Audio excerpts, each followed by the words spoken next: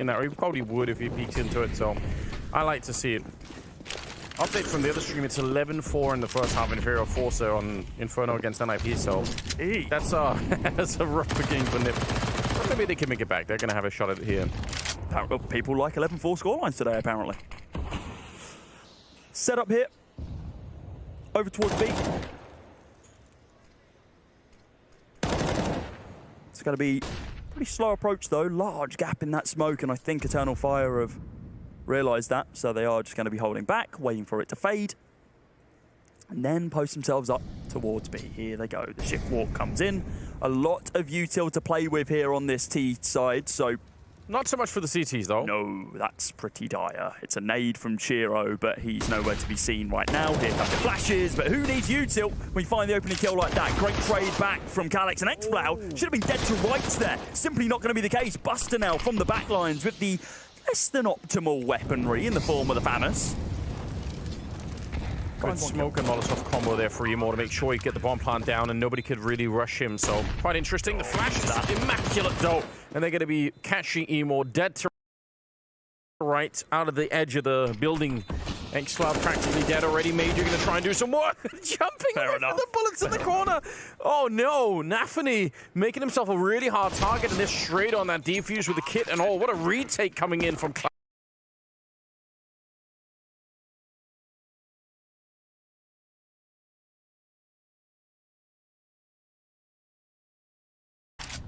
Eternal Fire play on this map against Astralis. Those B executes with the Molotovs that was sort of like their bread and butter. They love setting fire to this whole bomb site, and that's probably something that we'll see more.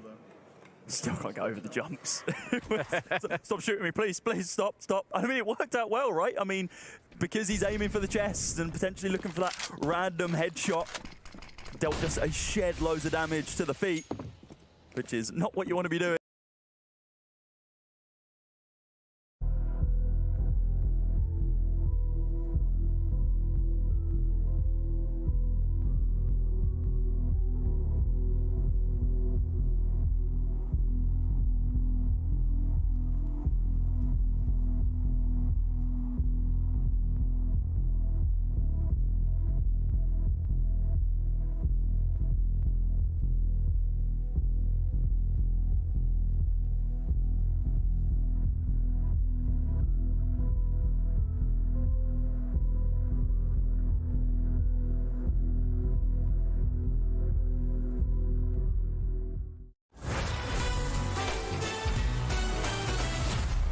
Fours lead 11-4 in the first half, a very convincing start, and NIP missing a lot of shots early on, costing them a lot of rounds that they should have picked up, has put them into a super uncomfortable position, Hawka. Yeah, looking very good for Fours right now. It is a scenario where they've just had all their stars really show up. Krad the only one who hasn't delivered.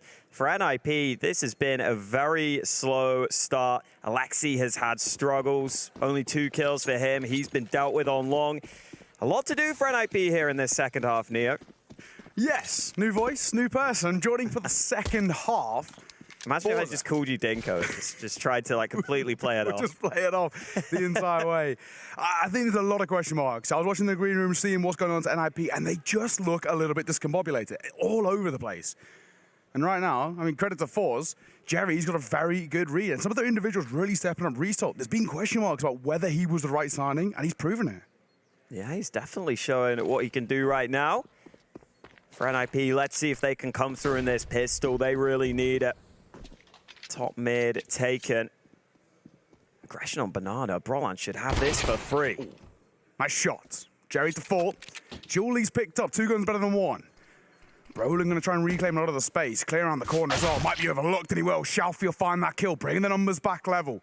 And already in doing so.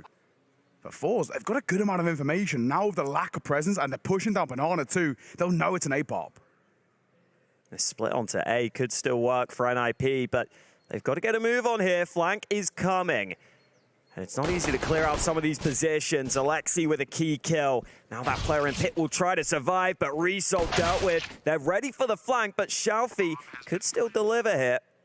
2v3 for Fours, not easy to come back from. No kit too, this makes it so difficult. No kit, no utility. And time really starting to tick. Crad, no armor to work with. That one flash going to be utilized coming through onto his side. He's holding for it. All be popped. And now they're going to go. Time starting to tick as well. They've got to get on that bomb, and it's already starting to get to the point of impossibility. Config tapping away. Head trick keeping them trained on the angle. And they're calling for the save. Head trick will find one on the way out. It's a fade away as it makes it a double kill on the way out. Ninjas in pajamas starting off the half well, thankfully. Yeah, they needed that. And they do have a pretty good mid-round call there. It's been a strange game for NIP because they've often been getting off to pretty good starts. They've been getting openings fairly frequently. They've had 9 opening kills here. Wow. So it's not been bad at the start of the round for them. It's just always seemingly collapsed. I think you can finally see a bit of belief there for NIP. Haven't really seen them get hyped up after many of their round wins. Yeah. Now they've got someone to work with. Hang on, look at this. Jerry's flying now mid. Look for the first engagement. We'll find Hedrick. Look for more. Doubles it down alongside Shelfie. That has a great mid-take coming through. And now Brolin stuck between a rock and a hard place. He's going to be overwhelmed, surely. Shelfie swings, but cannot find. As Brolin will at least alleviate the pressure on one, but it gets dropped immediately. What a take this is, and what a call from Jerry. A force buy-in and a super aggressive push. They dropped the bomb and surely won the round. Damn, this is brutal for NIP.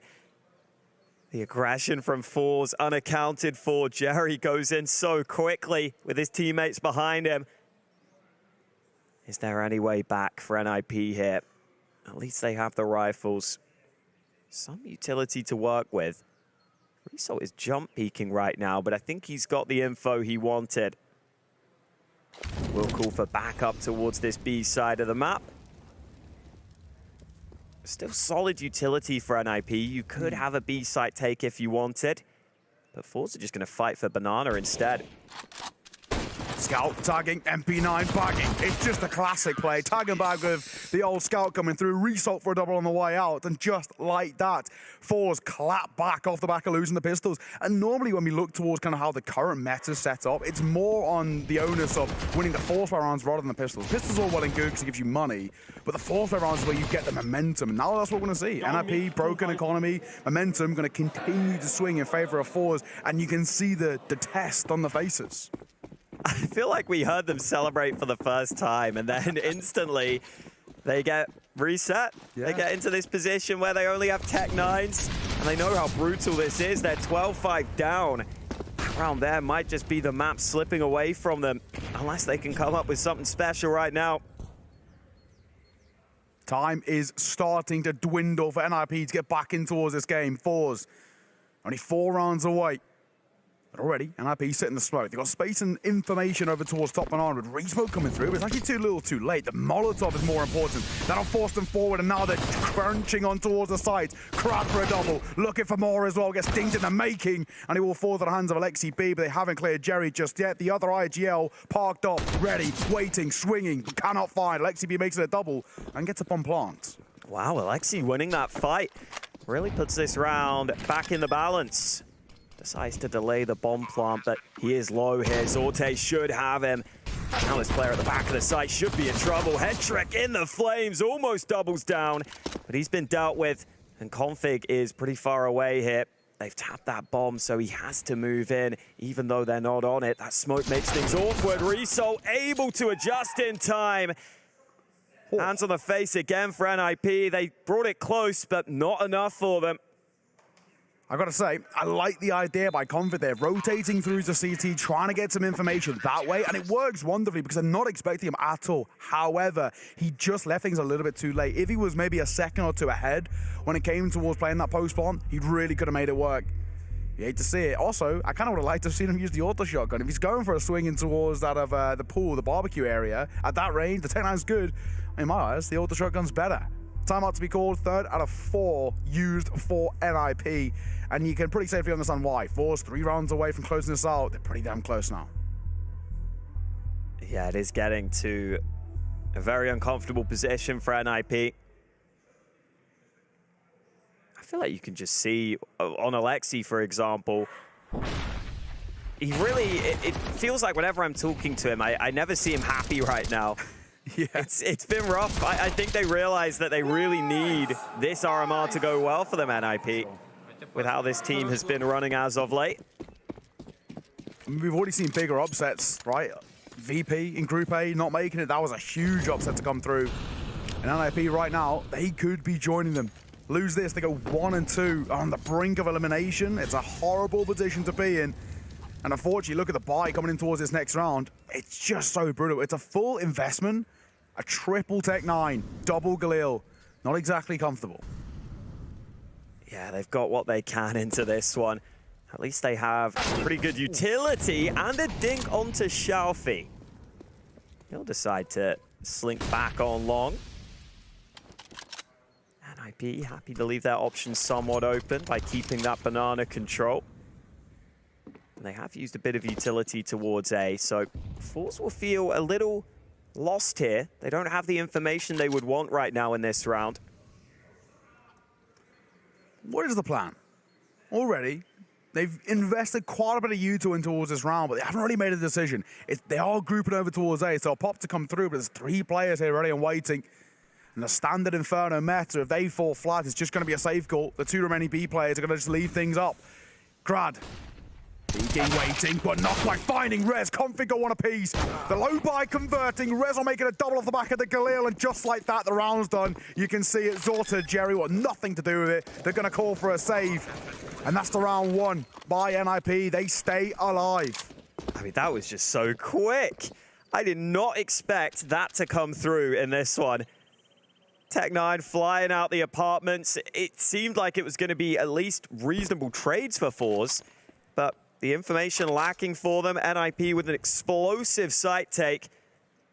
Again, finally, a couple of rounds for NIP fans to get excited about.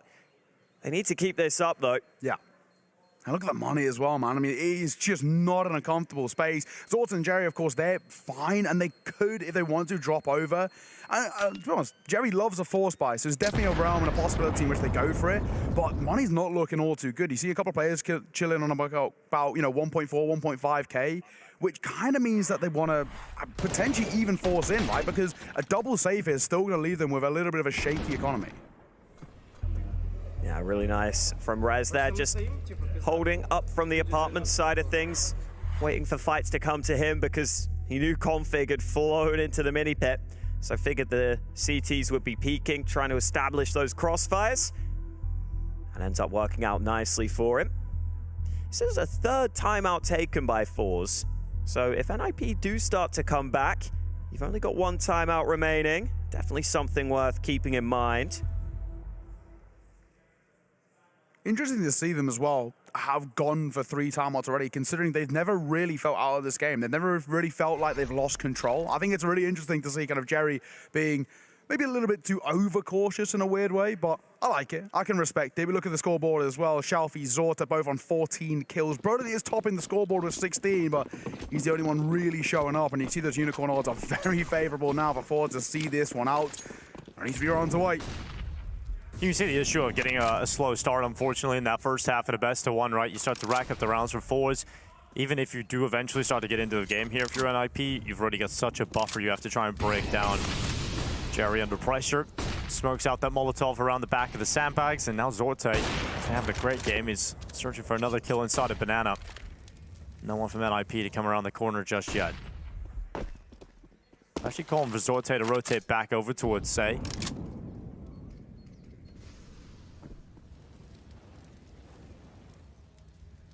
Very quiet right now. I mean, there's nothing really being shown. I don't mind this from Fours. It's kind of their standard setup as we've seen the past 3 rounds, which is don't really give up any information about how they're set up right now, but a group coming through over towards B. The bomb going to be scooped up from ramp. That's looking like the decision. Zorta and Jerry going to be tested. That AWP is going to have to rotate over at some point. It might be too little too late. Oh, Rez is still applying pressure over towards A from top mid around the boiler. Right now that bomb being collected, absolutely looking like a B execute to come through here. Quite an advanced setup coming in from Jerry and Crad, though. Using the boost. Zorte's coming over here just in time as well. NIP still in limbo right now because Alexi B still over towards that A side of the map. And eventually they will move back together. It's about to be a difficult round because Zorte's AWP is lying in waiting. He has been so good so far.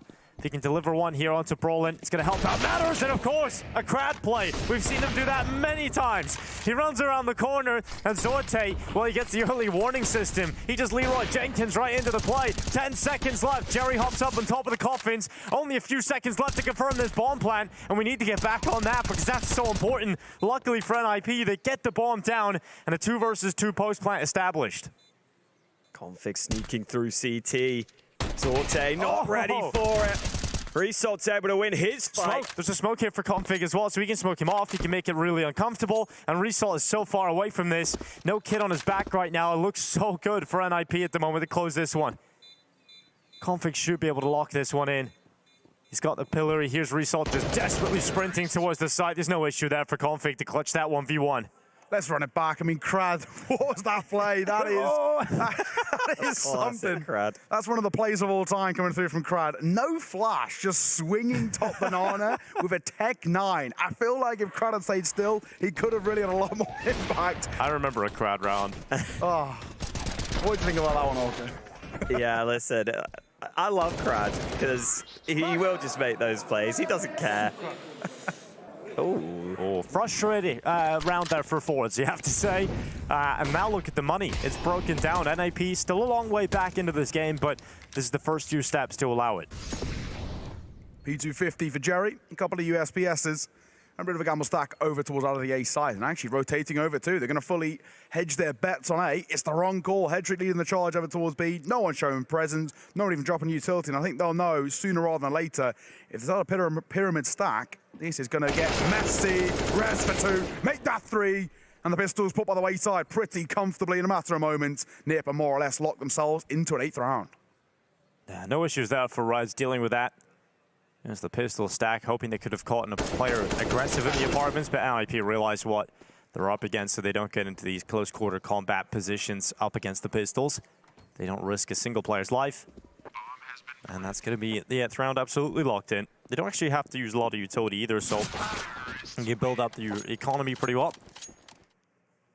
Yeah, it's really important for Fours that they have good nades in this next gun round. Because in that earlier one, they had basically no utility towards the mid and late stage of the round. Made it really hard for them to do too much on that hold. It's part of the reason why Crad went running in. They didn't have a flash for him. True. Would be really nice for Fours to get a solid buy with good utility here. And they don't really have that. I mean, it's okay on the nades, but not a great buy for Fours. NIP could be on the comeback trail here. And look at this stack from Fours. 4B early. Resalt could be in trouble if he's not careful. Banana control established for Jerry. Aggressive down into Banana. A lot of info picked up, and he's going to maintain control towards Logs. But look at Rez. He slipped the net on A, and it's caught Resalt unaware. Big opening there for NIP. And space being created to Alexi B. But it's Brolin on either side. Will catch Jerry. Jerry, that is such an audacious peek going down Banana. It'll be caught off guard. Shelby spraying, but they've got long control. They've got A control. There's no one here right now. The setup was entirely relying upon Resalt at Graveyard. There was no one else in the site. There was no one challenging Pit or the apartments. And as soon as that Graveyard player goes down, Shelfie's in the library. So he's basically locked out of the round. There's nothing he can do there. Big risk from Forwards. They put it all into getting aggressive on B, and what a confident play from Rez Hawkins to get up in towards short and be able to willing to take that fight. I don't think Force are ready for that. Yeah, definitely a risky maneuver from Rez. Could have got caught out in the open if there was a peek coming in from multiple players. And I think for Fours, this is just the way they play. They take these risks. Sometimes they go against you. And now NIP are starting to warm up here. We were saying earlier, Config's aim looks pretty solid. He's starting to show up. Roland definitely delivering. Rez top of the board has definitely been feeling himself.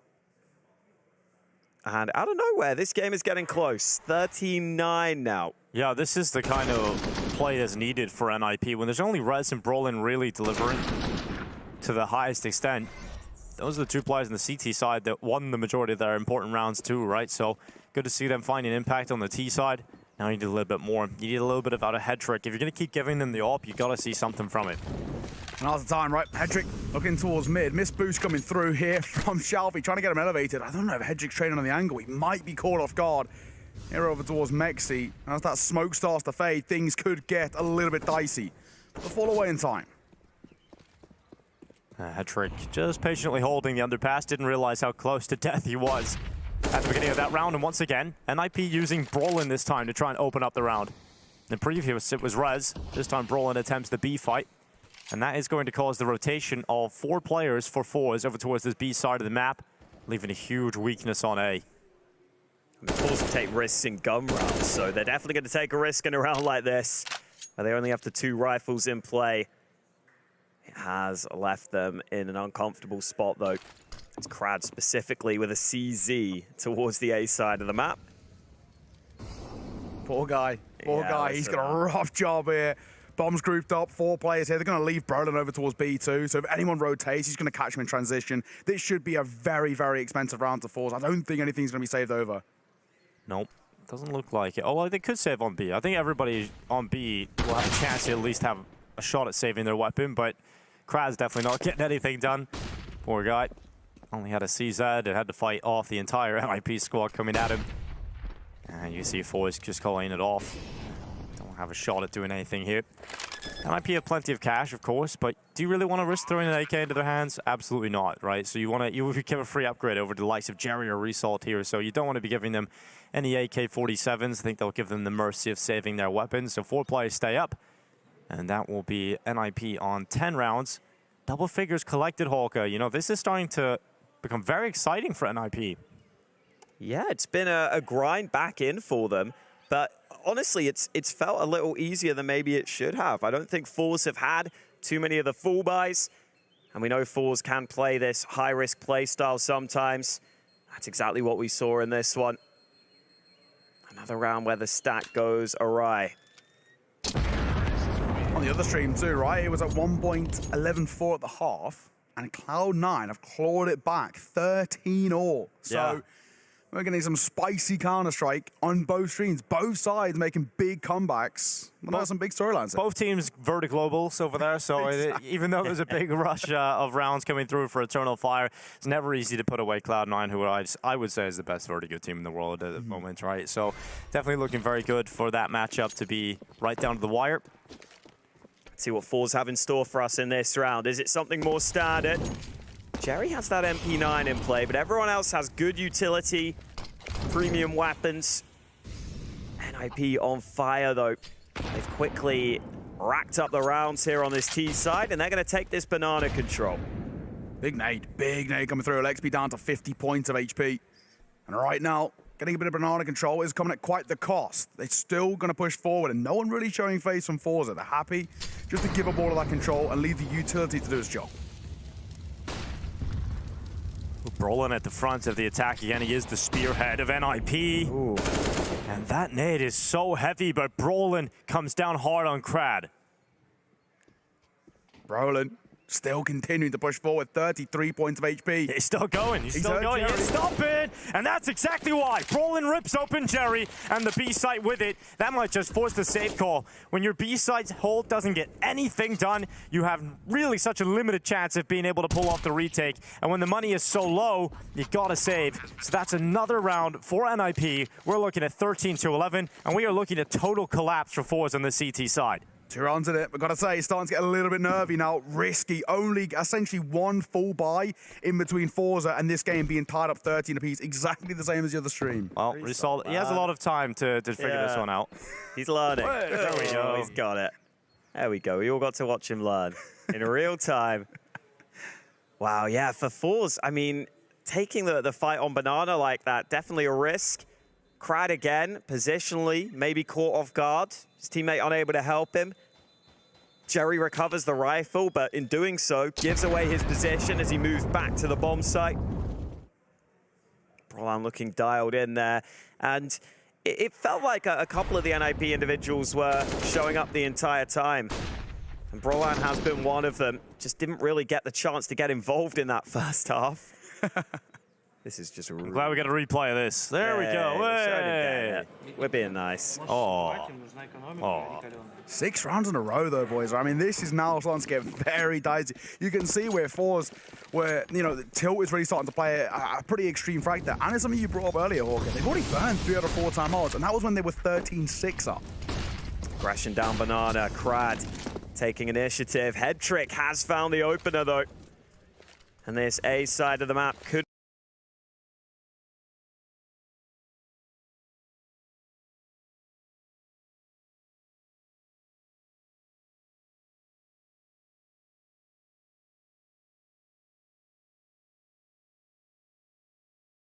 Very good from fours. Zorte, good from fours, good from fours. Zorte, the sniper from up on top. And just Rez left in a 1 versus 4. Nice quick shot on the Zorte, but finding anything more would be incredible for Rez. The bomb dropped out towards the hay bales. That smoke is perfectly lined up for that. And Shelfie, well, he flips his lines and gives Rez a walkway back into this. Next victim is Jerry on the site, faking the drop down, trying to get the reaction.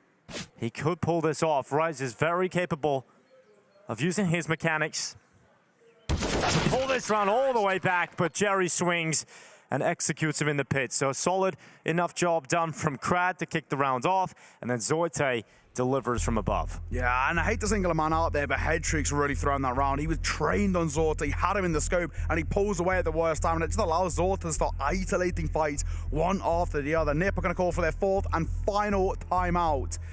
And what was looking like a monumental comeback, 6 rounds in a row. Now fours only 2 away from seeing off this map, and of course going 2-1 in the RMRs. Yeah, that's the opener from Crad, finally finding some success with one of those high-risk, high-variance plays. And it basically funnels NIP into this 3-man A stack. Oh, it doesn't look too comfortable over there for NIP. That's been the whole game for them, Just a honestly. little bit I feel like I haven't seen them smile all game. Yeah. I mean, there's a lot of pressure on them. As we pointed out, right, the storyline of Alexa B having to figure it out, and I think for him as an in-game leader right now, he's not playing too well either. So just added pressure for him. 5-16. Oof. It's a tough time for Alexa B to kick off today. It's not an easy job being an in-game leader at this level, with the pressure of an organization like NIP, and probably not the easiest roster to make work. It's not the finest collection of players in terms of the role selection. And obviously you have the added issue of having a young, new AWPer Head Trick to try and acclimatize to this level. So hasn't been working so far, but I think a lot of people, the general consensus, that first half should have been much closer than it was. Yeah. And that could have changed the story up for NIP. 3B here from fours. So Shalfie decides to smoke A long. Wants to buy a bit of time in this position. That nade will do a bit of damage onto Head Trick. IP still pretty focused on this A side of the map, at least showing some presence here, but the bomb has gone back to Banana, and Fours might take initiative. Oh, yeah, Jerry set off the leash. Here he's going to go forward in towards the half wall. Bit of space to work with Jerry. We know how aggressive he can be. Pop shots with the AWP. Just keeping them further away like chips in the night. And Nelly will pass each other, but Shelby will find one. Make that 2. And he doubles down on towards Alexi B, caught napping. And already NIP are starting to crumble. Yeah, the time, 30 seconds left here. 2 players left for this attack, and they're just getting nowhere near the site. Cut down, and Fours will reach map point. Yeah, kind of force them back towards that A side of the map there. NIP try and move up through long. We've seen that fight happen a couple of times behind that long smoke. This time it's Fours on the CT side who win both those duels. I feel like Alexi turned his back here on this second fight. It didn't look like he was ready for it. Definitely didn't land the shots. And as soon as Shalfie shuts down that side of the push, it's basically impossible for NIP to get in. Just to update as well on the other stream, 15 all. They've gone to OT. Cloud9 from 11-4 down to turn it round. NIP, they're looking for overtime as well if they want to keep their dreams alive. Well, this is their chance now to kick things off. Head Trick trained in on long, Crad around the corner.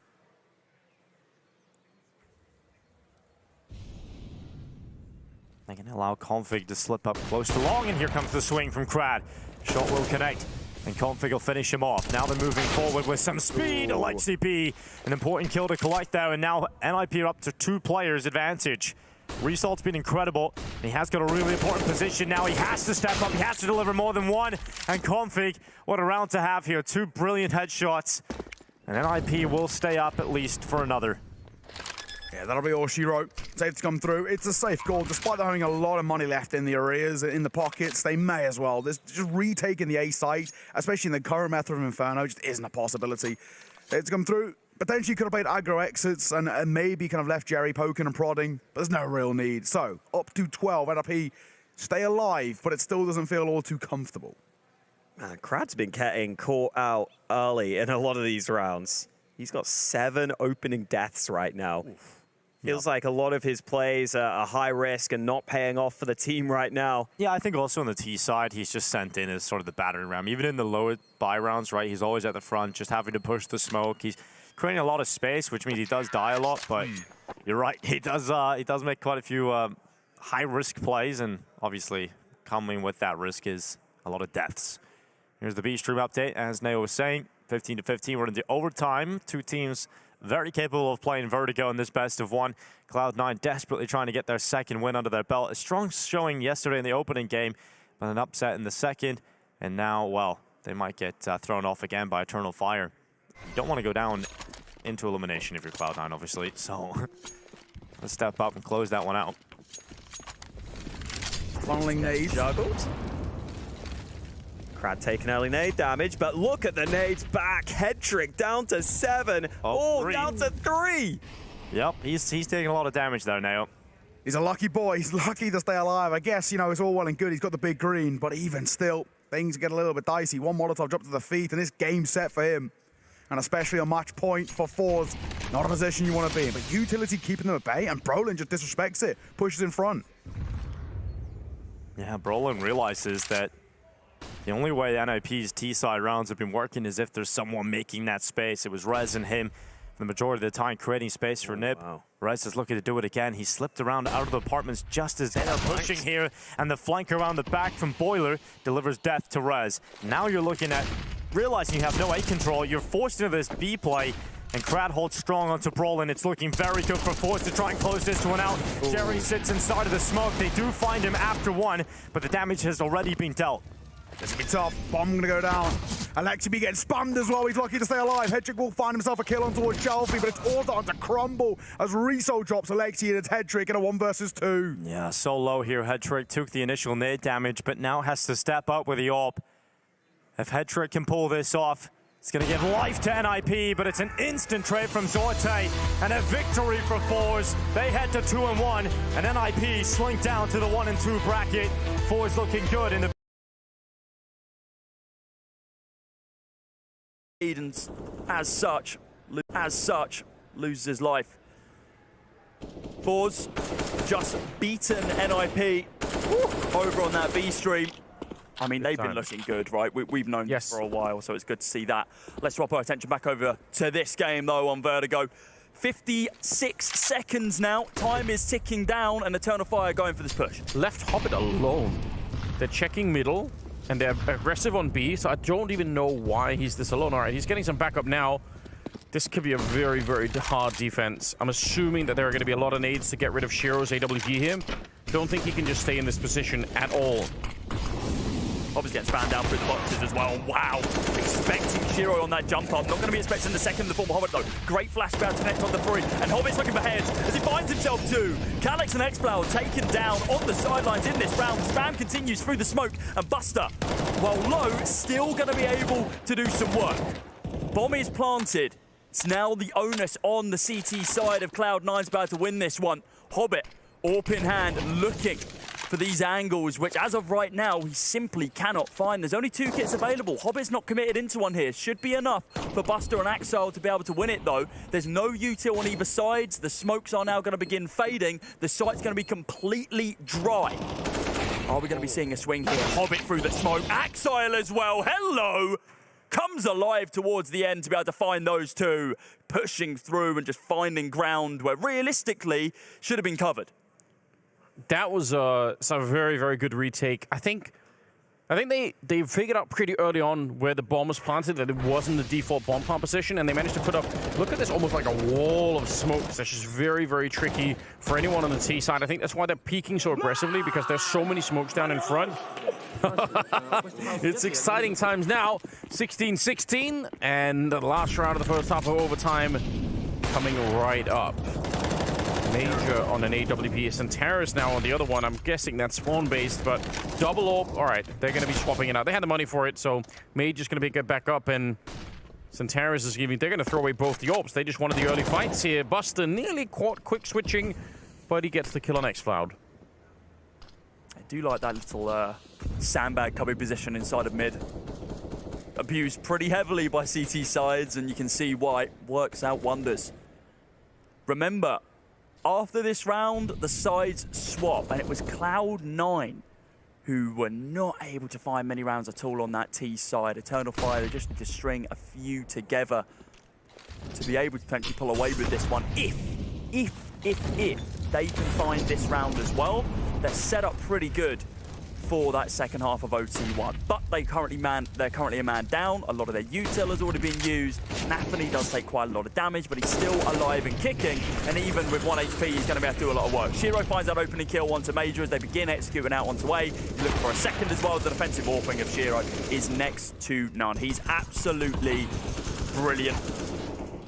Truly is, and look at how he's beating the smokes. They put down so many grenades to stop him from having any scope available, and he just runs through the smoke. They actually did see him as well, and it doesn't even matter. Very impressive stuff from Shiro on that A-bomb site throughout both regulation and overtime. Hobbit's also having a bit of a game. 102 ADR. Seen some of the spray down, the multi-sprays from him has been pretty impressive. But that's a one-round lead now from Cloud9 heading into the second half of overtime. First to 19. Will pick up the win here, or it could get double OT as well. Yeah, he's actually second to none. I mean, the fact that he's able to hold on to these bomb sites, someone pushes into him, and unless they're throwing like 3 bodies at him at once, they just can't take him down. We're going to be seeing him aggressive warping now on this T side over towards ramp, seeing what he can find. As of right now, nobody home. Hobbit's he's got so many kills, it's crazy. Frag off the frag off the frag. The next closest person's Buster on 25. Finding a couple more, but Axile looks to open us up. Trying to find a second here, a Major as well, and he is indeed going to be good for that one. xCloud, a little bit of util for him to be able to use if he wishes, but Axile, okay, this is more like it. This is what we expected to see from it. Yes, we were missing this in regulation. We've had a couple of people talk about it. Known sensationalist Maui Snake has been calling him the best rifler of 2023, but, you know, you see stuff like that, and you can get a sense of maybe why it's not that sensationalist after all. Santaris goes down, Emo gonna get cracked as well, and that's 18-16. 2 chances right now for Cloud9 to pick up the win in overtime. It'd be devastating to Eternal Fire, I have no doubt, because they've been fighting really hard to do this. But yeah, this is where Axile feels at home. This is the kind of work that he does. It's absolutely sick to behold. It took Cloud9 10 rounds to be able to find the first T round on that first half, and now they've come into this one with a completely different strategy, and it's worked out absolute wonders. Now they're just 1 round away, the final round required for them to be able to close this one out and go 2-1. Back kind of where they belong in kind of that upper bracket kind of half. Nathany trying to find heads, but instead it's Antares who picks it up instead. Now with that man advantage, but a lot of damage being dealt over to him.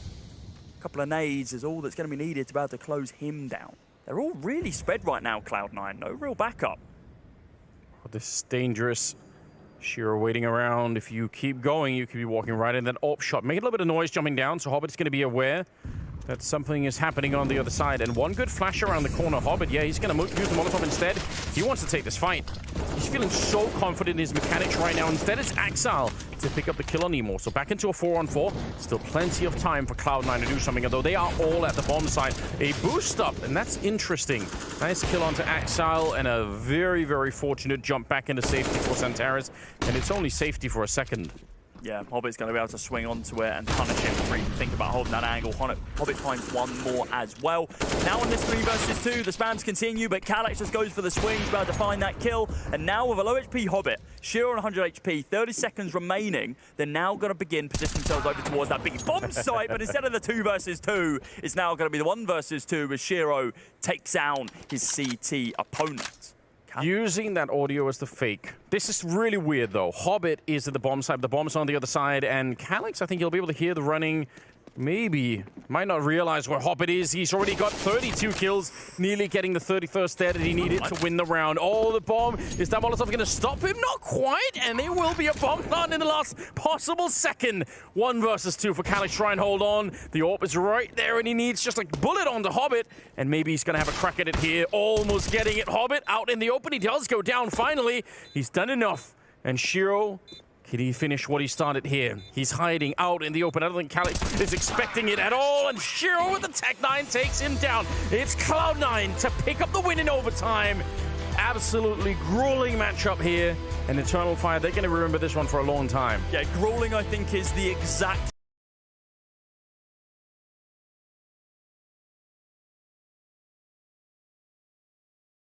We ended the day with a win, so I mean, that's good. It's better than being 0-2, so yeah, I mean, I can't complain too much, but of course, it would have been really nice to win the first game because it was super close, and I think we should have won a lot of those rounds, but they also had some really good rounds and outplayed us, so I mean, that's just best of once, so yeah. And when you look towards the 9 game as well, do you think it was a case of you guys underperforming, 9 overperforming, or kind of a bit of both? No, I think they played really good, and I think that we just didn't capitalize on some of the rounds that we should have won, the crucial rounds, and in the best of one, when you don't win those rounds, it really kind of swings the sides to the other team. Yeah, it's just really hard if you don't win those crucial rounds, and yeah, some of the situations we got in, like we didn't obviously play the same way that we would normally play, and we've reviewed it after, and yeah, it is what it is. So. And talk me through today's game against Aurora. You know, 9 are a side who people see as underdogs. It can really cause upsets, but Aurora are exactly the same. I mean, what's your thoughts and kind of your preparation coming towards this game? Because they're a pretty tough side to play against. Yeah, I mean, of course, we looked at the game, and we have a pretty good idea of what map we're going to play, and yeah, it's kind of just about like preparing for like what they really like to do, and then also focusing on what we like to do. Because of course we played when we played 9 yesterday, we knew what they were going to do, but we also didn't really follow our own game plan some rounds. So I mean, it's kind of a bit of both, and yeah, I mean, they're a good team, and just because they're like tier 2 or whatever doesn't mean like they're a bad team or anything like that. Like a lot of these teams here, they can shoot really good, and just because they don't play a lot of the tournaments these days, like the partner tournaments and stuff like that, doesn't mean they're a bad team or anything. So yeah, we're not underestimating them or anything like that, and yeah, we just have to focus on our own game and hopefully come out to win. Final question as well for you boys. Of course, #1 team, you're the team that everybody's kind of looking towards. You've got a target on your back. Do you ever feel pressure from that kind of stance where everybody's looking to beat you? Not so much pressure. It's just like really hard to play sometimes because every team is obviously watching us, and I'm not going to say like stealing our stuff as well, but the things that are working right now for us, other teams are going to try and do as well. So like it is really difficult sometimes, and when we played 9 yesterday, we saw that they'd like to do a lot of things that we'd like to do as well. So it was like kind of playing ourselves in a way a little bit. So yeah, for sure it's really hard because they know what we like to do, but we just have to keep mixing it up every now and then and come up with some new stuff, and yeah. Well, mate, thank you very much for joining. Best of luck. No worries, thanks. Lovely interview there from Justin freaking Savage, man. He kind of talks a little bit about how they're feeling and how, you know, these are BO1s. They're the team getting studied a hell of a lot. You know, they're the team that everyone's trying to beat, and also feeling like maybe there was some missed opportunities in that 9 matchup. We had the veto on our screens there. We see this is going to head to Nuke now. Kind of throughout this year, you know, coming into even Pro League just over a month ago, this was the home map for G2. This was a map they were undefeated on, as was often the case with teams that rose to be, you know, the best in the world. You would often have a really, really strong nuke as part of that. But where this gets a little more interesting was, you know, the win streak they'd embarked upon was broke by Fnatic back at ESL Pro League. Then they come into the RMRs here, and they end up fielding an L-9 on this map, right? So that's now 2 losses in a row from a team that were on Cloud9 on this map at one point, right? And I don't mean the org, I mean, you know, the More in the metaphor, like the sense, yeah. saying, right? Yeah. You get what I mean. You know, they felt really, really comfortable here. But I have seen teams in the past go from, you know, you'd be surprised how quick it happens, even for JKS there. You know, back when he was in like the 100 Thieves of old, there was a time where like their Inferno felt damn near untouchable. They were looking really good back when things were like split up between regions, and then just out of the blue, one day something changed. They took that first L and they didn't stop taking L's. And you know, it can happen, right? Like as teams start to figure you out, obviously opponents who want to face you on this map kind of go over those demos and they take a look. Okay, well, what was this team doing to successfully get the win there? You know, like what was the anti-strat? That's something that you're going to put a lot of attention on for Aurora on the other side. You know, this is a team that have been far and away exceeding expectations so far. They've kept every single game competitive at a bare minimum, and we actually spoke to Celta earlier on to kind of feel how the Aurora camp's looking right now. Celta, thank you for joining me once again, brother. Let's start off. Give me your thoughts off the back of day one. You end the day 1-1, which is pretty respectable, so give me your thoughts. It was a bit unlucky, but we still know that we can win any team, so we're still confident. And of course, you start today against G2. It's probably the hardest team you could possibly come against, but give me your thoughts early doors coming in towards this game. I'm not sure that G2 are the hardest. Like they're not in the greatest shape right now, so I think we can still manage to win. And what's the preparation like going in towards this game? Of course, they're a very good team, a very deep map pool, and anybody can really step up. How do you come and kind of prepare against a side like G2? We don't really care about like it's the top one team in the world. We just the preparation is default, like from just some analytics from our analyst, and that's all. Nothing special. And for you boys as well, right? You know, to go 2-1 would be massive, and then you go into the best of 3 stages. Are you really like kind of looking forward to getting into those best of 3s and really flexing your map pool? Yeah, of course. Like BO3 is always better than BO1 because they're less random. And of course, you boys, that you've come in towards the tournament as one of the dark horses, a team that can really cause a lot of upsets. Do you like that feeling that, you know, some of the big tier 1 teams are kind of scared of you guys? Yeah, we do. Absolutely. Well, thank you for joining me, brother, and best of luck. Thank you. And I want to say hello to my friend Danila Mozo. That's all. Thank you, brother. Best of luck, brother. There we go. Even a little message for friends in at the end from Celta. There, this is, you know, I think Aurora have got very good reason to be confident. You know, this is a team composed of some hot prospects from rosters gone by, and they've kind of all formed together to create this little ragtag bunch that have impressed us so far. You can see on the Unicorn odds, G2 coming into this as pretty heavy favorites. You know, I think with the map being Nuke, and if this were on the build-up to the RMRs, I would have said, hell yeah, of course G2 are favorites. But honestly, after seeing that performance versus 9, after seeing the win streak get broken by Fnatic back at ESL Pro League, I do have a few more reservations here, especially when you factor in that this is a map that Aurora play a hell of a lot and are very proficient on. Yeah, 18 out of the last 20 games since this team's inception have come through for Aurora. That's an unbelievable metric when you consider the amount of teams they're playing online and grinding, and obviously this has been one of the rosters that's been rising through the ranks as of late. So I think it's you could argue it's an oversight for G2 to let this map through, but you know they're going to be ready for it. You know they're going to have done their homework, and at the end of the day, they should be considering themselves as the better roster in this matchup. But still, I can't help but agree with you, Harry. After that game versus 9 yesterday, another proven online grindy nuke team, there's no question whether Aurora will have the depth. It's whether G2 are ready to deal with it. We're into the pistol, so let's see if that will give us any telltale signs of how this game's going to go. JKS already scrapping his way into the round at ramp as he takes down 2 with the dualies and opens things up for G2. Strong start, that's for sure, but that wasn't the be-all and end-all of the round. We still have Lackey looking into that A site while his teammates fake out below. Bomb coming back. Norvi trying to fake it, but Lackey just walks out dry and dies. Needed that kill. Modesty 2 health from it. And that might be all Aurora have in this round. Spot from Norway. He knows Nico's trapped though. And Nico doesn't quite have that information, so creeping into the angle. Needs to pre-fire this one, but Nico's given a warning. Norway still takes a kill. Modesty low as said. He's going to get cleared out this corner. Jumping round is Norway with 2. Back at the bomb site now. Hooksy falls in. Needs to go 1-for-1 in this position. Hunter's in a very dangerous one coming back up the vent, but they may never meet him in the A site. I love this mid-round adaptation for Aurora, going back to what they just cleared, knowing G2 won't be here.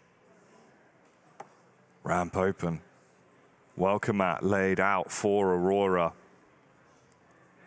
Will they howl through like the wind? Or will they be stopped here? Seeming like they want to actually make the play round through the back.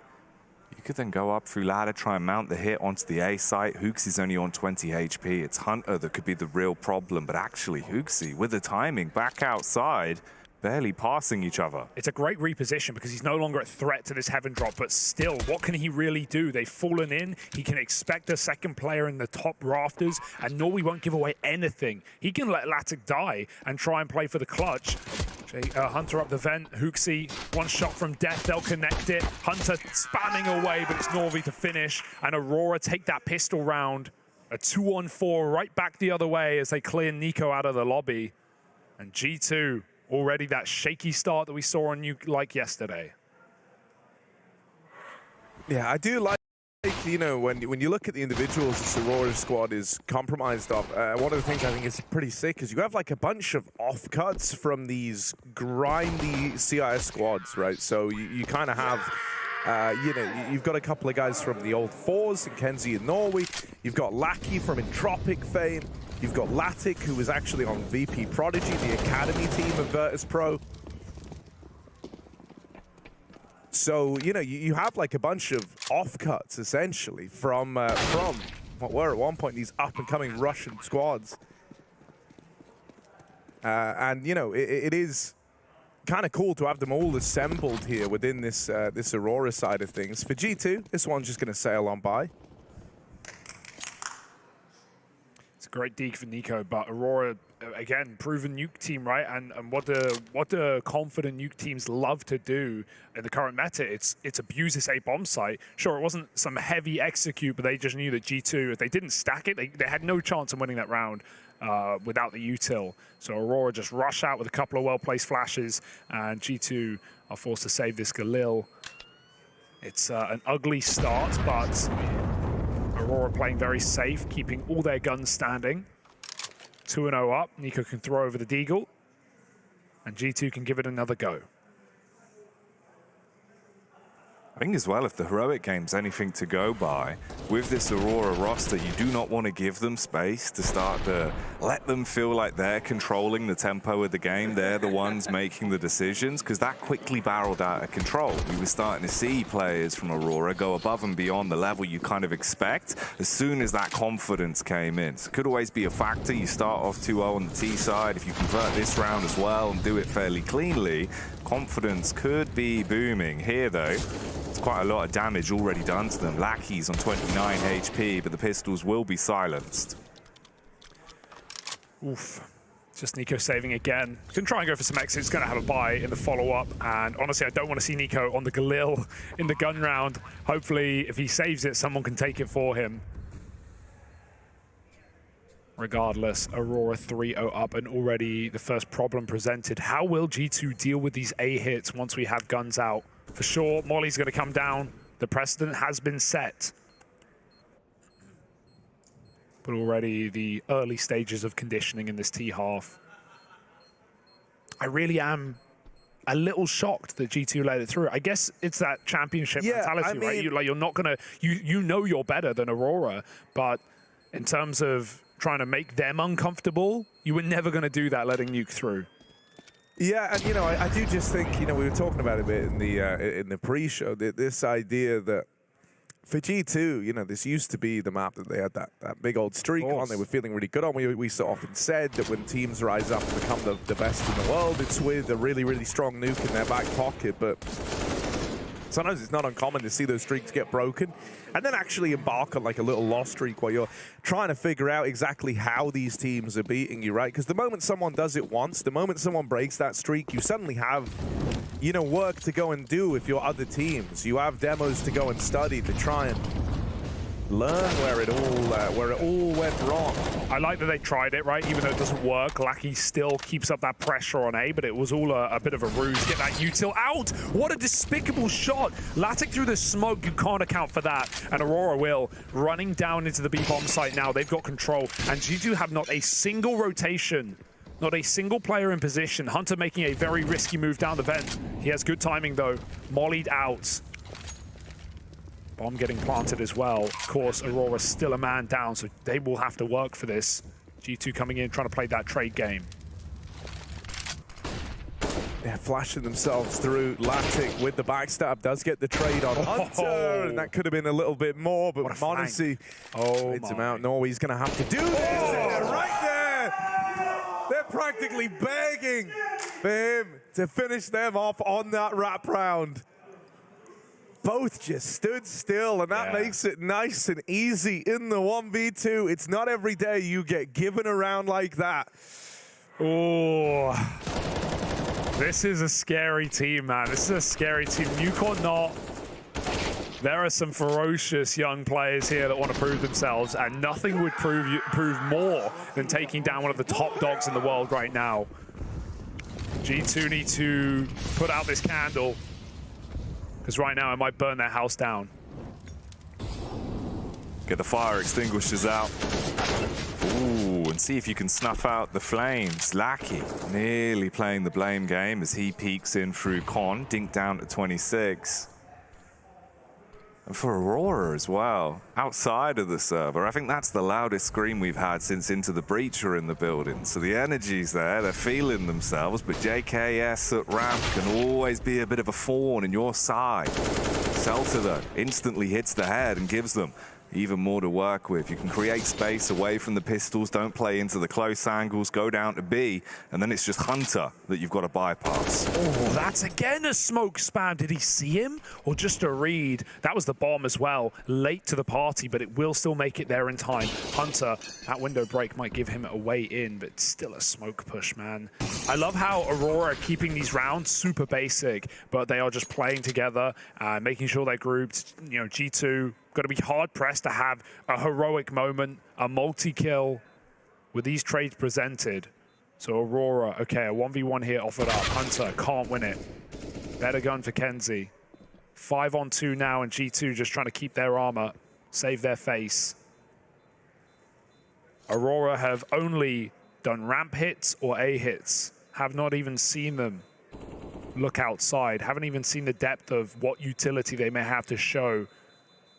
To be competitive on this map right now, you have to have multiple variations of smoke walls, and as a result, multiple finishes with these smoke walls. G2 know that as well. Team that love to pop through their own smokes, go into garage, play super wide smokes and flank heaven, do standard rounds into B. Let Nico lurk them. But right now, they are on the receiving end. Yeah, Tagpole's called in already for G2. Trying to figure out how to put a stop to this one. And you know, you talk about how you're going to have a lot of ideas, a lot of thoughts here as to how to approach this if you're Aurora. Well, they've shown us a good bit so far. Of course, the man at the helm going to be Lackey, the Kazakh player on this team, formerly on Entropic, playing under Nickelback. Yeah. Player who, of course, we saw in the Group 1 of the RMR couldn't make it through. And so, you know, having him transition from that kind of entry role that he was in back in the Entropic squad to the man at the helm of Aurora, interesting look, but we've seen transitions like that happen before. Curious on this A side there, doing their due diligence early, getting the nade in, doing some spam, but it was all a ruse to get m0NESY on ramp. He pushes through with the orb, and Latic was patient. Expecting more now, knowing JKS is the ramp man. He will get that smoke in, but Aurora, hey, they got a 5-on-4, man. They can do whatever they want. Regroup back outside. Look at the position already taken here by Kenzie on the roof. Aurora, do they want to run smokes? They're already very far up, and Nico has positioned perfectly for this round. Don't want to jump the gun, but he catches Kenzie on top, does a lot of damage. No nade to stop it, they molly him off. And Aurora have the entire map. Oh, Hunter caught reloading over in main. Even though they tried to trade it out, still he ran the through the advantage molly held by Aurora, and Nico dies in that Molotov. Oh, this one is quickly going down the pan for G2. This return of rifles, they tried to supplement this round with a timeout and everything. Even taking a moment to try and fix this one. I don't know if Nico got caught like fighting in it, and maybe he got slowed down and burnt. But they re-mollied Secret a second time, and he ran through it. Wanted to call their bluff. And now I love this. They just hold. They have Heaven. They've cleared A. They're checking ramp from Hell. The AWP is looking into lobby. 20 seconds. That's the only thing for JKS's favor, but he can't stop the bomb from crossing. He can win this 1v1 though. Back turned, and Nori takes the frag. Another one for Aurora, man. They are building right now. G2, of course not out of it, but cannot get in their own heads at how this game has begun. Yeah, oh, man. that's Hunter spamming, because Nico called, like, Kenzie's very low. I've dicked him on roof. And then they come in and catch him during a reload?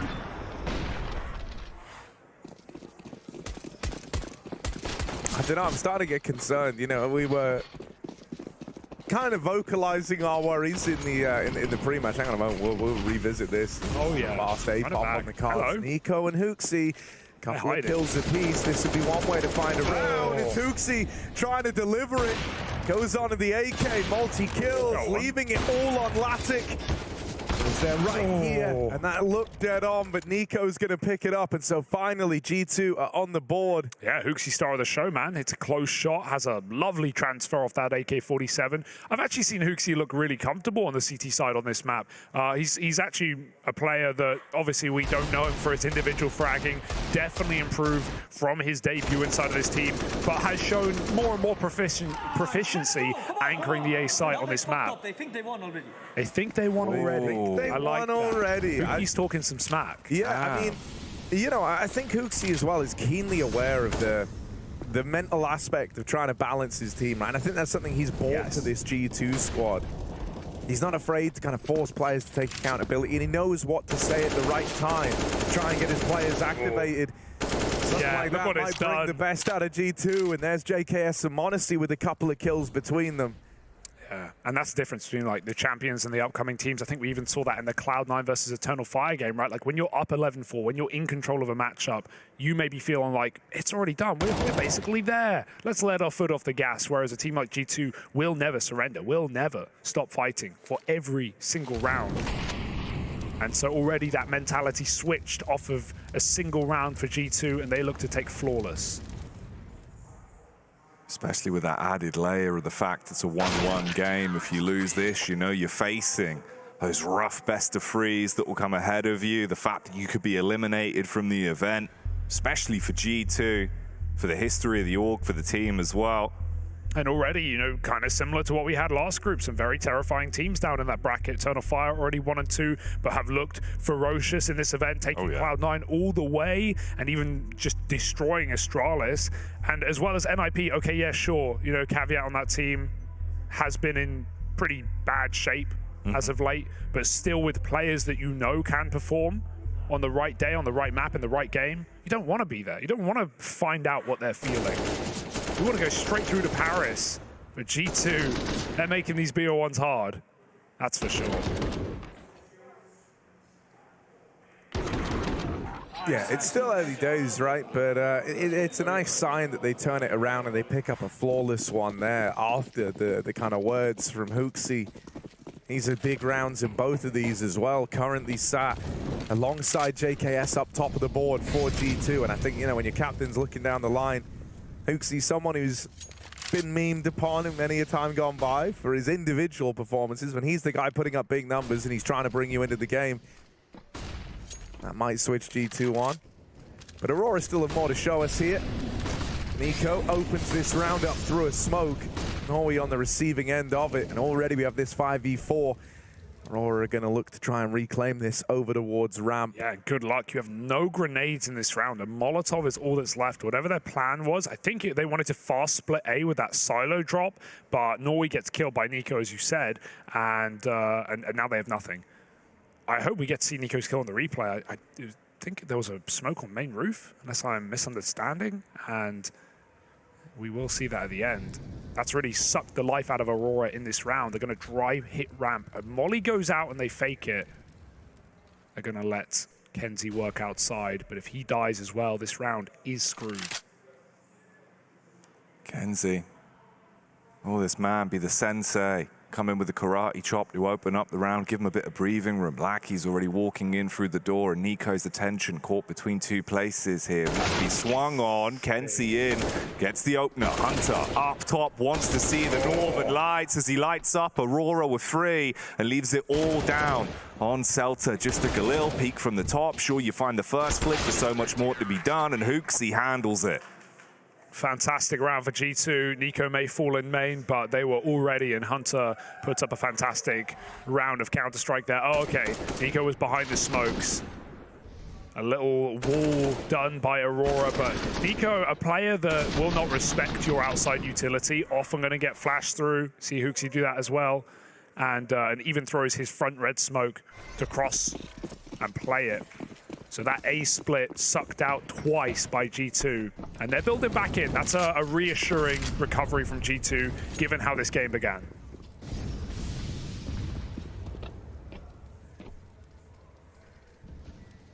Little nade stack, little read, but it won't do much. Backside is clear. Hooksy was close hut.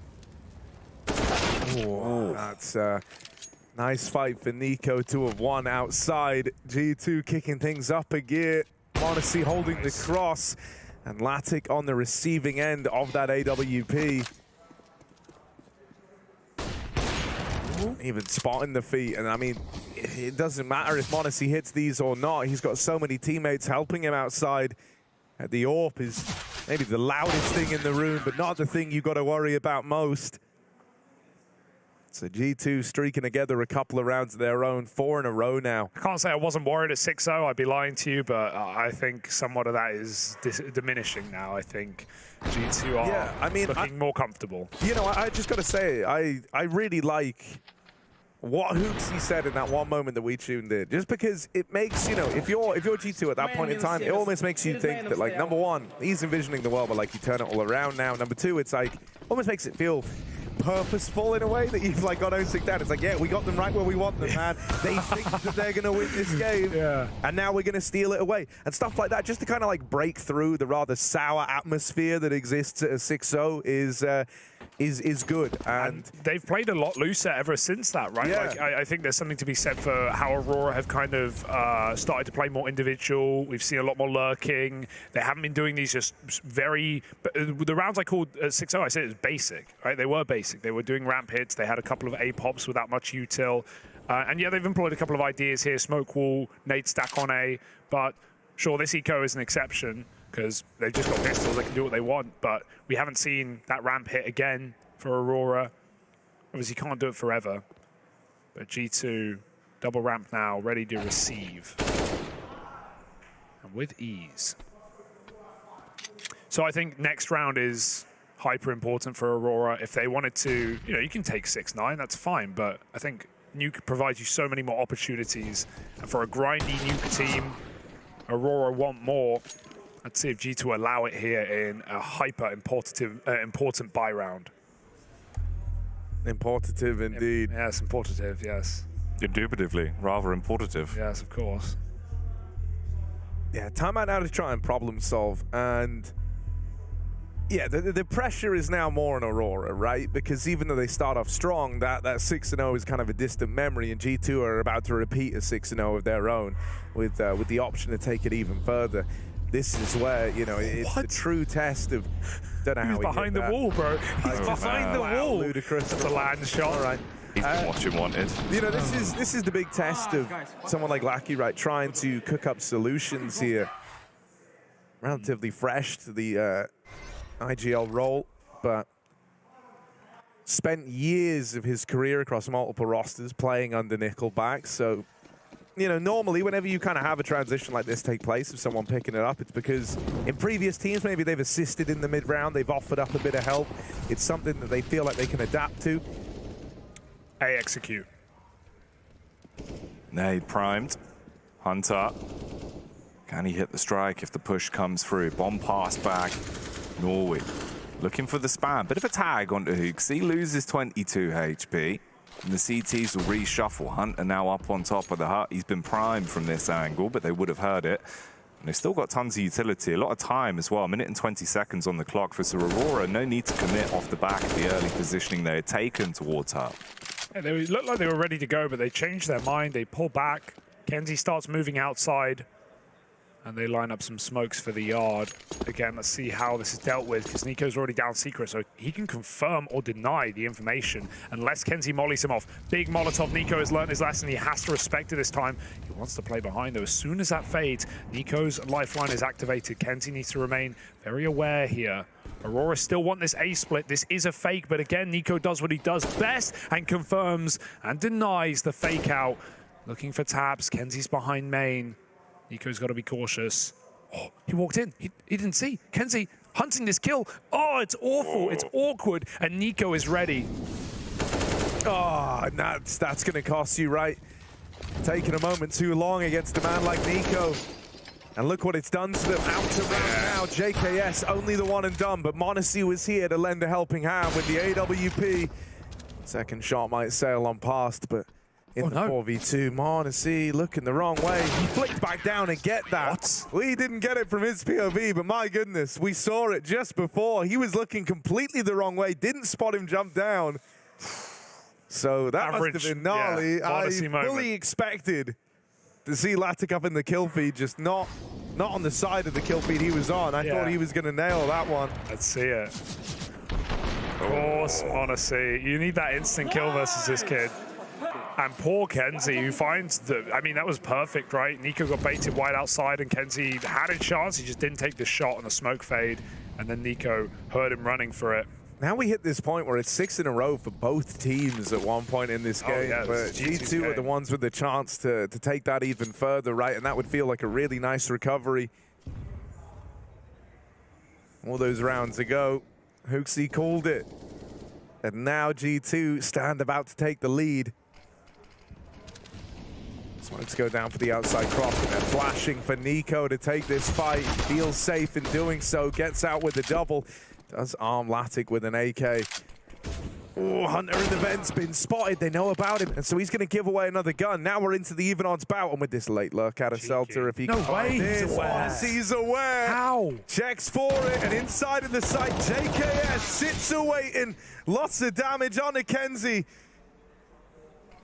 G2 still in this with 2 players left standing at the end of it. And Kenzie in a high-pressure clutch with not a lot to play with. He's looking for this fight on the ramp side. Very good play. Playing up close. Will m0NESY be ready for this? Not looking the right way. But he flicks around and he finds him. I felt like m0NESY's favored when he's looking the wrong way. Like, he just hits flicks like for breakfast. He gets a little like 10% buff, man. Yeah. It's mad. God, some of the shots rather would leave you feeling like that. Some of the shit m0NESY does, Jack. It's crazy, man. Like, it's mad. He is actually just popping off already. Absolute monster of a player. It speaks volumes when the naughty word accidentally slips out. You know, that's how you know he's doing some impressive stuff right now, man. This is lights out for m0NESY, and you can't imagine what this has done from the confidence. From the one moment, you know, it kind of got called like, all right, guys, this is where we turn it around. You've done nothing but find success. So Aurora had everything right. Those 6-0 rounds were not close rounds. No, they were super clean. That's why it was so concerning. A hit again. I want to see something here. Give us something. Hunter's not on hot roof yet. HooXi back of the site. They haven't cleared him. York rotating in. HooXi wins his 1-for-1, but that molly segregates the push into 2 sectors, and they will just feast. G2 without a falling player in the round. Dinner is served. My, oh my. And they are hungry boys, happy as well with the results that they're now finding. God, HooXi really did hit the nail on the head, didn't he? We get after those first 6 rounds. He says they think they've already won it, but they haven't won the game yet. It's now G2 leading and ruling with an iron fist. The whole team hitting their shots as well. We've seen the major plays from m0NESY. We've had HooXi's moments of heroics.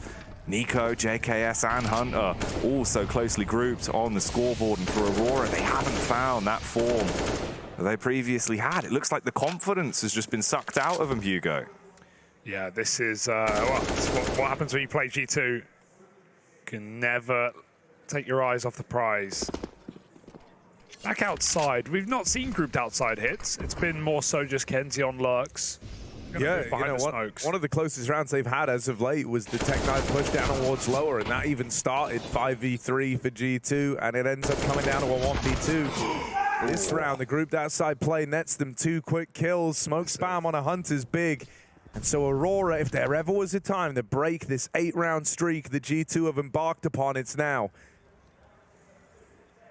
This would do wonders for Aurora towards the end of the half, because the 6-round T-side is already good, but if you went on to lose every single round past getting the first 6, that's going to leave you down in the dumps. They've got a chance to feel like they're recovering here, and with that kill on Amonisi back at the spawn, the A site now falls onto the shoulders of just one man. Hooksy cut down, traded after the first, and JKS trapped in the vent can't take that as a path to rotate. This 1v3 is highly unlikely, and so Aurora look like they found a way in right at the end for a 7th. That's reassuring, right? Breaking that streak at the end of the half, right? It's not just G2 fighting 9 straight into your CT side. Aurora have something to celebrate, almost.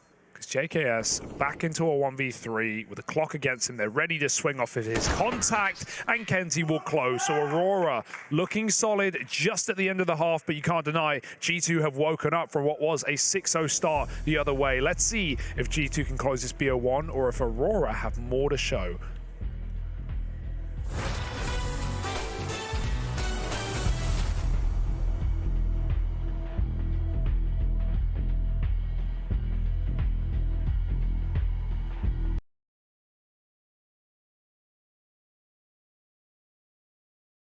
A bit of impact over towards that T side, but we need to see more. We need to see consistency. Krakow 2017 for the Crouch Poke on Inferno, by the way. There we go. Well, round is now going to be underway heavily. As we see Crimbo looking to gain some ground over towards this A bomb site. tabseN instead posting up towards B. Well, he went for a lineup and he said, you know what, 360, I'm out of here. Never mind. We do not want to be pushing B as of yet, so let's see what sort of information we can find over towards A. And with the smoke down from Rainwaker. Rainwaker, sorry. Yeah. Is that Windwaker? Don't go and find too much. Daven.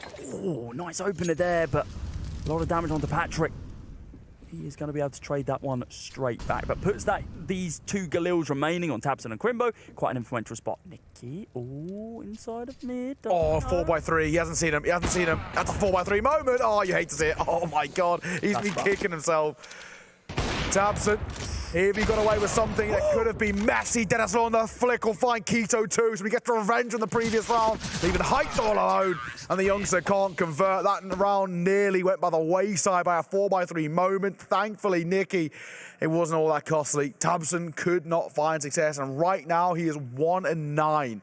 Which is really rough to see. tabseN just not having the impact that you want to see on such a, a guy who is such a proficient rifler. He is struggling to have that impact. That second flick on Keto was so sick. But the issue here for Hyped was the fact that he found that 1 kill, and then it seemed like he just crumbled under the pressure. He just pushed out, completely dry, wasn't able to commit his smoke, had a little bit of time still remaining, so he just felt like he had to go for it. Maybe the call was made, hey, let's just get this round over and done with, let's go next. It's not particularly looking good for us. Patrick, though, he's feeling confident in his own abilities. As that smoke goes down, he's looking to push it, waiting inside of it, see if he can find someone head-to-head, and he does indeed. Takes down Hype, but Crimbo's there for the trade. The pushes continue, but Crimbo's going to be good for a second kill now onto Rainwaker. Numbers favouring Big, but not the HP right now. If Crimbo's so low, and of course the firepower so minimal, this is a really rough one to consider Big taking in their favour. What Big are looking for is overextensions, and Ships gets caught in transition. Keto, that's a corker of a shot. Ships the fall.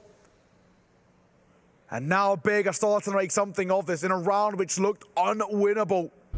Potentially there's a possibility. Still, it is only the 1 AK in Crimbo's hands. I'm surprised as well to see the hasn't dropped it over. A tag on towards Denislaw. He opts for the M4 over the AWP. And it nearly cost him his life. Molotov will come through at the perfect time. Fav going to push in front of it. He has to be spotted. He snuck past. Oh my God, Denislaw. He's going to be caught surely. And he will be. 40 fans come through. And just... The Northern Lights were clearly visible at the start of this game, but the longer it's gone on, fresh winds have blown in, and that's G2 that had brought it back with a dominant spree to tie up the game 8-7 after the first half, looking a lot more like the squad we know them as, Hugo. Yeah, and if you look, Jack, if you look up into that night sky, you see a star. I'm looking. You see a Yeah. star, but What's the name that? of Monacy. Oh, I this see guy is freaking nuts right now. 11-5, hitting flicks left and right, up and down, and G2, well, ups and downs in this game so far. 0-6 to begin, but they win the half, and now they get to show off their T side. Quite a good bit of utility in this pistol as well. We don't have a kit, but there's at least a heavy A-hold with the Julies on top, and Lackey also armed and deadly on ramp. He can quick flank. Nico setting up util. Nade on the door, and Norway gonna spam. Oh, double Berettas to open. Norway nails. Oh! Couple more kills out of these dualies before all is said and done. And this pistol coming up dominantly for Aurora. Left on a Nico in what was the 1v5. Even though he's dealt with that first man, he still has so much more to do here. No corner is safe. Every angle could be the end of this round. And so Nico takes a breath, takes a moment. Going all the way back, not just to check outside deep, but just to give himself that safety blanket that no one's coming in from behind. Now refocusing his attention back into the lobby. One thing that's nice about being in this moment is, you know, Aurora are the ones feeling confident in the 4v1. They're going to give you a couple of fights that maybe they wouldn't normally. Let's see. Norway just runs him down with the dual Berettas for a very convincing pistol round here. Aurora snap back now with two in a row, finishing round 15 with a T-side round and picking up the pistol to open up the second. They're looking to take the lead all over again. Damn, 4 kills from Norway off the dual Berettas. Could have been an ace if Celta didn't steal that shot away. Fantastic shooting. A lot of star power in this team, a lot of young talent. And they get loud when they win it. How long can they celebrate? Full eco for G2, a couple of Deegs. Honestly, with the Zeus, I love the main drop play. 4 Rops. Honestly, loves to do this, but there's no one in main, and they heard the drop as well. There's no doubt about it. He can jiggle here all he wants. Celta's looking for a better angle to try and take this fight. I love how G2, or rather Aurora, don't even play anyone here to give away the chance, right? Honestly, easily could have dropped in and taken this opening kill. And now he's in. Oh dear, they clear it. That's ballsy, man. But confident against the pistols, and for good reason. Man, you're thinking timing-wise, it actually could have happened there. I thought the round was going to get a whole lot more shocking, but instead, can't use that as a resuscitator to bring Monacy back, so it will just be 4 for G2, and those numbers are already dropping lower and lower as they're lacking men, as Lackey starts to slay with the MP9, farms up the cash, and Norway, in both of these rounds, Hugo, could actually be pronounced no way, as that's what he's saying when they attempt to push into his bomb site. Yeah, not a hope in hell, not a chance for G2, but, you know, let's wait for the guns, because out they come for G2. Mindset's definitely been there. That turnaround off of G2's first round was phenomenal. 8 straight, mate.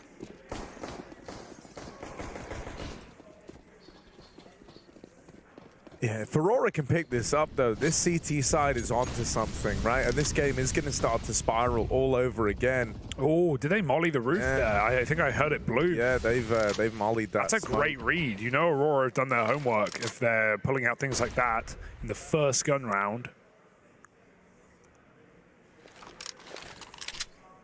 That's what I talked about in the first half of the different variations of wall smokes. We didn't really see too many outside rounds for Aurora. They had a couple of ones. G2 throw wide smokes, but they really have to wait it out. They realize with all these gaps presented, they want it to now look like a fake. Going to leave 2 players behind main. Play it later in the round. It's 3 players, rather. Huddling together for warmth. Will the body heat fire him up? That's the big question. Kenzie's in a prime position as well. He's got outside covered, so if they swing through, potentially there's a chance he could be a bit of a problem.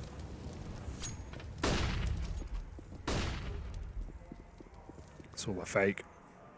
They still want to split this A site with the main component. Bomb's got to be grabbed as well by Hooksy. This is going to waste time, but G2 have got to go no matter what. They're going to split this top site. Yeah. Pressure is really on for Aurora. This is going to be a tricky one to contain. The push into lobby from Kenzie looked like it was going to be well timed.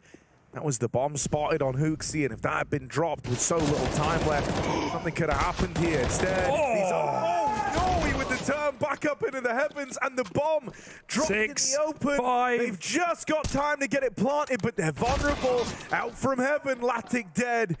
And for Lucky in the 1v2, this is a round that's going to hurt. Aurora had a fighting chance, and so he doesn't want to write this off, but G2 now set up in post plants, holding on to the heaven. They missed the spot on Lackey coming out. That wasn't seen. He can't win. Surely MP9 brings him down low, but Nico holds on. So we'll walk that 1v1 over the line for G2. Seemed like there was a miscomm on the bomb drop as well there, because Norway gets so much done. They don't clear his position. 3 kills. He's ready for heaven just because of how long G2 have taken to get set up there. 20 seconds on the clock when they're rushing A. But then Latic runs out looking for the backside plant. It was never going to be coming in. I guess knowing that they went for heaven made Aurora think that. But the bomb was dropped indoor. It simply didn't have the time to do so. Very nice try on the clutch out for Lackey, but couldn't convert that final shot. And yeah, this is what started everything for G2. Even tried to replenish it with another missed smoke. Norway right now looking like a beast.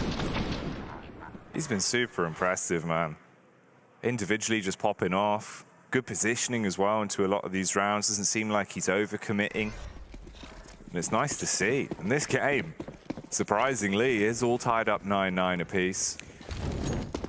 Yeah, we're talking of 9. I think I'm more confident in G2 in closing this one out now on the T side than that matchup. Aurora had some explosive start to this map, but the longer we go on, the better G2 have looked. And I think now they're on the T side getting to control the flow. Sure, Norway has been a threat, but it's not been as consistent resistance from the entirety of Aurora.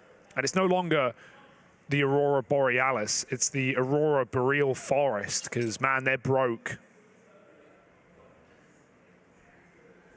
However, look who's here. Yeah, this is a good position for Norway. Only the one and done. The Deagle of Kenzie keeps this in the advantage of Aurora. If he can float around, find another here before all is said and done, especially this low on health, that is a good return on investment, but just the 1 kill. And the B site now taken. 3v3. Aurora in a bit of a weird spot. JKS is still late lurking back in the lobby. This is leaving the option open in the back of the minds of G2 to change their mind on the fly. They're going through the vent right as Aurora have rotated down. They've traded places with one another. And JKS now opens on upper. And as far as Aurora are concerned, they can't be here. They're thinking, man, we just came down the vents. There's no way. But that timing was found. That timing was hit. And Monacy goes on to farm up both the remaining players down on lower. That was beautiful for Monacy, that first kill especially. Yeah, and you know, fair play to Aurora for not really knowing what was happening in that moment. Like, that is the craziest timing. 2 players rotate down the vents, and as they're leaving, the bomb moves in, and G2 come up. There was a moment where, you know, you were meters away from one another. And then JKS gets an A pick, you're like, why is he walking out A? They're in lower. But it was perfect for G2. They get rid of that eco. Surprised to see Norway in the one and done position with the rifle rather than Kenzie with a deagle, but it's not the end of the world. Nice idea to have that bait and switch there. Still, G2 looking for a aggressive A round. Hooksy just running him up right now. He sees that player as he flicks off, so that better be communicated. They need that trade now. Norway feeling the pressure, jumps through the smoke on the roof, and JKS feasts on 2. Nico taps Lackey in the heavens, and this might just be a save. Very decisive round for G2. Not the bare bones A executes that Aurora showed us, but a lot more utility behind that one. And Hooksy He takes some serious space. No one was even looking hut. And this is a different game now. G2 flying the flag high, looking like themselves, playing with tempo. Being able to win out some of these rounds. For Aurora, feels uncomfortable now. You're on the back foot a bit. You're not quite sure how to get yourselves back in it, and you can see even the difference of being 9-9 up to looking at a 9-11 scoreline and just thinking it's going to be so hard to close the gap, start to get ourselves back into it. That pressure can seep in quite quickly for a roster in this position. So hopefully the body language stays on their side, because G2 are looking mean, man. 3 rounds straight. What was this for Norway? He knows he's been spotted by Uxie, so had to make a play, but not ideal. Suboptimal. 11-9, and just he saved guns on AWP and play. And G2 a ramp rush, feeling confident right now, feeling free. Nico hits the hops, and he's coming for you. Hot ramp, look at him go. This is a wild way to hunt the ramp kill, him and Hunter. So fast as they move in. Nico, full disrespect round the volley, burning Norway. Inside of the site, Sutter has made it in. Tucked in the corner, m0NESY doesn't know. Oh, but he saw him on that jiggle. Nice shot to find Nico, but m0NESY still let loose here, down at lower, gonna get that trade. The nade kicks up dust, obscures m0NESY's movements. And Latic will just be left saving this AWP. You know, that's a very confident looking round from G2. Kind of goes without saying. Nico knife out the entire way around the ramp corner, landing the B-hop to chase the ramp kill down at the bottom. That's probably a Nico call. That's probably not even a Uxie. He just goes, yeah, I've got the spawn. Let's rush ramp. Like, there, Eco, let's rush ramp. You're trading me. Yeah, but you know, this is reassuring for the G2 squad, bouncing back from being 6-0 down to open up this map, right? And on top of that, for Aurora, this is starting to feel similar to how that Heroic game did. I mean, there, you know, it was a little different. Heroic were the ones who like won out the half, and it was Aurora trying to launch a comeback. But there was this real idea that Aurora were going to do it at one point, only for Heroic to kind of rise from the ashes and find a way in right at the 11th hour. And in some semblance to that, you know, G2 embarking on a similar feat here. Started off really hot for Aurora, but now that experience shining through. G2 have lost rounds before. G2 knows what that feels like, and so they're gonna build back in and have faith in themselves. And so this is where, you know, for a team that doesn't have as much experience, in spite of the fact that, you know, you have guys who have been around for a good few years here. Yeah, I mean, if you want to talk to one experienced player, we can do so in this timeout, right? Who's standing behind them is Starix, right, from Na'Vi fame as well. So going to be able to bring a wealth of knowledge there in how to remain calm in these positions and try and keep themselves in it against maybe the best team we have in Counter-Strike Go right now. And yes, even if G2 16-9 this game, I think Aurora have looked like a threat inside of this RMR group. They've got more scalps to find. They've already defeated Spirit. They took Heroic to the edge. They had a great start against G2 so far. But will it just be that, or can Aurora show more? Can they turn the rounds they've been finding into results? That's the question. In this round, it's Uxie. Comes in, gets the early opener, shuts down Norway that's been such a problem maker for them. JKS continues the success, and there's only 2 players left. G2 have blown them out the water with the fast A take. Aurora were not ready for the pace. Yeah, the full span through that smoke, right? If you nail a couple of kills, it can be a huge opening kill and set Aurora up. But he uses his entire 30-round mag, and so G2 go, yeah, I hear you spraying. I'm coming through near the end of that, and they just run out. Uxie, say what you want about this guy, he will die for the team, and he doesn't even die. He's fearless in some of these A hits, running out hard, running out door. They're flashing him spawn to chase the orb. Uxie does not give a damn. He just wants the results, and he might get them. They're all going to chase this kill. Nice shots for Latic. There's no guarantees here, though. Running out of the clock. They line up. He hits a collat, but Nico will take that kill, and G2 can afford the cost that Latic provides. It's all worth it for the result.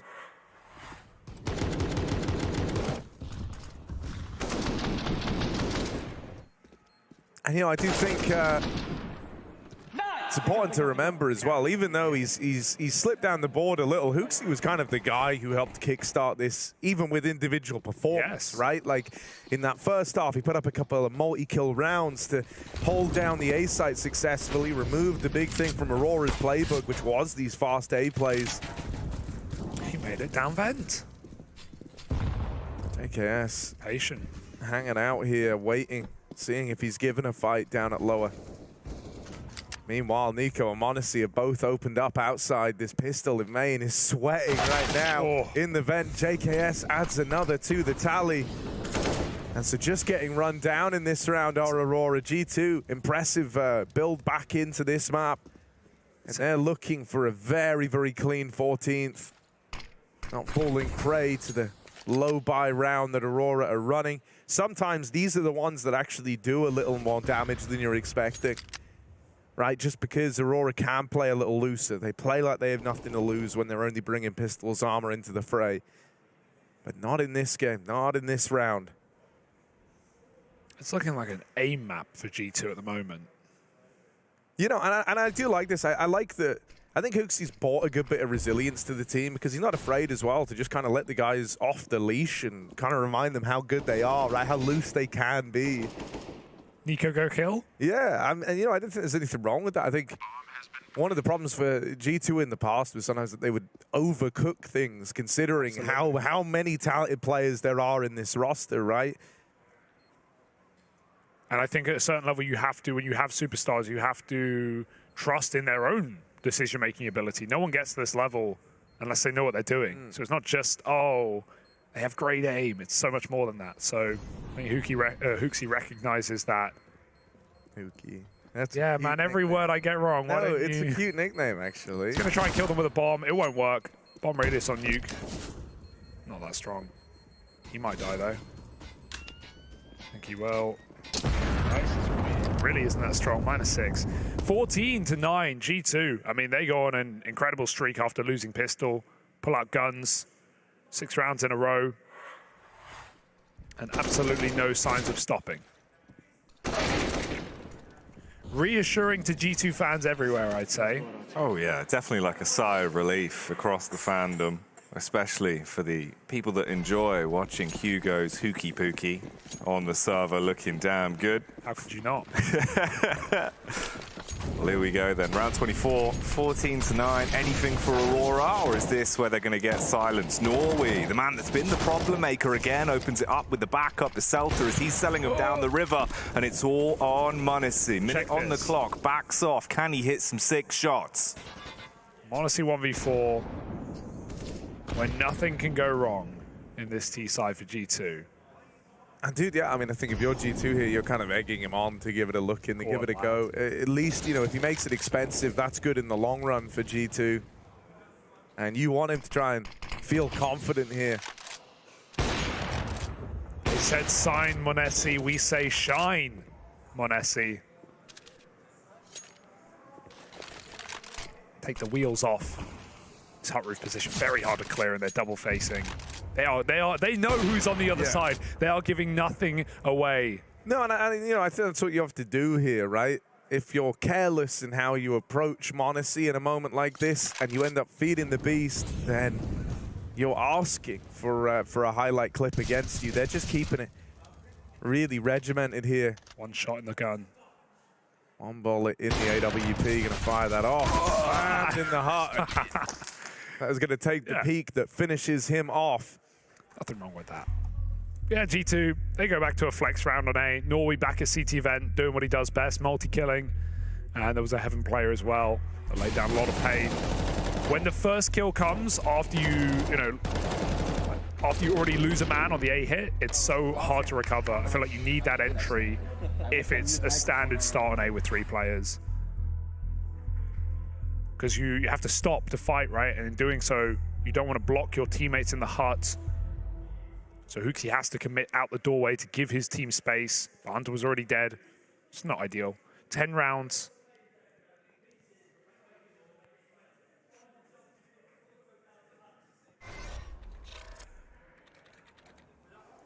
But so much money for G2. Even after that hunt where they lose 3 players to the AWP. got more to show. 14-10. Standard wall of smokes outside. Oh, I noticed a molly as well, but that was thrown by G2 to make their smokes bloom quick. No bouncing around. Also clears out that close red position. Nico goes on a very standard look, but he's actually going in front of the smokes, trying to clear main. And down on B, Latic is very passive, so he actually never knows that this is fake. Ooh, bit of aggression, Norway. I like it. He's taking matters into his own hands. He knows he's been the hero of this map for Aurora. Applies even more pressure with the aggressive hut angle early on. He was holding that for a while. He had the confidence from the start of the round to call for it effectively, bided his time until he strikes and takes down JKS. That's a key player to remove for G2. Leaving them with 4 on the board, just under 60 seconds on the clock, looking like they're starting to gravitate and poise themselves back towards ramp slightly as well. m0NESY still has that orb, and that's always a factor that will be in the back of your minds. But G2, can they put the pieces together and build back into this round? Wandering in through the door, they want to bust through, waving the 4-4s and see if they can hit the shot. Celta, he's up on top, Norway's in the back. Through the door, Celta up on top of the hut, dropping in a safety. That kill on Nico gives him a little bit of room. His teammate dead, so now Celta's gonna have to do this one alone. Up in the heavens, you have this rotate. Watching. Whoa, m0NESY dead, planting that bomb. No one with an eyes on the hut. HooXi wins the fight to the heavens. Now life gets miserable for Latic, who's trapped in the vents with this AWP. He desperately needs Celta to give him a way in, and that's not gonna happen. Lord HooXi on the other side, rising to the occasion here, puts 15 on the board for G2. He's looked like a star player in this map, man. It was CT side. He was getting them their first rounds of multi-kills, back A site. He's been getting a lot of entries in this T-Hop as well, running out hut. Sure, playing selfless roles where you're going to get traded after one, but every now and then, HooXi comes in with a multi-kill, and he's had 5 in the map already. Fantastic.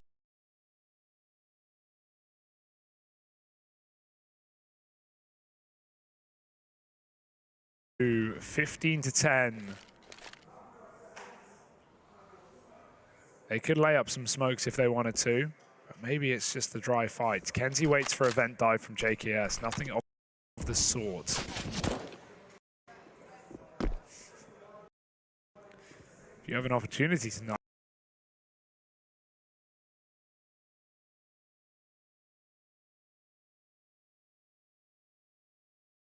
G2, you better take it. Right now, it's the curiosity of Kenzie that might put them in the firing line. Molly respected, G2 get full control, and Nico seen Latic is ready for it. But with one comes another, the cousin of Hunter in Garage. Is he there for an oil change? Latic, again, looking like a lunatic on the scope, and he can now back up the setup towards the site. Peeked on by m0NESY. He was quicker in that instance and puts them in a 4 versus 4. This kill wins you the round if you get it clean. HooXi does. They can just drop ramp right now. They can just head B. That A site was still looking well covered. They won't do it. I like the slowdown there, right? The fear of ramp being open is enough for Aurora to start shuffling around to maybe give you some peeks in the lobby. HooXi the AWPer. All right. 20 seconds. If they're going B, they have to go quick. And Kenzie's already here. He's been hit all round. Oh, they're blocking each other in the hut. That's going to slow them down just by a few seconds, but maybe those few seconds can make all the difference. Kenzie holds the line. HooXi dead, goes in first. The lineup comes through. It's done. And m0NESY won't live to get this bomb planted.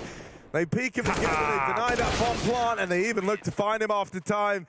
11 on the board. Aurora don't let G2 find a way back in. Yeah, that's why I wanted them to just jump ramp, but maybe HooXi called it off because he was really low. He wanted to regroup for a second, see if they give him anything in hut. They almost did with a nade peek as well. But yeah, they had to just take that ramp space and drop. There was no time, and A was well defended. A has not been easy to take in this T side for G2. And so m0NESY killed after the clock. Again, money has not been even the factor in this T side for G2 with that 6-round streak. Funding for the future. All right, Latic showcases some style on the AWP. I don't know how m0NESY wins the backside shot. He should be really looking heaven because Latic was just shown in heaven, but m0NESY reads it perfectly. And G2, it's not the end of the world, but they have given Aurora a way back in. 4 rounds straight. Will G2 take this BO1? Ooh, already quick pace. Blow the door off, get the smoke down. Outside, could be some clowning around as well. m0NESY's there with the AWP. If you know that big green gun's in his hands, you want to avoid it at all costs. Kenzie could be walking into the haymaker, at least for now, tries to get a bit of info and get away. m0NESY, oh, the timing, Hugo, it's so tight. That double scope, he saw the cross back somehow as well. These flash peeks, they keep going for them outside. Aurora really want this opening kill, but they realize they've run out of flashes almost, and everyone's here. Look how far HooXi got. And m0NESY's ready. He always is. Over the top of the box. Kenzie broken down. And this is suddenly a very constricting round where G2 can go wherever they want. Heaven wrap, down lower. Nico's in T-spawn. JKS has a pixel angle, unclearable in this position. Aurora's lobby aggression has been few and far between, but when they've attempted it, G2 have pushed them back. Double set B is nice. But the question is, will Hunter draw G2 back up the vent late in the round? Because he's going for the heaven play right now. HooXi, this is dangerous. Gonna get spotted. Yeah, but he's just fine gathering info for now, right? Knows there's one man dedicated down towards B at least. Oh, and with JKS having open like that, this should be... Oh, hang on a moment. The bomb gets 10 seconds. There's so little time, and they're not going to find Norway. This is getting away from G2. Wow. And from nowhere. Right as the doors close, Aurora steal that round back. Norway is such a beast, man. They thought they had the free path. What a great play. HooXi spotting a player in lower, and they did not expect more. That seemed perfect for G2. Double upper pick for JKS. Hunter in heaven for a potential post plant. A 5-on-4. And still, Norway gets aggressive, stops that bomb in its tracks. They should not be winning that round. It's not normal, but it was Norway. And he's put himself on 28 frags, 2 away from having the full 30 bomb. And this game keeps on giving. As G2, they've not got the funds. This one should be an Aurora round. But Lackey, realizing pistols are coming straight towards his face, he backs off, lets Kenzie take contact. Latic as well hits the shot on HooXi. And he's happy with 2 frags. Nico back in the garage, just a deagle in his hands. Is there anything he can find? Can he at least make it somewhat costly? Keep the economy in check as the cash is low for CTs. But Latic, the lunatic, swings again. Not a normal clear, but he goes for it anyway. Knows those timings are available for Nico. And okay, we do in fact have a game. I mean, this was always competitive, but I thought G2 were ready to close the door on Duke. I mean, they thought they were ready to close the door. They've had opportunities now. They've had chances. The most notable is the one that Norway just stole away just 2 rounds ago, down towards lower. He's having a fantastic game. And it's rounds like that that are going to hurt the mental, right? G2 know. Now, that was their best chance. Their best chance so far, and they are running out of them. Kenzie making an audacious play against Nico as well, of all players. He's not liking that one, is he? Right over the boxes. Nico reads it. Gonna set Hunter further forward, and they're going for an A-split quick. Yeah, in through main. Already here is Hunter dead to the man on the rafters, and Norway head on a swivel, but feeling just fine right now. This is a mowdown on the A play. And it's just Nico left standing, 1v3, last seen outside, now rerouting back into the lobby. Gonna get one, I bet that first, but the knife pull and the immediate trade from a Norway who is just brimming with confidence right now. You can't put him out. Over 30 kills, there's no getting past Norway. It's crazy. In that A-hold, yeah, I know he had teammates, he had a guy playing over the wall Tetris, he had a dude up on the rafters, but he has to do so much because they both fall very early on in that site take. He's playing with his head on a swivel here, responsible for the door and the hut. Those are 2 you know, contrasting angles. He's having a 180 for every kill he gets. Even just to chase Nico in that 1v3 as well, like that's, if Nico has his gun out, he probably hits it and goes on to win the 1v1. Like Norway does not care. He is extremely confident. He's playing different positions on A, and somehow he's finding a multi-kill every single upper hit. That's a 5-on-4 for G2 with a main split and everyone ready to go off of Nico's opening kill, but still Norway stalls them out and we go to 30 rounds. G2 don't want to face overtime again. It was this exact position against 9 in a BO1 opener. They go to OT on Nuke, they lose it. Or rather, sorry, no, that was regulation. It was the 16-14. My bad. But G2, at least they can't lose in reg. But this is not a good buy by any means. Mac 10 pistols, util is the most of it. Dude, this only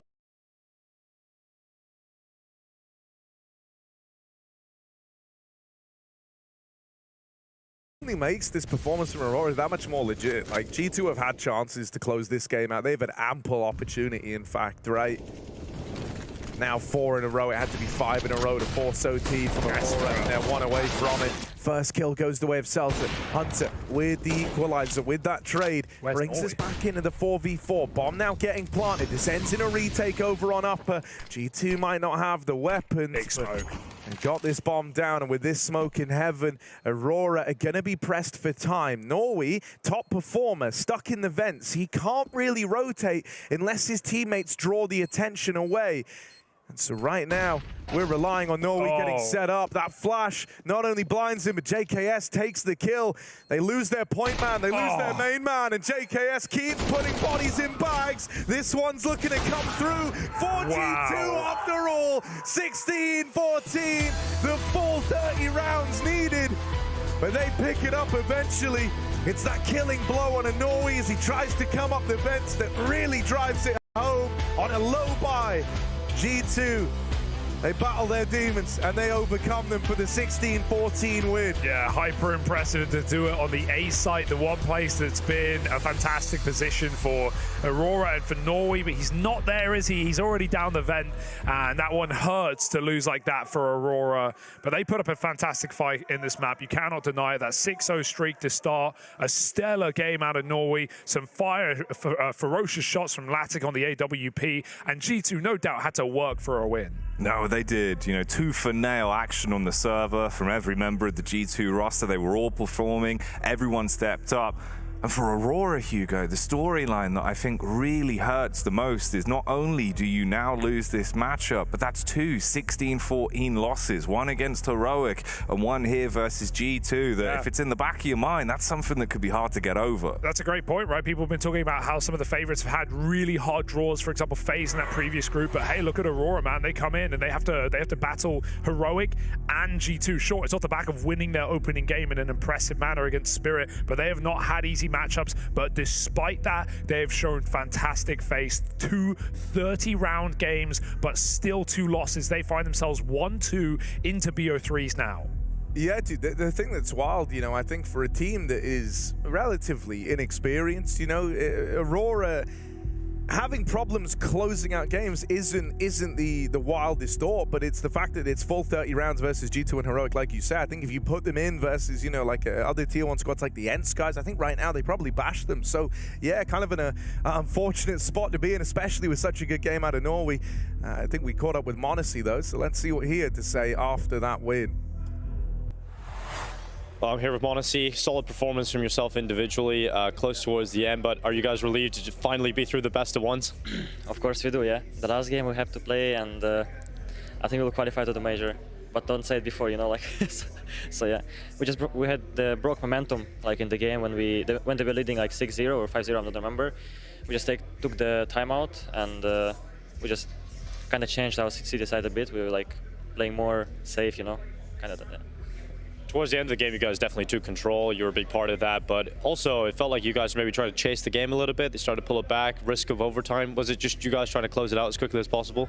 Not quickly as possible, but just like we were playing till the end, you know, like till the round ends, you know, like what I mean. And I don't know, we didn't think about it to finish the game quick. And obviously, you guys now moving on into the best of three. So what were your final thoughts on your opponent today? Because those guys coming in, they're not most experienced, but they played some solid CS. You mean about Aurora, yeah? I mean, I think they had like 17 win streak online. Like they were good online. I saw like they beat a lot of teams. I think they're playing good individually, like especially Norway. I think he dropped like 30 frags against us. I mean, he's playing good, and like overall their team like is good individually, but I think they're lacking of experience. But I think they'll just get this experience in this LAN, and like next time maybe they will come back, or I don't know, they'll be better than now. Yeah. Well, congratulations. For sure, more experience needed for Aurora, their second RMR in a row. In fact, their only LAN performances as a full roster as well, but they've been playing great. However, G2 doing what they must do and taking that 2-1 lead, going into BO3s to qualify for Paris. I think they're in a great position, boys. It looks like G2 might make it there after all. Yeah, we can have a little bit of a recap on the day, right? So, you know, we just saw G2 versus Aurora, full 30 rounds needed, but Fours besting NIP. That's what happened on the run-up to this. Over on the other stream, Big beating down 500, having a bit of a return to form there, and Cloud9 obviously cinched that close OT game versus Eternal Fire. Next up for us, though, we're getting into the BO3s. We're going to be looking at ENCE versus iNation. All that and more coming up after the break. I'll go for a young player again. I'll try for an American guy again. Let's go for Breeze. Guess the Mystery CS player again. Hunter. Come on, Leash. You got this one, bro. No, it was a rifle. North American, but not American. Well, this guy has to be an AWPer since the weapon he used is not AK and he's older. Who's old? Okay, simple. Come on, Cold No, it cannot be Cold because you only had 9 major appearances and he's older than 25 and Cold was, I didn't check. It's open. I knew it. He played more than 11 majors. Device? I'm guessing Fallen here, because that seems likely. Less than 16 majors. Guardian. JDM. I think. Now trying Orange Box. United States. The same continent. Fallen. Gabriel Toledo. Let's try. Okay. One. Oh. Fallen. That was very easy. South America, older than 27, or how old he was, and a lot of major appearances.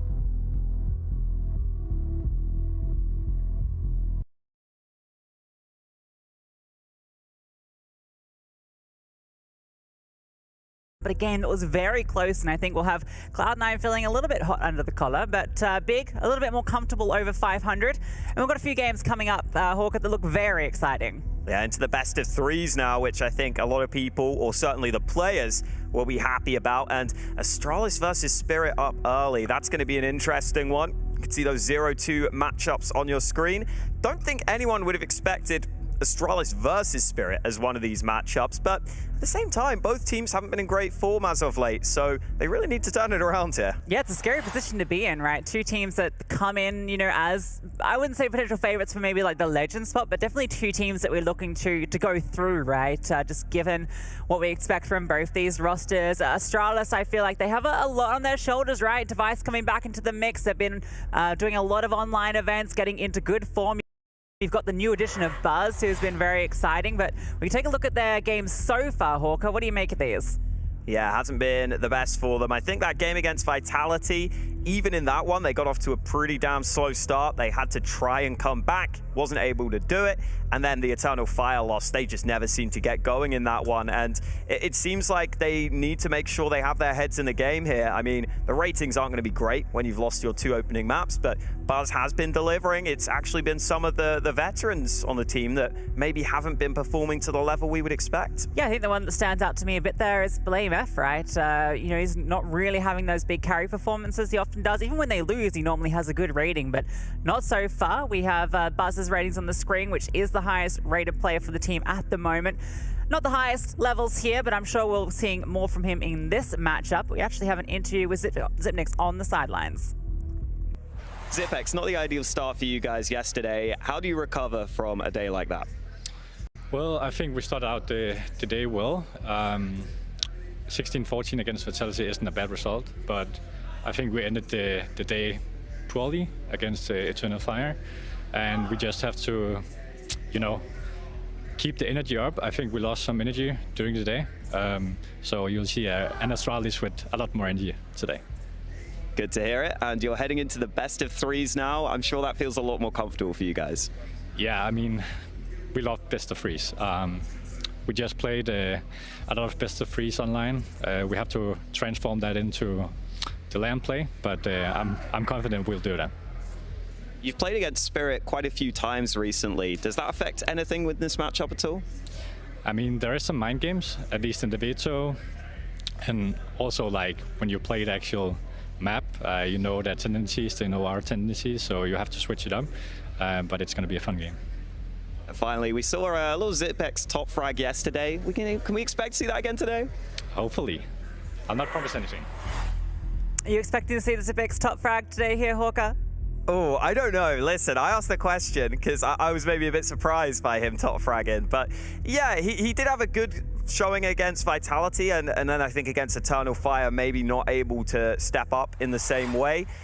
I'm really expecting to see BlameF step up, honestly. That's the main one I'm watching for. But over on the other side, I don't know what's been going wrong for Spirit lately. They were a team who looked like they were big game players. They always show up at these sorts of events. They weren't in great form coming into this, and they haven't turned it around so far. Yeah, normally we would see them, even if they are having some struggles before an event like an RMR, they still step up here. It always feels like they're good to make it through, and normally place pretty high, right? Playoff contenders so often in the past. We can see the performance so far.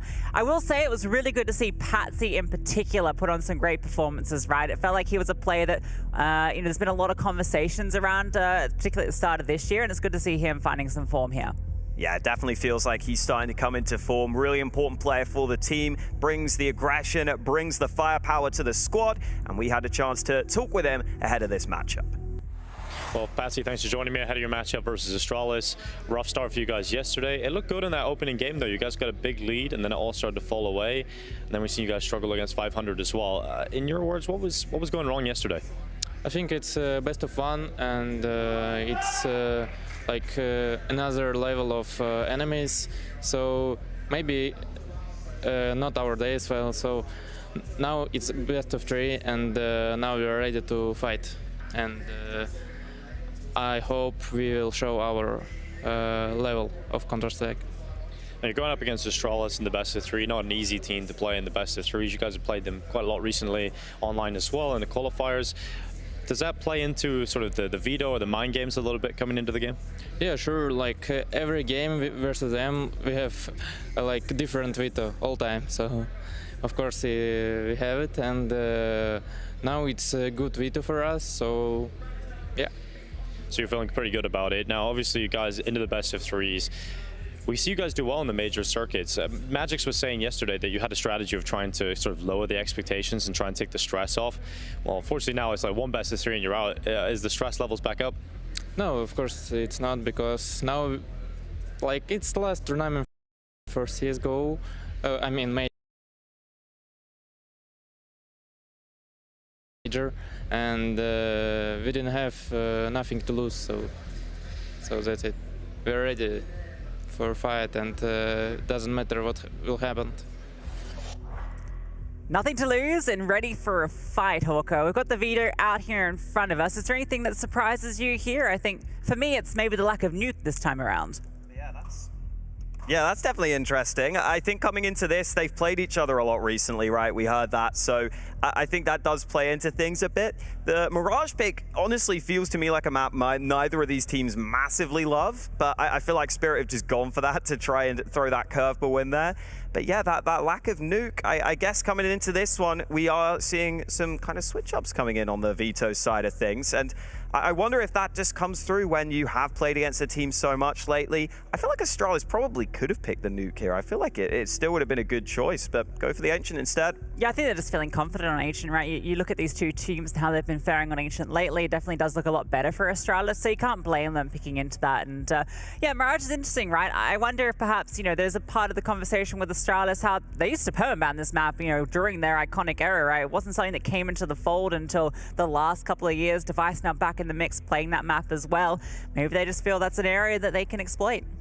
Yeah, absolutely. And I also think for this series, it does feel to me like if you've got a chance of a 2-0 now, it probably does lie with Astralis. Because, yeah, they maybe haven't been the best on Mirage, but I think this is a map that for me kind of is a bit of a toss-up between these guys. I don't think either of them have really shown much strength on it. I would love to get to that overpass, though. I think that would be the perfect decider, probably one of the better maps for both of these teams. And I always like it when the middle ground is a strong map for both sides rather than just a mediocre one. But we'll have to see if we can even get there. Yeah, and I think also in the context of this matchup, right, this is an elimination matchup. Both teams are 0-2. One is going home. You want it to go the distance, right? You want this to be a brawl because there's so much on the line. The last ever CSGO major about to be taking place, and both these teams, one of them's not going to make it. Yeah, absolutely. You can see the unicorn odds on your screen. Astralis are favored. I think that is fair. I think they showed us a little more with their performances yesterday, at least in the names they faced against Vitality. Whereas you look at Spirit, they were playing against some of the underdogs. The underdogs have done well, though. So I really think it is just a case of either of these teams just trying to find form here. I don't think most people have much faith in either of these teams right now, in all honesty. Yeah, I think that's a fair enough assessment. And maybe a little bit of a spillage there before we hop into it. Make sure you clean that one all up. But we can take a look at the head-to-head between the two AWPers here. Obviously, it's very diametrically opposed in terms of the history of both these players. Everyone knows Device, but potentially, one of the most famous CSGO players of all time. Wonderful, the young gun coming in to replace Dexter. How are you feeling about the matchup between these two AWPers, Hawker? Yeah, I think it's probably one where you would have to give the edge to Device. I feel like with Wonderful, I haven't seen him have as many flashy plays as I would want. I think he plays pretty well within the system, but I don't know if he breaks out of it all that often. And Device on the other side, well, he's, still in pretty damn solid form for Astralis. Even if it hasn't been shown at this event, you'd have to say he is one of the reliable pieces on this team. Yeah, I think if you look at Device and Astralis' kind of performance over the last, say, 3 months or so, all these sort of events that they've been playing, that they've been grinding out online, they've been showing that they really want to get back into the game, elevate their game by grinding against a lot of these tier 2 opponents, which we've seen can be very tough competition, and they've been looking really good. It's been Device and Blame F kind of head and shoulders above, but the new gunner of Buzz also in there putting up some pretty solid numbers. So if they can show us today in this elimination match what we've been seeing from them online over the last 3 months, I think they'll be feeling pretty confident and we might have an Astralis coming out ahead here. Yeah, I wouldn't be surprised, but it's just one of these series where I feel like everything in my brain says Astralis should be favorites, but for some reason in my heart, I just think back to some of those Spirit performances where they caused upsets at the major on the big stage. They're definitely a team that can step up when the pressure is on. They have to show that here, though. There's definitely room for the upset, but Astralis should be favored into this elimination matchup. Indeed, the pressure is on one of these two teams. Their path to Paris ends here. 0-2 elimination on the line. Astralis taking on Team Spirit. We jump into Mirage to kick things off. Don't mind a Mirage. Always like to see this map personally. And we will be heading over towards the A side of the map early because Spirit have plenty of players in position here. You see the ramp players have the utility lined up. Should be a smoke for stairs and jungle. And then the pop out of Palace will attempt to hit this A site. Yeah, Astralis likely not really going to be able to contest this with this setup, although no smoke here is going to allow these CT players to fight initially. Buzz taking contact, bit of damage on the Siren. Device finds the kill as well. They're just fighting out in the open, and they are finding Purchase. No way into this side at the moment for Spirit, trying to force the door down. Buzz takes another before that bomb gets planted. Good fight from CT. Astralis having the two players, and that double nade was always going to deal with Siren. Surely nothing Spirit can do in this position. They try their best, but Patsy, despite how good he has been, he's peppering them. A lot of low health Astralis players here.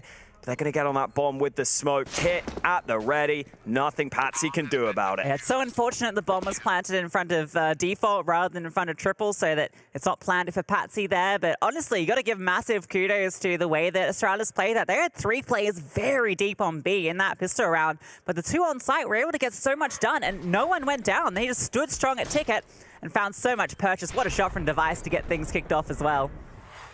Yeah, you don't often see the 2 CT setup like that on the pistol round. Really nice for Astralis to have that in play, dealing with the early play from Spirit.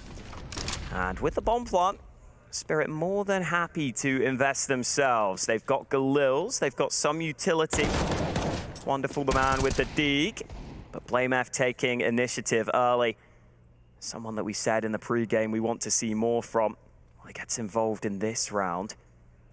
Buzz could be under pressure here. He is isolated on this A site. Yeah, no one nearby at all, but BlameF's found one in mid, but Patsy's found a double. Buzz, no, can even things back up. A quick first, can't quite get the second. Good damage done onto Magix. Patsy's going to rotate back. Although with that bomb, yeah, going to be collected by Magix. So you have a bit of time to work with here. See where they decide to go. Magix is just juggling the bomb over at the moment. He's going to lurk in towards Palace, and they're just holding at the moment to see if Astralis is going to go for any sort of aggression, but given the way it's set up and the positions of the Astralis players, they can play defensively on each site, get the information, and then group up together.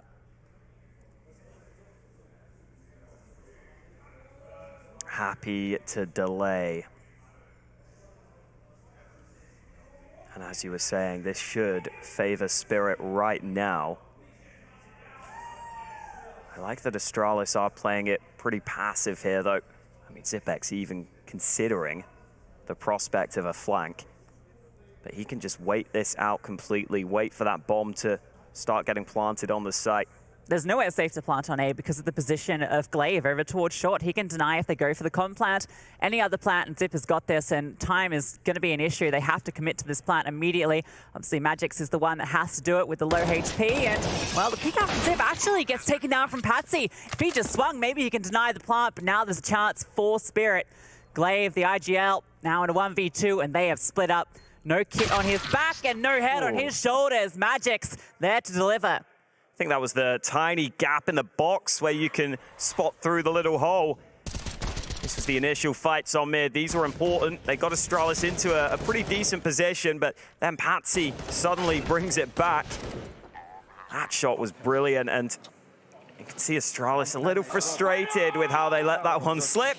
And Patsy obviously hyped that he's been able to bring his team an all-important round. And that was all Patsy, right? He got that double kill in mid as well, plus that crucial frag on the Zip there at the end. Zip could have denied that bomb if he was given half a second more. Astralis off the back of that because it was so close, and that loss bonus hasn't ticked in yet, have bought into this round. So we'll see if their Deagles can find any Purchase here. Device is looking to get his involved, but he's smoked off early. HE goes on through. Patsy taking control into mid once again. Definitely looks like Patsy will be the linchpin for this T side of Spirit. Oftentimes in the front lines. Can be very impactful on his day. There are the Deags out in full force for Astralis, so this round won't be free for Spirit. They've got to be careful, but winning that first fight certainly helps. Oh, and the second. Patsy looking clean to start this map. Yeah, Patsy's on a tear, and that's what we were talking about. He's been in a good run of form here so far at the RMRs, despite Spirit yet to pick up a win. He's come in absolutely swinging here, 6-0. Really the only contributor on his team outside of that double from Magix. And these remaining Astralis players can hold onto their armor and Deagles to give it another shot into the next, but this is the perfect start for Spirit, despite losing the pistol. They'll now be in a good position to collect a couple. Well, there hasn't been too much depth required on the Spirit roster in these early rounds. Patsy with 6 kills, Magic's with 2, and 3 players not even needing to frag right now to get these couple of round wins. But I think that is going to be the big factor in this game, whether or not Patsy can keep on finding this success, and whether Astralis, once they get into the gun rounds, can use utility to make his life difficult. Well, it is what Astralis are a little bit famous for, their utility usage. I'm also interested to see Device onto the AWP when it comes out. Mirage, such a good map for AWPers. And head-to-head with Wonderful, as we illustrated in the pre-game. An exciting one to look forward to. Wonderful can be a very flashy AWPer, but not always needed to step up when you've got players like Patsy taking space.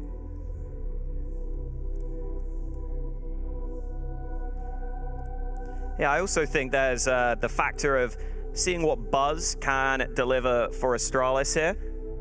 Definitely feels like he's getting more and more comfortable on the team. Slowly but surely. Seems to be blending in with this roster better and better. And they need that, honestly, with some of the performances we're having from the other players. Zipex and Glaive not putting up massive numbers nowadays. So Buzz kind of has to be one of the star players on this team. A lot of pressure on the young man's shoulders, but he has started to step up for them. Just a quick technical pause there, but I think we should be back into the action any second. Couple of guns saved for Astralis, but really should be a chance for Spirit to build up even more cash. Yeah, shouldn't be too bad for them here. Yeah, Buzz has been a really interesting player to watch. Obviously brought in basically off the recommendation of Device from playing in Face It with him, and has certainly shown that he has what it takes to compete with the very best. Was one of the kind of leading parts of the victories that Astralis have had over Spirit recently as well, so knows how to play against this squad. This round relies on these pistols getting some pretty fancy picks, and that's one not getting any purchase.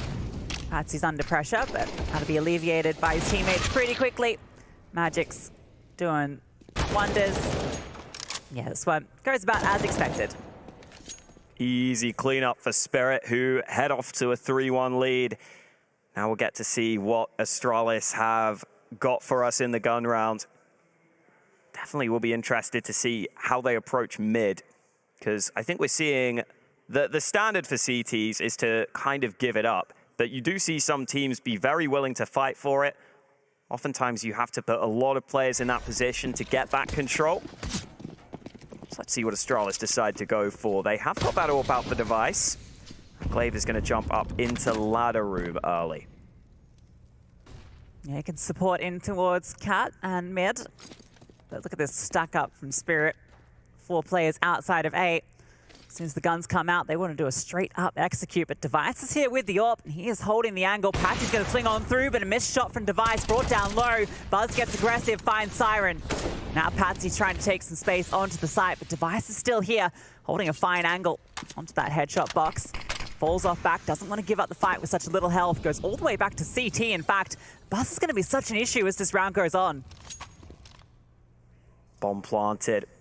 Magic's still in this Palace position. This should be free. Oh, or is it?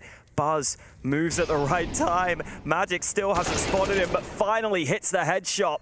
In the meantime, Wonderful holding off Connector. Glaive doesn't even have his gun out, so it's a freebie. Finally, the trade comes through, but the time is ticking here, and Chopper with this big flank could even deny the save. Patsy ends up stealing the kill away, and Zipex has to save the AWP. Might not even be given that opportunity. Maybe maybe he will.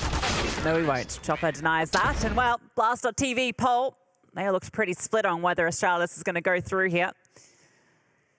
And that round looked pretty convincing from Spirit. Chopper wasn't even needed with that great position. He was going to win the round anyway, but after that first kill, didn't really need to do too much. Patsy was here being phenomenal as usual. It just makes the retake so hard when Chopper gets that much ground. Gets into such a strong position. That wasn't really favorable for Spirit either, just with Buzz taking that control in Palace, finding that kill. But Device just couldn't continue fighting. He was just dinked down early through that box and had to fall on back. And losing that AWP, being able to contest on the side itself, just made it so much more difficult for Astralis to fight back into it. High fives all round for Team Spirit, who have had a high-flying start to Mirage. Up to a 4-1 lead. Again, Astralis having to go down to a weakened buy. Might be a round where they're happy to take some risks. Yeah, get throw these MP9s in the mix, get up close and personal, and that looks like exactly what they're planning on doing. Patsy's going to swing out and spot both for free, but Glade's still able to get a kill, and so does Zip. So that works out well, despite all the information being there for the T's. Fast MP9s making work. Now Magic's might be ready for one of these players, but Blame is in a very cheeky spot on the box. Okay, it's slightly more confident. Yeah. for Astralis, 3-2. There's no mid ground here, though. There's no, like, 1-3, 2-3. Ooh, Molly down. Device forced to reposition. This B split looking likely. And B short isn't really being held too aggressively right now. So Spirit might use that to just sneak into position instead. Ooh, step made. I think now Astralis know. All comes down to Blame here on the box. Siren spots him out, and that's the position known. Blame can't get anything done there. Siren hones on in. Tobias does get one and actually gets himself an AK here. He can do a lot of work, and he's done it. Another kill goes through. Siren trying to do everything here. Got that kill with the HE after he died. Wonderful in the 1v2. Bomb on his back. Time to work with. Can go to A, and that's exactly the play for him. A smoke to allow some cover. Astralis aren't budging quite yet. Said earlier, I feel like I want to see more flashy moments. Round-winning plays from Wonderful. Well, he's going to get the bomb down. Here's the steps into CT. Knows that Buzz is close by, so he hard scopes on the angle, but he's caught between two mines. He hits the first. The second not able to land. A Glock comes out, but Zipex on the other side comes through, and Astralis managed to do it with the weak buy. Yeah, well done from Astralis. I mean, Device is the critical factor there, right? Getting that first kill, the AK delivered to him, getting that nasty kill into Siren as he's lobbing that HE over. Wonderful gives it a good shot, honestly. The fact that he finds that kill onto Buzz in CT is absolutely insane. But a little flustered. Couldn't quite deal with how close Zip had gotten. Zip plays this really well, jumping around the corner, not giving Wonderful an easy target. Heard Zipex say in the pre-game interview that Astralis' mood was a big issue for them. I think in that loss against Eternal Fire, he said they just did not really get hyped up at any point. They didn't keep the positive mentality. Buzz was trying to hype them up there, but he's been taken down early in this one. Oh, peek out into mid. Was a bit risky. There is a CT AWP in play.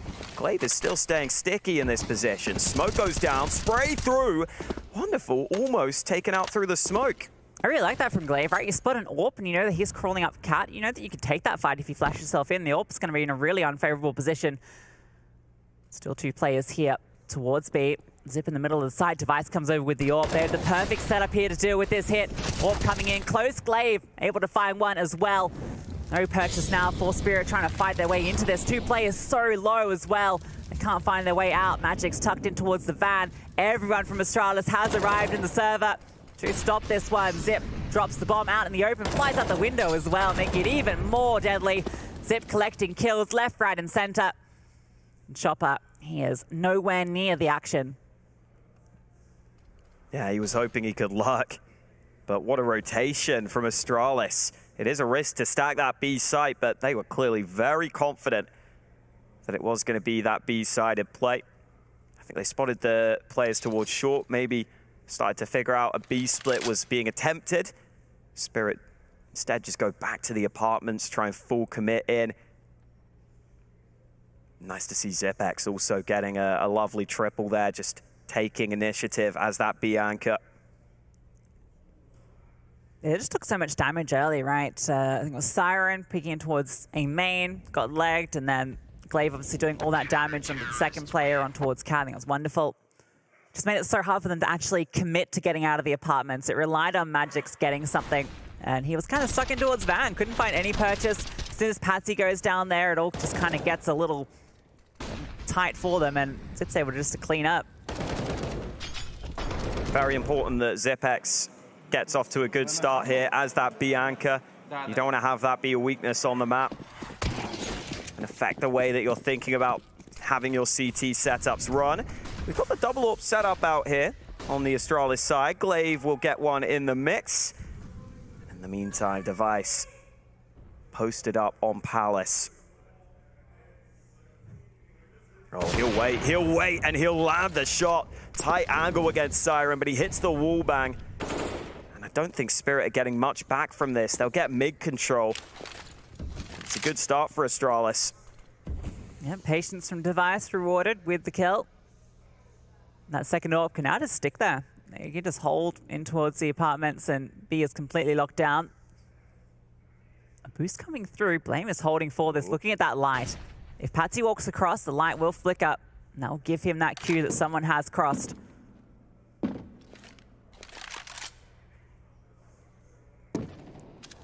Oh wow, Zipex activates from short. Blame F alongside him. Quick retake of mid control from Astralis, and that's all they need. The 1-2 punch does everything. Yeah, it's a little flat, isn't it, from Spirit? They get this ground in mid, just waiting. They get Patsy up on the position to actually deal with short. That's what that angle is for. You get into that little corner, and you get that nice little shot down in towards short, but still Zip clears it, then finds the follow-up. Might see that one from Zip's perspective here, so you can see gets that wonderful first. And, oh, Patsy could just never get involved. It was just a bit blocked off. It's kind of his one angle he has to hold down, and he can't get into the action. Yeah, it seems like Spirit struggling slightly when they go down early here. We'll see if these pistols can do anything. Seems unlikely.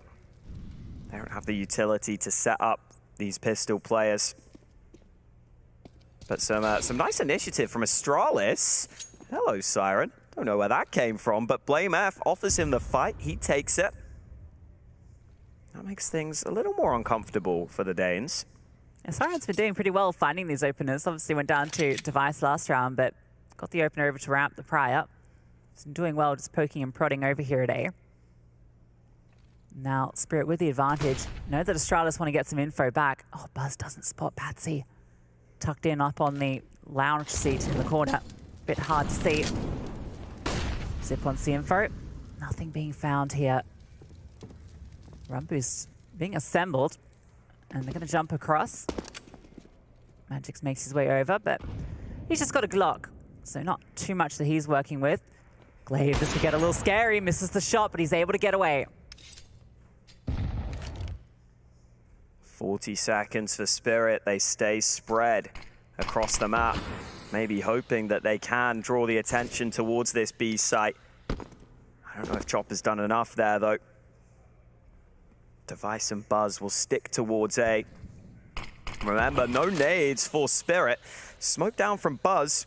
You see this very commonly now. You can one way over the top of it. You can fight Palace at the same time. And both these rifles on the A site delivering exactly what Astralis wanted. They take the lead.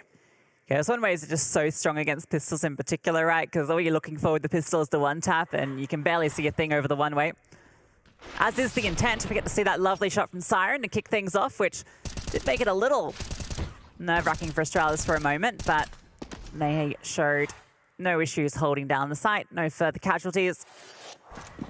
Now Spirit get all the guns out again, wonderful, with the AWP on that T side once more. Blame F looking to line up this incendiary into top mid, but it's Device who peeks from connector. Chopper caught out early, and he's often the man away from the rest of the pack. So do Astralis realize there could be a quick site play here? They know there's a secondary AWP here because Glaive got spotted with it last rounds. They should be prepared for this. The question is, how do they deal with Glaive? Holding this angle with the AWP. Patsy's trying to do something here towards mid, and honestly is keeping them fairly interested here. Full fight presented onto Blame, can't quite connect, but he's distracting them. And it's meaning Glaive is currently the only one focused on this position. They wide swing. Magix deletes Glaive. And now Zipnix has to step up again. Zipex playing from short. Blame F has arrived on the rotate. Can these two players combine? Apparently not. Siren and Wonderful with some fantastic shots. And now a 2v2 post plant or a 3v2 post plant on B. There is one player lurking, and Astralis realize they can't go for this. I'm surprised they didn't give it a slight look in. They knew Siren was low from that engagement, and you've got a fair bit of money kits on everyone, but I guess the AWP out of position. Mid is the issue. You can't really comfortably go up through there because you knew that lurk was in play from Patsy and he could be tucked in anywhere, so decide to play it safe. Spirit finds success off the B hit, and that was from the 4v5. Yeah, Glaive can't afford to have those slow reactions there. Needs to be able to get that first kill. And then Blame F, I mean, I can't blame him for losing that fight. Siren just landed a stunner of a shot. But it meant that that B site fell very quickly. Not much Zipex could do. He only went 1 for 1. Spirit finally bounced back after losing 4 in a row. Oh man, bomb toss to the site. Quick trade from Wonderful. Very nicely done. Well, we were expecting a bit of a close match between these two, and it started thus so. 5-5 at the moment. Still everything in play here, and Device has started early in mid. Drop down to peek in towards lower. Decides he wants to get aggressive. Has some support from Glaive and Blame F as well. He's slowly peering on through. No one here on the other side at the moment. He can get a pretty deadly angle. They do decide to come on back, and he might even spot them if they come for the cross chopper. Ooh, Device has walked all the way past. Doesn't actually spot them out, but with that bit of utility, now knows that there is presence here. How far do you want to push that with the AWP? It gets a little scary. I think he's just going to find his home behind the boxes. Definitely takes away a big portion of the map. But again, Spirit have had their eyes set on this B site in a couple of rounds. Now, does Device have anything to say about a push through underpass? He's kind of caught between the two positions at the moment, and he's actually getting aggressive. He's pushing with the AWP, but the hit's coming through to B. Zipex steps up for one onto Siren, and that smoke has slowed things down. Oh, Device misses the shot. Wonderful's not ready for it, though. So he's still able to stay alive, but here's Patsy activating in mid, and the aggression from Device does not net anything, but Patsy's does. 2 massive kills, and they've gotten so much space. Still 2 players on the A site. It's just Zipex left alone on B, and that's where the hit's coming through. He sets up the one, but can't deliver the follow-up. Yeah, Zipex needed a monster hold there. They're asking a lot from him. 1 for 1, not enough on this occasion. And for Device, what a time to have a horrible miss. That should be the freest kill of them all. Normally, that's what Device is known for, landing the easy shots. He's not able to get the kill onto Wonderful. That forces him to turn back into the waiting arms of Patsy. And Device dropping from the server now. Maybe not too happy with how that round ended up. Sure, we'll get him back shortly. It's a very high-risk play, right, to solo push top mid with the AWP. Obviously, with no contact coming through, there's been a bit of early contest over towards App, where Zipex found that first kill onto Siren. So he kind of feels like maybe he can catch off a rotator, but can't be missing those shots. Wonderful gets away. And it was just well handled, having Patsy in position to punish. We get to see that one again. That feels like a big CSGO moment. I don't even know where that bullet went. Yeah, I don't know if he was moving. Must have been. I mean, he was, because right, he was slowly progressing forward. He was snaking his way through that. Oh man, it turns so quickly. Then Patsy in connector just starts getting a lot of ground for his team. Oh my. Oh dear. Oh. Well, I think you and I, with our nerds in our fantasy, are okay with this result. But if you're an iNation fan, you're not.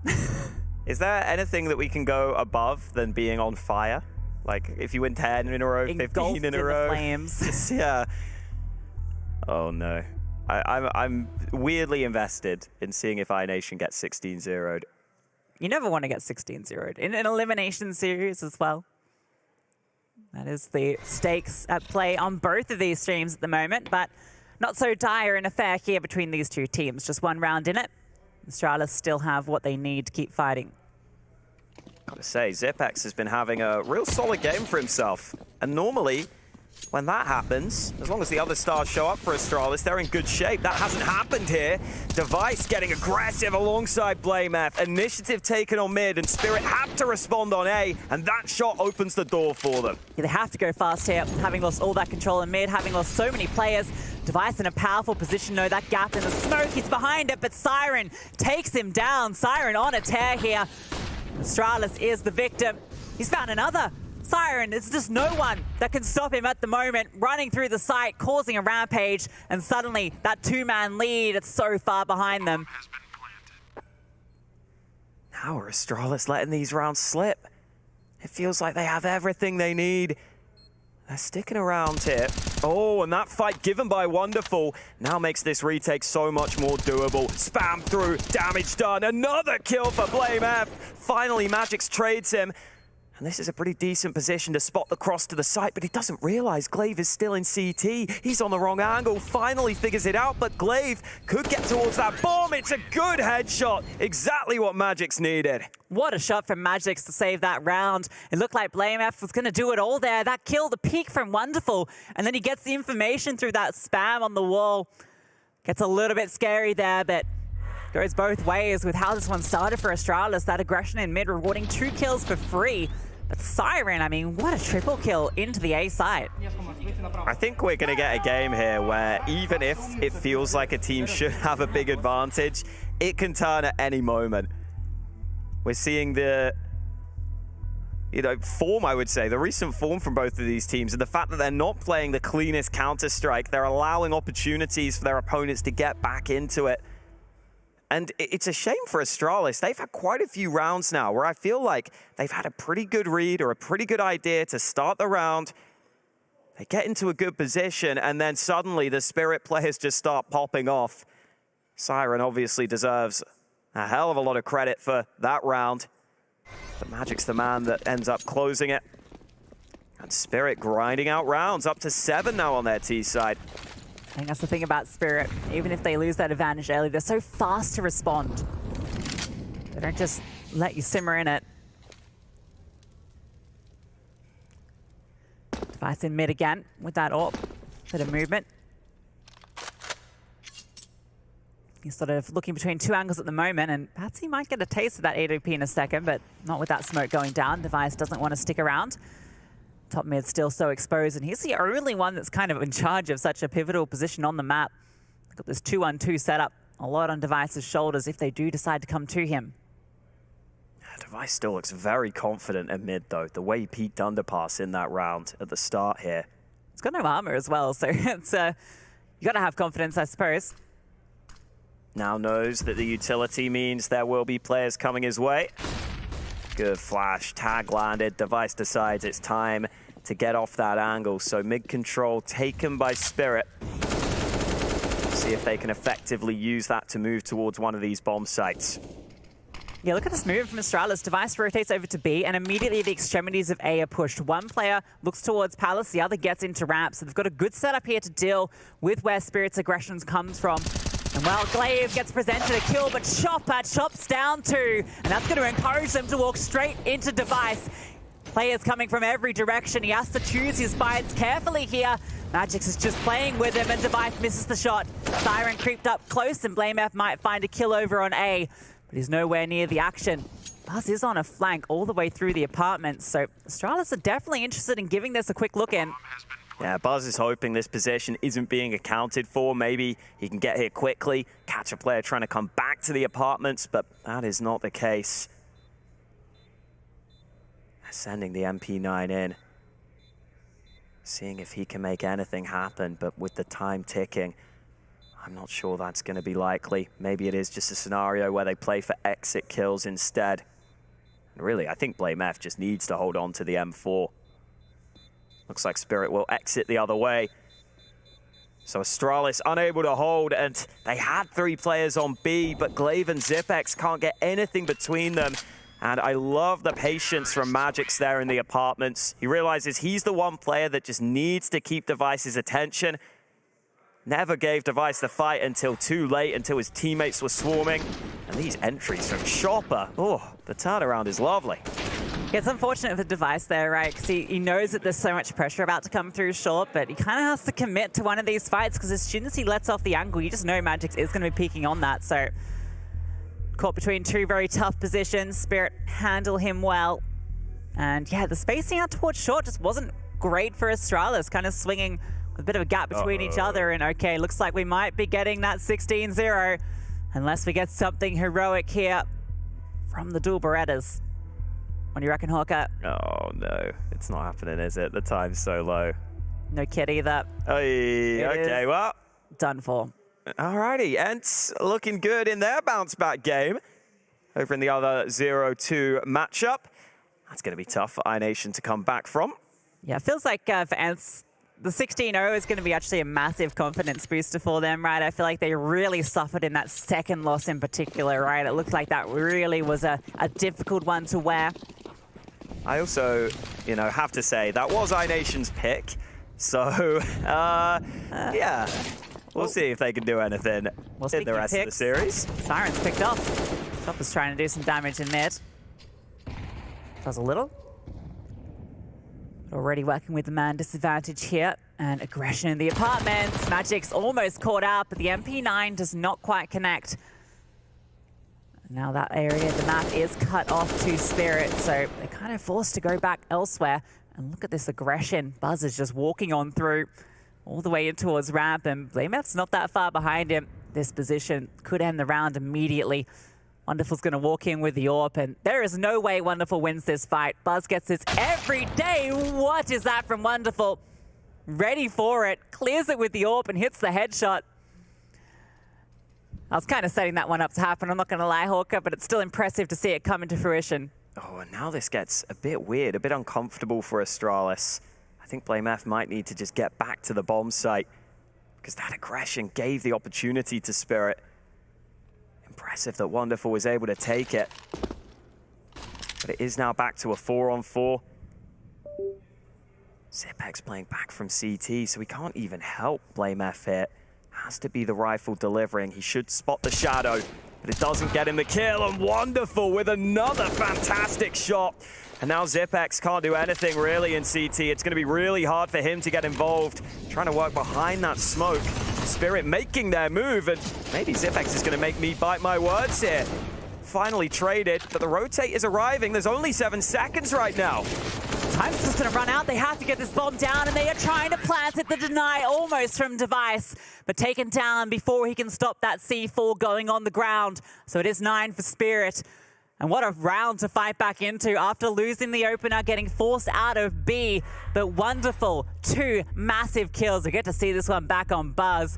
What a shot. Wow. He actually clears it. Just aware of the possibility for aggression. Spirit excited about that round win and the fact that they're on fire. They've won 5 in a row. And I did feel as though Astralis maybe didn't need to make that move into ramp. But they decide to take the aggression. 1v1 fight gifted over to Wonderful. He takes it. And now it's looking pretty damn good for Spirit here on their pick. Yeah, it's an interesting decision, right? Because you've already taken aggression into apps and you know that that's kind of locked down. So do you need to, in a 5v4, be taking that further aggression? Normally, it's when you're in the disadvantageous position that you want to take that ground, right? So it doesn't quite work out for them, unfortunately. And we go into the last round of the half. And Astralis, it's not the prettiest, but it's okay. Rifles on everyone, even if 2 are the FAMASs. Utility might be the biggest issue for them as they've dispensed a lot of it early already. In fact, it's just now the smoke and flash for Buzz that remains, and there's a minute 30 still on the clock. Should give Spirit free reign in this round when they run their play. They won't be too concerned about Utility breaking them up.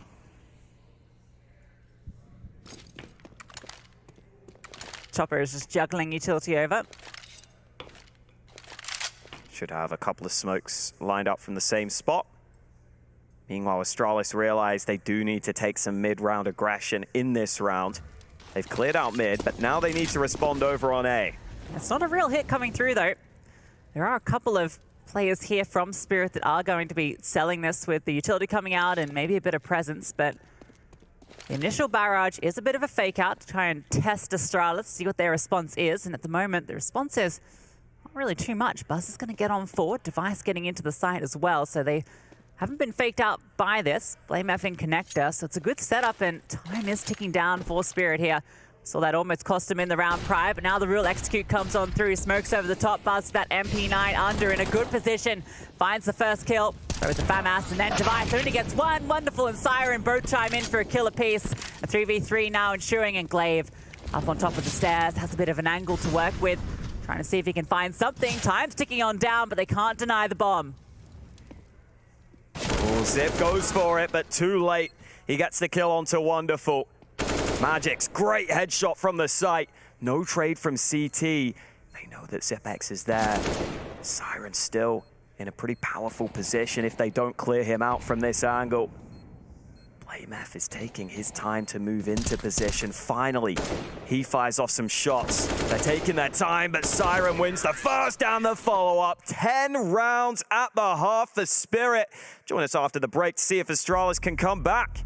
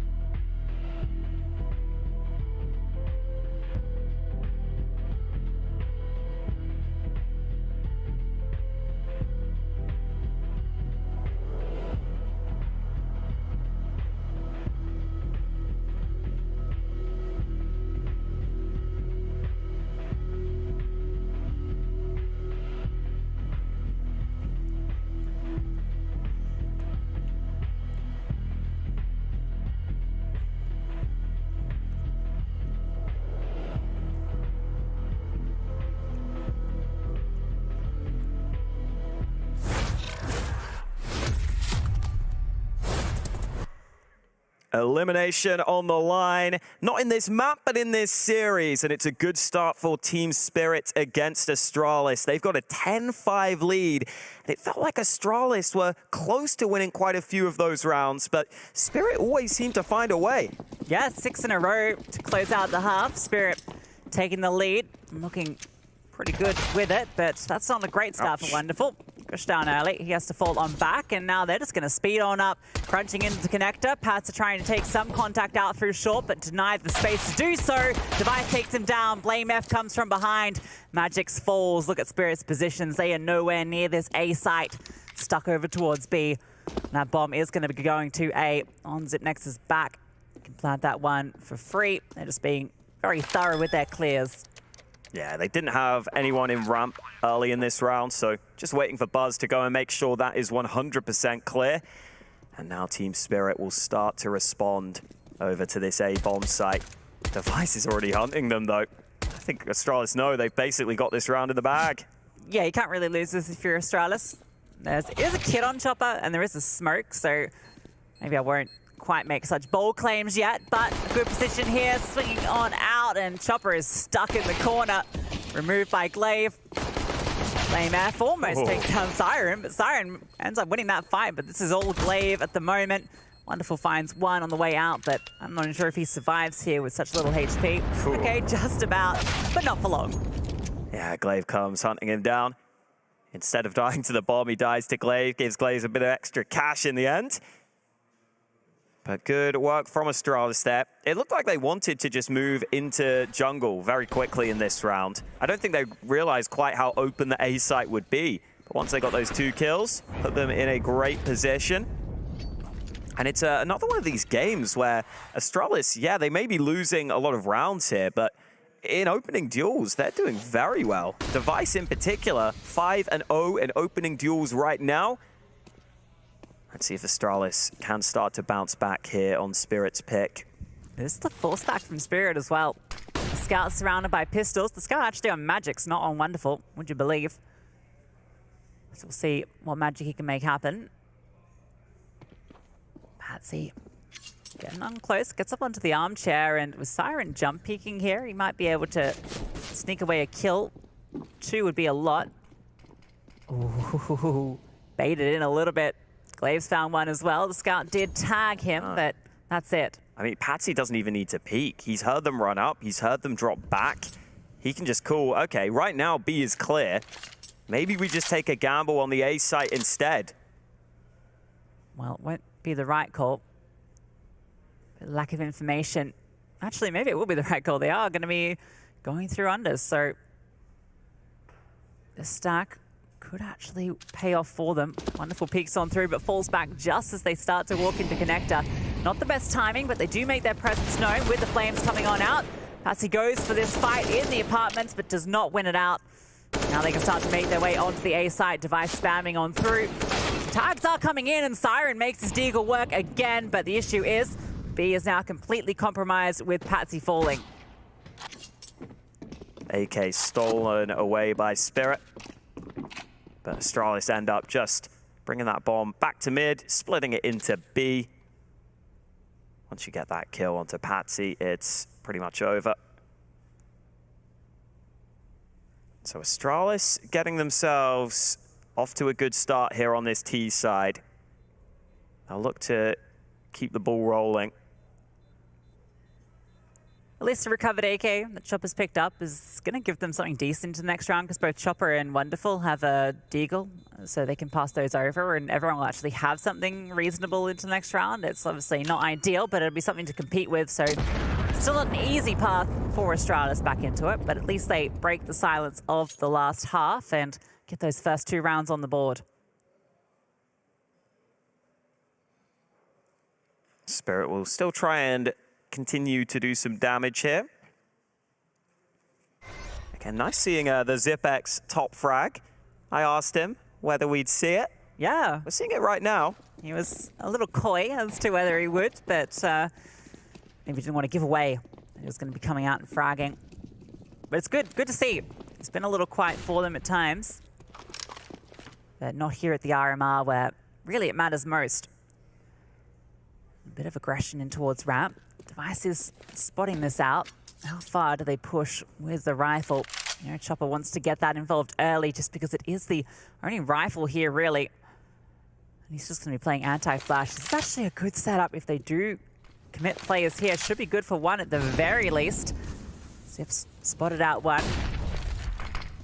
Smoke deployed to fake out Chopper's position here. Now he goes hunting, but not going to find anything, unfortunately, and that AK gets nothing done. Yeah, I love the way Zipex plays that, the way he drops down with the flash, basically just playing for information as he strafes across to the other side. This is the sort of round where you do want to play for info rather than just a straight up fight. And once he figures there might be a player close, smoke down makes it easier to clear in the end. Doesn't fall for the bait. And now they have found themselves into a position where they're going to come back to B. Spirit are attempting a rotate. I don't know if they arrive in time. They are now coming in, but Wonderful solo on the site for the time being. Yeah, they're not going to get here before, so Wonderful really has to do something, and he's already hit a shot, staying alive for the moment, allowing the rotation, and he's found another. Wonderful. He is being just so, but Device does take him down eventually. Puts us still into this 3-on-3. Blame F low as well. These pistols, the recovered AK for Siren, can do so much damage. He's going to be coming up through the short side. No kit, though, is going to be the issue, so time a concern here for Spirit. Definitely could be. There is a player coming in from short that they're waiting for. But while that happens, Blame F takes out Patsy. Siren hoping he can catch some players off guard, but he needs to. He needs to soon because the time is going too far. I think he's got to get out of here at this point. Siren looking to save the AK. Good headshot. He will get back to safety. Another shot lands. And that means he will be pretty safe to save here. And Blame F's only got the MAC-10 on the other side, weirdly. That's actually like quite a bit of damage. Considering the round, you can kind of see the implications of that. So despite not being able to find anything there, Wonderful keeps things interesting with that double kill. Yeah, give him the fist bump. Siren deserves it. Those were two very nice kills at the very end. That first shot, beautiful from Wonderful. And the second gets the job done.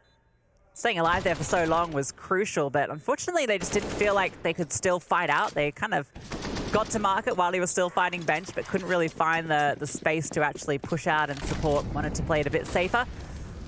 Now the AWP for Device on this T side peeks on through. Wonderful does the same in mid, neither spotting anyone just yet. Oh, missed shot from Wonderful. And as soon as you commit to that angle and miss, the AK is always going to spray you back. Blame F actually took the AK in this round instead of the MAC-10 he saved. This is some really nice timing on the re-aggression from Patsy, though. As soon as they go a man down, he gets information back. They don't have to be scared about the mid-split any longer. And that maybe allows them to focus more on this A side. Well, Magic's had the scout earlier. Now he's got the AWP in his hands. He's going to be peering right into ramp and spots out Device. Magic wins out the duel. And Chopper is in towards Sandwich here. He's not cleared. He could be an absolute terror. Tucked on in. They come on over and he's able to find the kill onto Buzz. Puts it back into the advantage for Spirit, and that flank is still on its way. Chopper might get flushed on out, but keep an eye on Patsy in the back lines. Blame F falls. Now look at Glaive stuck with the bomb in towards the ramp. He's flushed on out, trying to find a way back into this. Under pressure, Siren spots him out, trying to find them both. He's dropped the bomb, and Zip's so low. Not even given a chance to fight back as the HE comes on over, and Spirit take 11. Well played by Spirit in this round. I love that re-aggression timing from Patsy. That's one of the reasons why Magix gets back to A with that AWP. But I did not think he was going to win that fight against Device. Takes the peek into the opposing AWPer, wins out the initial duel, and that sets up Chopper so much more nicely in that sandwich position. And you saw the hesitance start to come through from Astralis. Buzz went flying over the top. There was no backup. They knew they had a molly to clear out that position, but it's just so much time being bought by Chopper in towards Sandwich. And that was the shot I was not expecting. It looked like Device was holding for that sort of play. Maybe he was holding down low instead. Astralis unable to really accelerate onto the bomb site. Blame F caught off guard. First gun round for Spirit. In fact, first round of this half for Spirit. And instantly Astralis in trouble in terms of the economy. Shows the sort of implications of Siren's damage he did just that round prior, right? Completely resets Astralis. Blame F, really the only one that can open this one up, and he's gotten some very good spacing in here. How aggressive does he get? That's always the question when we talk about Blame F. It's kind of on his shoulders to do it this round. Very good position to be in, because if Astralis start fighting towards B, there's a very real chance he can activate on some players in the back. So I think the timing is going to be important. Oh, he actually just gets the fight onto Patsy instead. Now that opens up a big area of the map. He's into window. That's something Spirit have to be concerned about here. Such a huge kill to find. It's given him so much space to work with.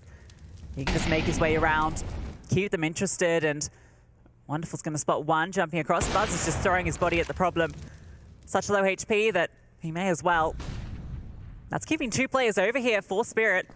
BlameF walking on through with that AK, spots out one at Ticket.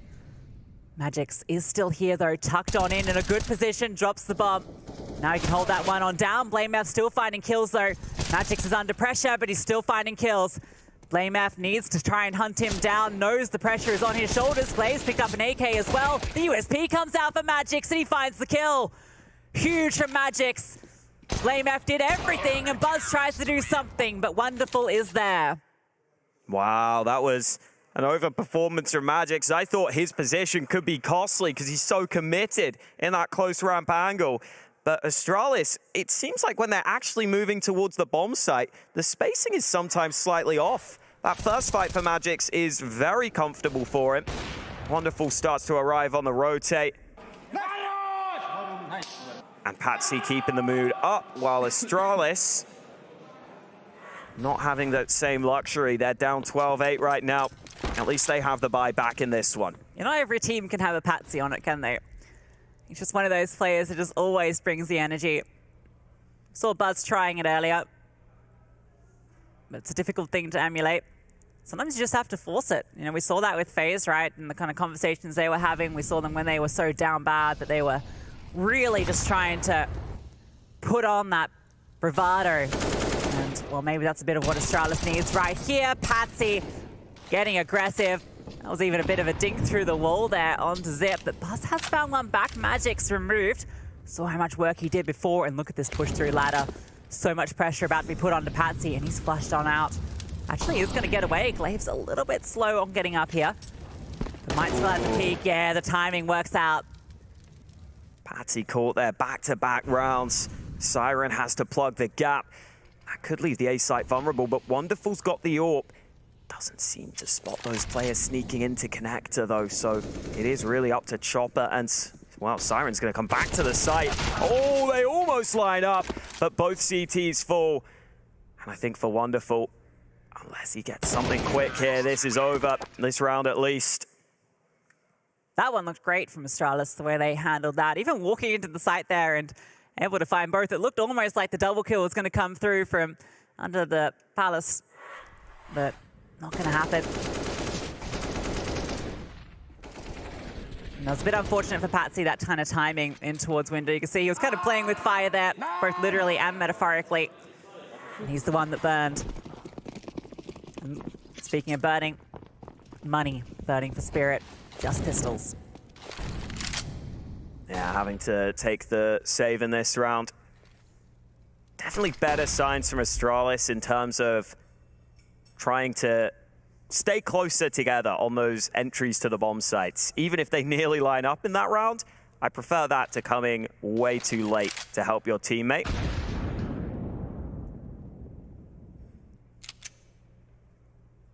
Spirit taking a risk in this round, as they have to. They are stacked more heavily towards B. Astralis would like to get that information if possible, but Patsy's going to take the fight to them. That's an opportunity, but not easy to land that shot with the dig. And now Chopper just has a USP hit. He's even getting smoked. It's so unfortunate for Patsy, right? I feel like if he doesn't spot that player, he keeps walking out and probably finds Device for free, but it's not how it goes out. Spirit are going to be all arriving, but with the bomb going down, chances are very low of getting much done in this round. Maybe they can find themselves some weapons to hold on to, though. That would be great. BlameF doesn't want to give up his easily, though, and finds 2 quick kills. Magix and Siren both in towards CT, so they're not going to be given anything unless Astralis start wandering off, and there's no need for them to do so. They know it was just the pistols here. It's double digits secured for Astralis. And this one felt about as easy as you would be thinking it would be. Very comfortable. And Astralis are hanging on in there in this map, and honestly, that is a good sign for them for this series. It's Spirit's map pick right here. It's a map we said could be a little chaotic. Hasn't been massively favored for either team as of late. I think we have seen that on the server at times, but maybe the Astralis individuals can start to step up. It has been one of those games where you get the two players that you don't really expect top fragging for each team. Siren up there for Spirit. Normally the lowest rated player on this roster, but has been performing in this one. Look at this early pressure out to this B side of the map. Spirit finally have their buy. They have the AWP for Wonderful. Looks like they're happy with their standard setup early. Galeev taking the contact out mid, not spotting anything yet. Device can now post up, fires off a shot into the smoke, but nobody was home. What's he lining up here? Where's this one going, Hawker? Oh, don't ask me about nade lineups, man. Anytime I get in game, I forget every single nade lineup I've watched in pro games. Okay, there it is. That's a cool smoke for everyone at home. Nice. Lands in towards top connector, and well, Siren, we just spoke about his impact. Now he has to do it again. About to be under pressure. They're coming into the site. Drops the defensive smoke. He's under a lot here. The Flames coming ahead. He's playing behind them, looking for any sort of kill to be found. Misses the player walking up short, and the timing eludes him. Caught between two angles. Magix comes back trying to even things out, and Wonderful has found another as well. The HE comes through for Chopper. Device and Blame F now, the two superstars of this squad. The dual Beretta's even coming out for Device, but he can't find anything. Chopper's here, and it's got to be Blame F. 1 versus 3. They know exactly where he is. Pinned on through, and Wonderful finds him. Good solid hold from Spirit. Back on track in this one. They go for that pretty standard setup across the board in this round. They don't really take any risks. They don't take much initiative, but it pays off for them. Had that smoke dropped at the back of the site. The rotate started arriving. It was really just about stalling for those initial players. Astralis never really got the site control. Once they finally started getting kills, it was a little too late. The rotate had already arrived. And now we'll see if Astralis can bounce back here. Fights on mid early. Device hungry for action, but Patsy doing damage back. That nade not going to do enough. Device able to move forward to dodge it. He got the opportunity there to land a shot, but doesn't quite land it this time. And the fight between Patsy and Device going both ways. Each player getting an opportunity to find the other, but very dicey engagement. And in the end, I think they'll both be okay with how it came out, given that Patsy lives. Device has got the AWP with low HP. It's not as big a deal. Clay picks up the bomb and instantly says, actually, I don't want this. Not for me. To be fair, with the aggression he's been showing in some of these rounds, you don't want him on his shoulders. Blame F is probably the best bomb carrier on the team. They're grouping up as a unit in towards mid. Utility being dispensed, and again, it's going to be one of these B hits. Like they want to split on through. Wonderful, forced off the angle by that utility. They're just going to walk on by. There's no smoke here for Con, but Wonderful hasn't re-picked, and all Siren. He's about to be given a bit of a surprise, but maybe it's for him. Kill goes each way. Patsy up on top of the van, can't get anything done. It's Buzz delivering a Buzz cut to 2. Magic's coming on over a sharp shot back in response, and he's still fighting in the site. Almost goes down there in an awkward engagement, but Chopper's found Device in mid. Wonderful low, so is Magix. This one's on a knife's edge. Magic's walking on through, but Zipmix finds him, and that bomb can be planted. So many kills, swinging back and forth in this round. Chopper comes into the open. Zipex might not have spotted him. He tucks into bench instead. And maybe Chopper's going to get the drop on someone here. Clears the angle, gets the kill. And Blame F tries to activate, but Wonderful was so patient, just waiting for Blame F to make that move. Spirit back on track in a big way here as they hit 14. Yeah, sigh relief from Siren there. That one was very close. A bit of a brawl on the B side, 1-for-1 in the initial engagements. But Magix does a lot there. Stays alive for so long as well, allows the rest of his team to come on over and get into good positions. And really, it's Chopper with the heads-up play, finding that first player. Wonderful's just posted up, so when Blame tries to try and get that trade onto Chopper, Wonderful is ready for it. That was a lot of Haroshes over and over. Yeah, I like how every time it stops cam, obviously it's the same moment, so you get to hear it again. We'll get those echoes of nices often as well. Yeah, and that's so big for Spirit. I mean, I think the fact that Magix arrives on the rotate and gets that kill is what even allows that round to be competitive, because Patsy has suddenly slowed down and suddenly isn't landing the shots in the same way here. But Magix arrives, and it was such a key frag that he found to keep Spirit close in the bomb site. Otherwise, they might have just been locked out of B entirely. And now Astralis' buy is uncomfortable. They go for it, but they could be facing a map loss here if they can't come through with the goods in this one. I feel like every kill Spirit gets is incredibly sharp and precise and just insane, whereas for Astralis, a lot of their kills are through just outmaneuvering, getting favorable engagements. We'll see if the sharp youngsters of Spirit can continue that here as we get into round 25.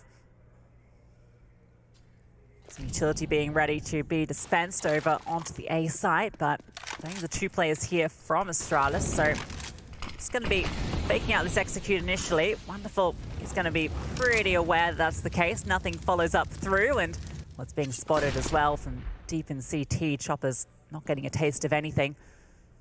Mid control being taken early for Astralis, but Patsy is still close by.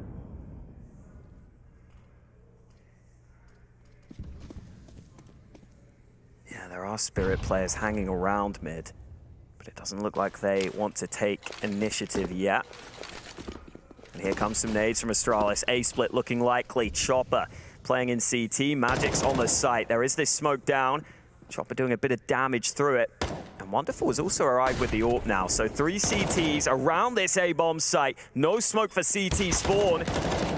The bomb should go down, but Magix still hasn't been spotted. It's a free frag for Magix. Make it a second. And Astralis in trouble here. BlameF can't win this. It's impossible. It's planted for him, but they all peek at once. Chopper deletes him. I like some of the ideas there. I like their sort of double pump onto the A side. That smoke deployed in front of Chopper. It provides that one way where you can see the legs of the CT player as they cross the site. But you can see Chopper's not falling for that. He knows exactly what's at play, doesn't peek on out, focuses on the players on site, and the whole time Magix has been stuck, hidden away, and he activates at the perfect moment to come on through for 2. Some ideas there from Astralis that are nice on paper, but with the setup from Spirit just fall short. And even with the bomb plant, Astralis is by very awkward. Utility especially lacking. Maybe they just try and force fights instead. But I don't know if Zipex can even do that. He's stuck behind a smoke right now. Yeah, they just have to commit here. Just the smoke's okay. Sometimes when you just go through a fight, you've got to play like BlameF who can strong arm his way into a round. That's one way to do it. Patsy removed. Wonderful now has to focus on this position. Device looking to phase this smoke onto Magix. Magix is tucked on in, knows that this might be a play that's being considered. Now it all comes down to who gets the first fight. Magix swings on out, Device removed. The kill back and forth puts it into an even stead. And Astralis losing Device. They slow down this A approach, regrouping.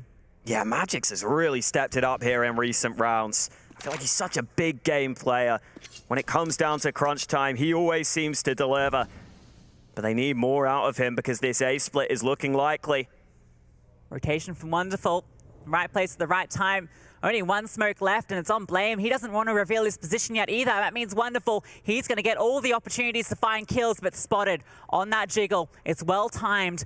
Maybe timing is going to be the issue here in mid. Glaive, you can see he wants to swing on out, but smoke comes through. Wonderful is going to have those open fights. Magic's on the site looking at this angle. Astralis, you can see how nerve-wracking this is for them. The Magix, the Magic Man with 2. Zip gets 1 back, and Magix is still here standing, and he finds a 4th as well, because why not? Buzz now in the 1 versus 2, fakes out the plan, swings on forward, but it's Chopper that takes him down, and Spirit take their map pick. Massive plays from Magix at the end there, kicking Astralis over like he kicked chairs over, and Spirit take their map pick. Astralis could be in murky waters here.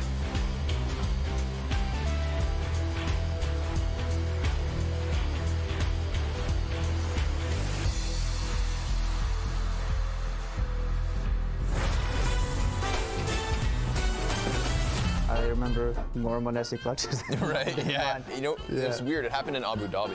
Obviously, last year he starts with that like MIBR clutch. Yeah. But you know in Abu Dhabi he had like a similar clutch from the same position and nearly the exact same kills versus outsiders. Right, Yeah, I thought that was so weird. Where I was like, I've seen this exact moment before, right? He had one good clutch against FaZe as well. For me, that one is the best because he played it out the best. Okay. I think it was last Lisbon groups. I'm also thinking of like the Inferno clutch as well when he stole bomb from outside of apartments. That was against outsiders as well. Yeah, right. Okay, yeah, two clutches, same maps. He's just crazy in clutches. Like even practice what he pulls off, it's, I don't know how, but he just somehow makes it work. You can't talk G2 clutch without bringing up Monasin.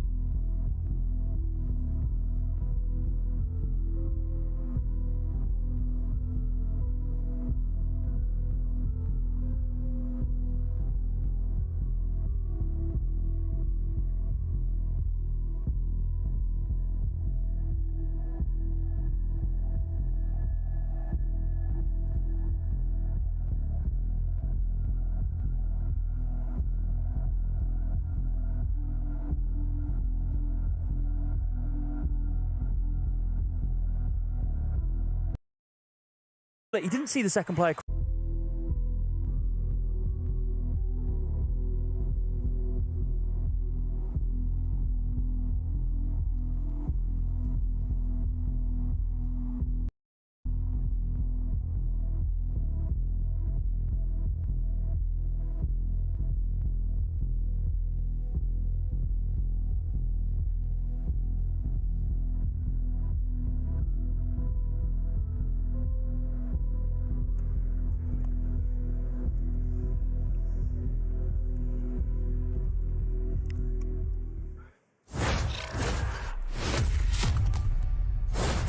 Well, Team Spirit come out swinging on their map pick of Mirage, looking pretty good against Astralis. A few moments there, but it felt like Spirit were in control. Yeah, I would say so, especially towards the end there. They started to really take over and, well, looking at the scoreboard, there was one man on Spirit who really took over. Honestly, it felt like Patsy had a really good start to this map, kind of tailed off a little bit. The rest of the squad doing decently. I think Siren definitely had a great game considering the roles he plays, but all in all, Magix was the main man towards the end there. We have Patsy starting off strong, definitely got them into a lot of their T rounds. But yeah, Magix, I love this guy. I feel like he's so good when it comes down to these big moments, these big games for Spirit. He always seems to deliver. It's kind of wild to me. I felt like Patsy must have got all 14 of his kills in the first like 5 rounds or something, because like he was just dominating them early on. As it got a little bit tougher and stakes got high up, that's where Magix really stepped up. This CT side from Magix was just absolutely unbelievable. The amount of multi-kills he got, even the 4K at the very end to close it out, were just fantastic. And we can see all those numbers looking pretty good, Hawkeye. Yeah, ADR really up there. Ended on 24 kills, had a great game for himself. And Spirit definitely need that. They definitely have the sorts of players that can step up. We've seen it in previous majors from them, in major playoffs from them. So really nice to see Magix having that level of performance. And I think for Spirit, the fact that they were able to go on that big streak at the end of their T half, it just felt like they, for whatever reason, always seem to have the slight edge individually. Whereas for Astralis, I can't really remember any moments where there were crazy big plays. Whereas on the Spirit side, they had a few rounds where individuals were just winning for them. Yeah, I felt like the story of like the individuals of Spirit rising up, whereas it was the team play of Astralis, which is obviously what they're well known for as a unit throughout their entire time in Counter-Strike. But that felt to be what was getting them those rounds they did find. And Well, we had one player from Astralis who did step up and Hawker, maybe not the player we were expecting, although you were suggesting it might take place. Yeah, funnily enough, I asked him, he didn't seem too confident whether he would be top fragging for the team or not. And listen, I think he'd rather take the map win than the top frag, but he did have a pretty solid showing, especially towards this B site early. Got a few of the Astralis rounds for them, but not enough on this map. And I guess maybe we have to look forward in this series, because I do think Mirage was always going to be a bit shaky for both of these teams, honestly. And I think that kind of showed up in the server, but Astralis should be much more comfortable going forward here. Yeah, a bit of a messy one at Mirage for both teams, as we sort of expected. But looking at Ancient, this is a map that Astralis has been very solid on for some time now. One of their favorite picks. That man on your screen there, Blame F, I feel like he's one of the best Ancient players out there at the moment. So I'm looking at him to step up, and I guess that kind of maybe tells a bit of a story about this team on Mirage, because when you don't have Blame F, Device, or Buzz at the top of the scoreboard, maybe there's something not quite working there. Yeah, definitely could be the case. Definitely want to see some of those players step up for Astralis. I also think it's funny for them in this series. I really feel like they have two great options for their picks. Either Nuke or Ancient could both be really good for them in this series. So that has got to lead to me that they are going to likely be able to bring this to a third. And I think that is what we all want here. I don't want to see Astralis just bowing out and not looking good. We want to see these teams try and bounce back here. Yeah, and I think we can have a look at the updated Unicorn odds. Looking pretty good for Spirit now. They're the favored going into this, and it makes sense because Astralis are one map loss away from elimination at the RMRs. Yeah, they could go out without even picking up a single map if they're not careful. It is Ancient, Astralis' map pick coming up next. We'll see if they can step it up or whether they get eliminated.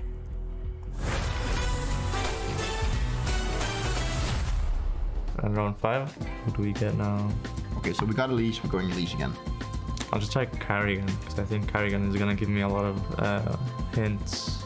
GKS, Justin Savage, Justin Kill Savage. He's older than 24. AK-47, more than 5 majors. And it seems like he is not European. It could be Nitro, but at the same time I think he's been... I'm going to try Nitro. That's exactly the same result. Not so familiar with all the NA players, so it's maybe a bit tougher on me this one. Okay, let's try Nico. The team is not Liquid, so no one from Liquid could be it. Maybe Rush? We can try for Rush. Twist is Canadian, so not that guy. Naf. But then again, it could be Naf, but at the same time, but maybe Canadian, I'm gonna try Naf. Hooksy. Wait, it's not Europe. Electronic. More than 8 majors, and it's not even close to the Russia or Europe. Russia is not it, but I have the age range pretty clear now. American teams, it's Liquid. Liquid? Only Liquid. It's not OC. Stop thinking Liquid. I'm only thinking Liquid. Who else is playing in North America? And he's played a lot of majors, it seems like, so it seems to be like an obvious name, to be honest. Stewie 2K. He's from America, he's retired already, and he's younger than 27, imagine. Maybe he's playing Valorant. Which was the roster that Cloud9 won the Boston major? Was it Stewie, Automatic, Rush, Skadoodle maybe? No, it's because the weapon is AK, so that wouldn't fit. Could it be Tarek? Let's try Tarek. Let's go! Why was that one? That one was really hot. Yes, it's Tarek.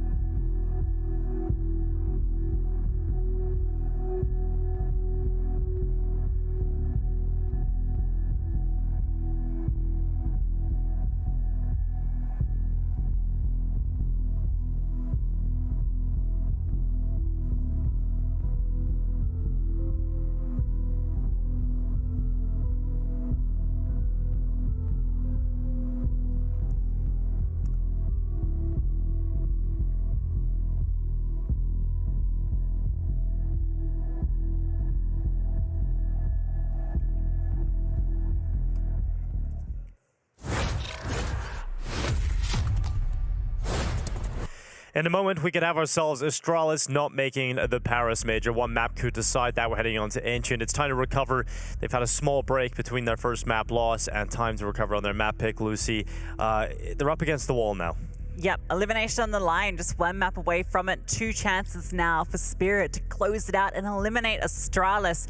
What a devastating loss that would be. Yes, the organization that has won the most majors in Counter-Strike Global Offensive. You got 3 major champions in there, 4-time major champions. It's incredible how many majors this team and these players have picked up throughout the years. And to not be in attendance at the last ever CSGO major would be a real shame for them. But Spirit have them on the ropes, Cody. Yeah, they really do. I mean, we saw some absolutely magic rounds from Magic himself, especially towards the tail end there. Some just stellar performances across the entire board. And yeah, you're completely right. Imagine not having a major with Astralis at it, especially the final one, considering the legacy this organization brings to it. Yeah, and legacy doesn't win games, Lucy. That's the key, and that's been the story for Astralis. Over the years now, we've become used to these Astralis results not being at the same level. They haven't fielded a roster that's been a contender for major titles for quite some time.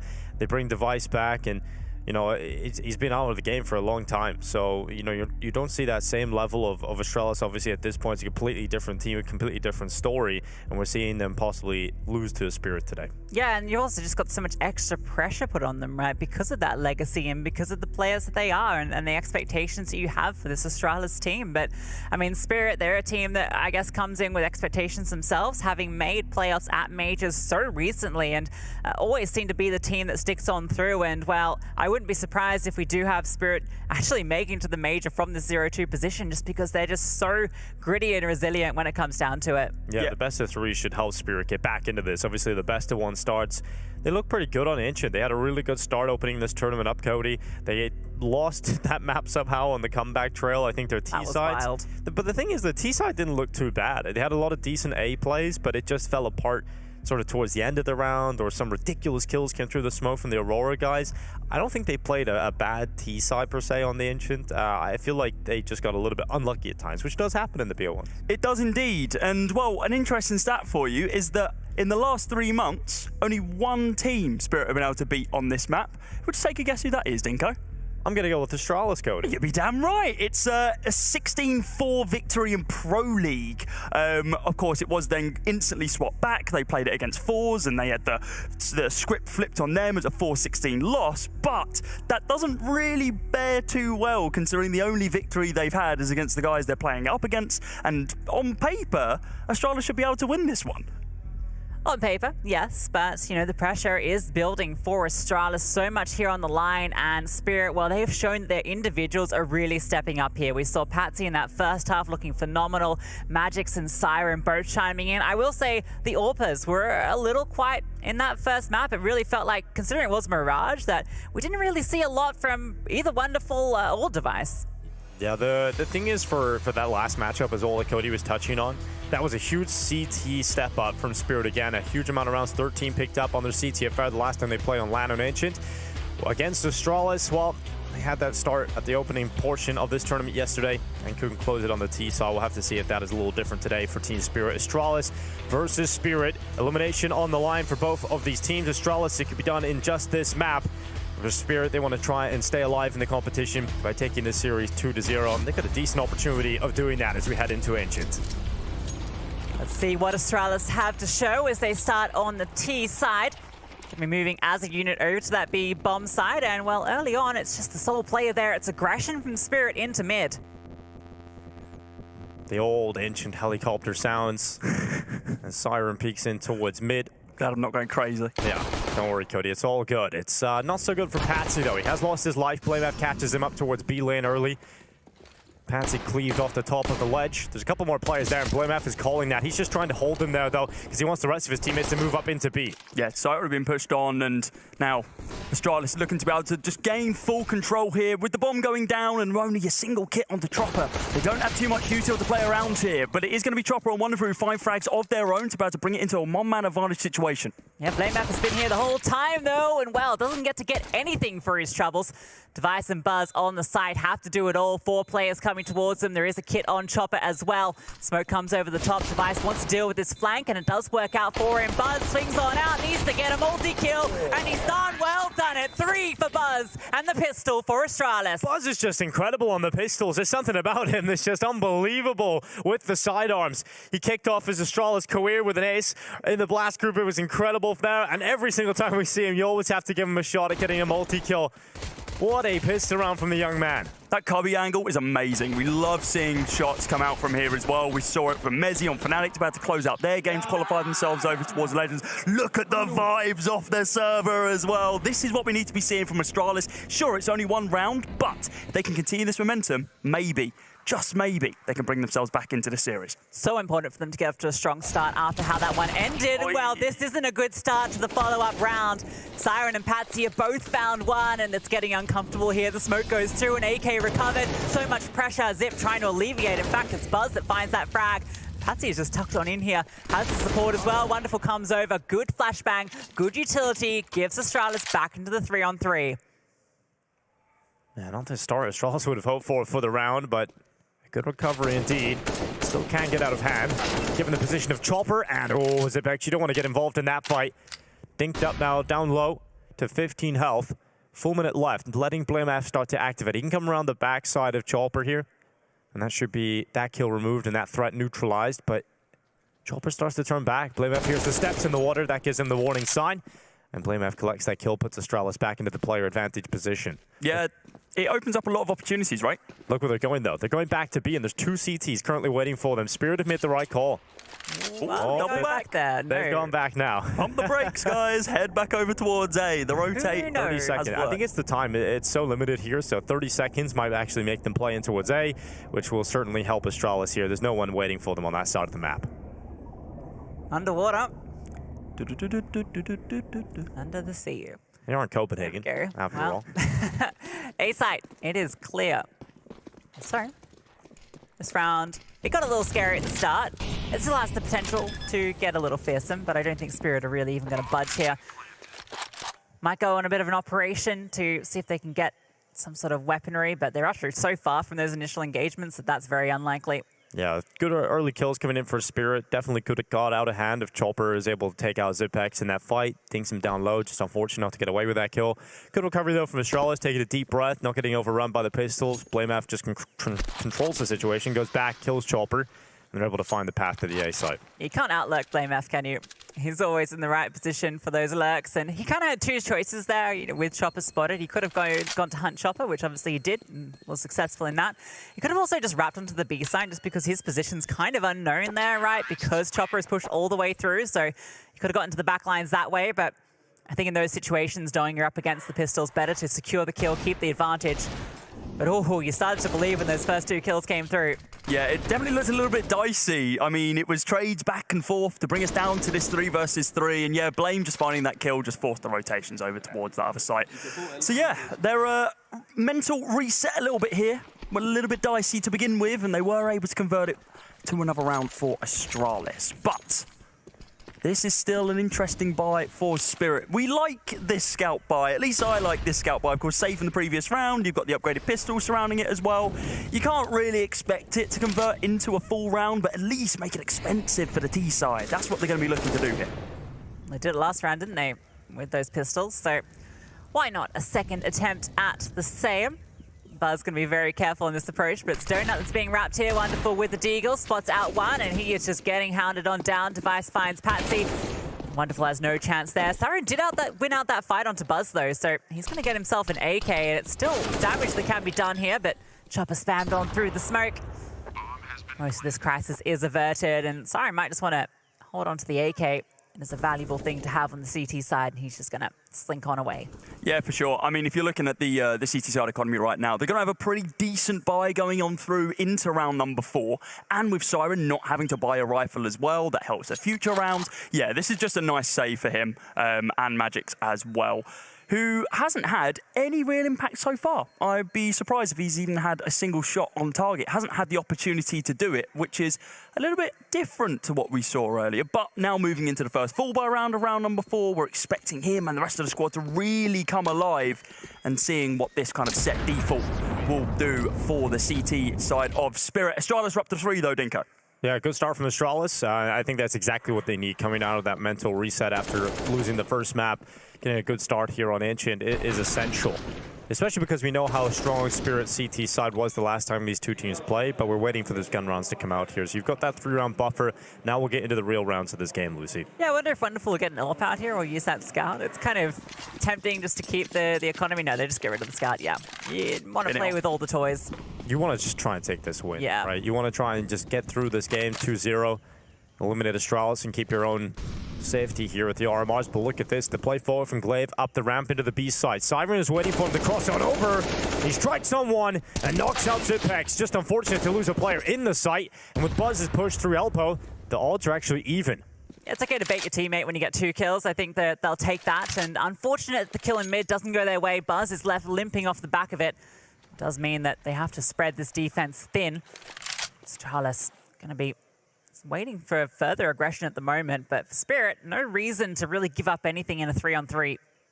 Yeah, spread is the name of the game, right? We're seeing this kind of 2-man stack inside of mid with the bomb just located over towards B. They are looking for anything, something, a semblance of presence inside of mid, and it's not going to be something they're going to be able to find. A lot of util on this T side, though, to be able to execute basically wherever they want. They're going to try and completely cut that B site off from CT. As the smoke now plumes, Wonderful now has to make that choice. Does he want to try and take this more dangerous push, or does he want to just wait for it to fade? He is going to go a little more aggressive as Siren going to be on the back site, holding and waiting for additional swings. Is already good for 2. How many more can he find? 30 seconds left. Astralis already up the B ramp, and Siren, he's just been so good from the same position. Siren sounds the alarms yet again and single-handedly removes 4 of the Astralis players. Finally, he is chopped down, and Blame F at least gets the ball in plan, but as soon as he crosses wide, Wonderful's op is ready to remove him from the round. That was really well played from Spirit. That smoke comes on down, but really the main aim of the game there is just to hold on and wait for Chopper to come on through. He's on that flank. They know exactly where it's going to be. They commit through the smoke. They have everyone in position, and Siren is just over-delivering from this position. The fact that he gets a double kill from here twice at different points in the round is just phenomenal. Playing these angles to perfection. They can't trade him out, and it's only the lack of bullets that ends up being his downfall. I find my 2 kills early on over there. I fall back. I go back there. I find 2 more kills. I'll be very surprised if Siren even moves for the rest of the game. Just posts himself up over towards that angle on the B-bomb site. It is going to be Astralis, though, not threatening B, at least for now, as they go for this kind of mid-push to gain as much information as possible, but it's a war zone here. Smokes, Molotovs, everything you could need, all deployed from both sides, but no one's been seen as of yet. Glaive already incredibly low. Let's see what Patsy can find. Well, Patsy's done well from red. Glaive just crosses into the open, and Patsy defends red room with his life. 2 kills in, switches out to the AK. And Astralis' mid-push does not work out to get that red room control. They committed a lot of forces to that as well, Lucy.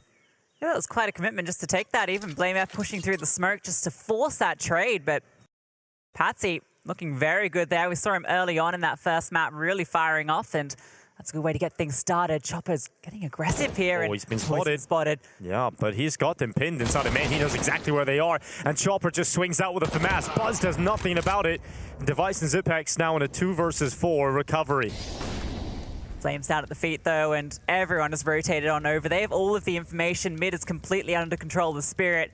Device and Zipex are absolutely penned on in here. Siren, this off angle is deadly, and even a smoke at the face is going to slow down Astralis. Actually, can't really go to B just because there's just no ground. They have to respect this, and honestly, it's going to be a save. Yeah, they are stuck here. They can't begin rotating around to mid. Great presence of mind here from Spirit to not get too overzealous and just hold for these rotates to see if they come on through instead of forcing the issue. They're still not in a fantastic position economically, so being able to save these 4 players, this is great from them. And it's off the back of that first full buy round. This has got to fill them with confidence that they're able to bring these 2 underneath their control. Astralis get out mid. You're right to point out the utility coming in. Spirit definitely dumping a lot of it in mid, investing into that. Astralis, They waited out, they forced their way through mid, and they try and apply pressure towards Red Room. But Patsy, yeah, he was under quite a bit of pressure here, but he handles it really well. And Chopper decides he needs some more info, so pushes up in towards A main. He gets spotted, realizes he probably has to stand and take a fight, wins the first, and that's enough. That's the job done. Astralis then would have to deal with a heavy rotate, so unlikely they would be able to pull off the round. Time taken for Astralis once the guns have come out. Spirit looking pretty strong here. I think it's pretty unfortunate that first gun round doesn't go their way because it really felt like they were in a good position to take it. So game plan not working out immediately. That's some good ideas in that round. You know, I do like the way they took mid control. They were able to just force back with that util, but Patsy overperformance for the double. They just have to scramble to find something back. So we'll see Device and Glaive both having a bit of a conversation there. So we'll see what the play is here because Device with that saved over AWP, kind of the hero here, although there are some rifles around him. That is always the benefit of having just the experience across so many players on Astralis, right? Is that, yes, while you do have your IGL, you've got so much up. That's a false start. Yep, never mind. Let's bring it back. Let's redo everything again, but we'll get that one resolved as quickly as possible. You were saying, Cody? Yeah, sorry. Well, not now, but beforehand, it gave them the opportunity to be able to have that conversation across all of those experienced players on that entire team. You mentioned 4 majors apiece for a strong majority of this roster. It's, yeah, it does get put to use quite a lot of the time, Lucy. Do you think that is a huge benefit coming into a game like Spirit? Or do you think that Spirit in of themselves are just confident in their own abilities that don't really care about the experience on Astralis? I think if you had this conversation about Spirit a year ago, it would absolutely be a massive factor. But I think Spirit have really shown that they can perform at a high level now when the pressure is on, just based on their performance at last majors. Yes, it's kind of few and far between, but in these big games, that is where they are actually able to step up, which is quite good for the youngsters. I mean, we're looking at it, Astralis, who I don't think they have that level of fear anymore in any team at the moment, right? It's been quite some time since they were at that level, but surely you can't take that experience away from them. But haven't been getting the results. Zipex attacks towards Jaguar early, catches Chopper just running on out. It's an easy kill for Zipex to be picking up, and Astralis have the advantage. He's been great in this series. In fact, this whole time at the RMRs has been stepping up. Good to see him taking this initiative early, has the spawn and rewards himself a kill with it. That spam looks like it's on the mark, but doesn't quite connect. Patsy's down to 45 somehow, so he definitely took a bit of damage if he committed to that. Maybe he gets the full kill, but tough to really get anything from the spam. You don't see too many kills from it, just a lot of damage being dished in and out. I think that's becoming kind of similar to the overpass spam on short, where a lot of teams just know the lineup. You're always seeing some damage done from it now. Under a minute left. Yeah, and still no 100% commitment here from Astralis. I mean, we've got the bomb posted up over towards double doors on B, so it looks like that is going to be where they're pushing, but it might not be a conventional, let's just go through Jag, let's just go through ramp kind of engagement. The issue was Astralis were finding the opening kill so many times in that Mirage game. In fact, way more often than Spirit were, but they just weren't able to convert off it. And part of it might come down to this, right? Like taking their time. The good thing is, lack of any contact has actually left B a little bit more lightly defended. They only get one chance to this execute with the utility so low. Smoke comes on over. That's a nice incendiary to slow things down. The counter utility coming on through. Time going to be a serious issue here. BlameF is getting peppered on down. They have to get this bomb through. You can see Magic's just lining up to deny. That bomb going to be planted at just the last second. They are going to get it through. Yeah, the bomb does go through for Astralis. Now into the 5 versus 4 post plan. They have the player advantage. They don't have a lot of utility left here at all. They have nothing to play with. Glaive is on a Deagle still. That's the last piece of util used up, though, for Spirit on the retake. And here they come as a pack mentality, charging in towards Device. Shot lands and the first damage done to his second, but it is only 1 kill for Device. Now you look to the right for Buzz inside of the site. It'll strike. Buzz cuts being handed out everywhere. Fall back for Siren. There's no other option. Spirit cannot pull off the retake due to the lack of resources. And that's Astralis slinking their way through to the B site and converting on a 4th round. You can see the excitement that Buzz brings to this team. He's really a player to be keeping an eye on. Really great stuff there in the double. Device gets the collab, but unfortunately it's just the 1 kill, but still sets up the team to collect. This Magic getting dropped down pretty low as well. I was expecting some Magic in the round, but simply wasn't to be the case. Siren, instead of playing it a little bit late, looking for those exits, and I think that's not a bad play. Could have played for the time, wait for the bomb to explode to see if we can get some people kind of caught unawares, but we are now going to be seeing a timeout from Team Spirit for the first time in this second map, just as they kind of take a brief respite first round on the board from Astralis since those two combined from Spirit. And now with the economy kind of looking a little bit shaky from that CT side, we might be seeing a couple of drops from the rest of the team. A number of options kind of present themselves here. And, UMP picked up Bomb Chopper. Yeah, Chopper's a big UMP guy. He does UMP a lot, doesn't he? Him and Glaive, actually, I'm surprised Glaive couldn't afford it, $50 short. Otherwise, I reckon he'd also have the UMP. I feel like he was the guy that really started the UMP back into fashion. Back when he used to double tap people, like from long range, it was better than rifles. God, that was a patch to live through, wasn't it? Patsy, a lot of mid-aggression right now, absolutely bodied by Blame, and he's not going to be able to find that second kill. A little bit of damage onto Siren drops him down to 28 HP, puts him in a dangerous position for Glaive as he begins pushing on through Donut. No frags to his name as of yet, though, Dinko. Yeah, they can start to lead their way forward. Wonderful's holding Donut's angle, and Glaive baits out the shot, and then sets up Device for the repeat. Perfect play there, and Siren has to push through main now. They've lost some control, and this play could work out. They're looking for him, and they haven't seen him, and so Buzz is going to be executed from behind. Siren has this kill locked in, but he's trigger discipline. He can find himself more than one, and that's exactly what he does. Sinks Buzz and Glaive, and leaves Device and Zipex to try and recover this, but Siren says no. Just Zipex left. It's been a while since we called him the Clutch Minister. The sermons are closed for today. It will be the recovery of the round for Team Spirit. And once again, Siren having an incredible round. An ace coming in from this A hold. He is just an absolute animal on this A side at the moment. Just an absolute beast. Yeah, it's incredible from Siren, right? It looks like he's going to get caught out. Buzz doesn't have the due diligence, though, doesn't clear fully, and they walk past each other. The trigger discipline was what was needed, because look at this opening. Device finds Wonderful. It's all about to crumble, but Siren, check this out. Even the jump peek across on the reload to get the information on Device. Device is distracted by the Temple player, and yeah, that's frustration. Buzz knows that was a little bit on his shoulders for not fully clearing. He can do it on B, he can do it on A, he can do it anywhere. Siren finding frags when it matters most. And Lucy, this was the same performance we've seen in their opening game, right? He has such a big CT performance from Siren. It wasn't enough to get the win, but definitely was able to stick up on the CT side. And on the same note, it was this aggression from Patsy in mid that was really impressive. You know, sometimes it wouldn't work out, but even going 1-for-1, I think, is actually not too bad for the damage that he can cause there. This time around, throws out the utility and falls on back, but keep an eye on that fight. This boost in mid, smoke is starting to fade away now, so they're going to dismount. They don't have a lot of options here, Astralis, so just hoping they can get out contact middle, which they will. No one from Team Spirit even watching for this. They're fine playing this passive setup, giving that mid control to Astralis. They got other choke points covered, so Patsy knows if they cross to red from Donut. So he'll be able to get that early info so they can adjust the B defense to come back and watch if they do get through. Now he has to call for that. You'll see the B adjustment coming in now. Chopper starts to look towards red.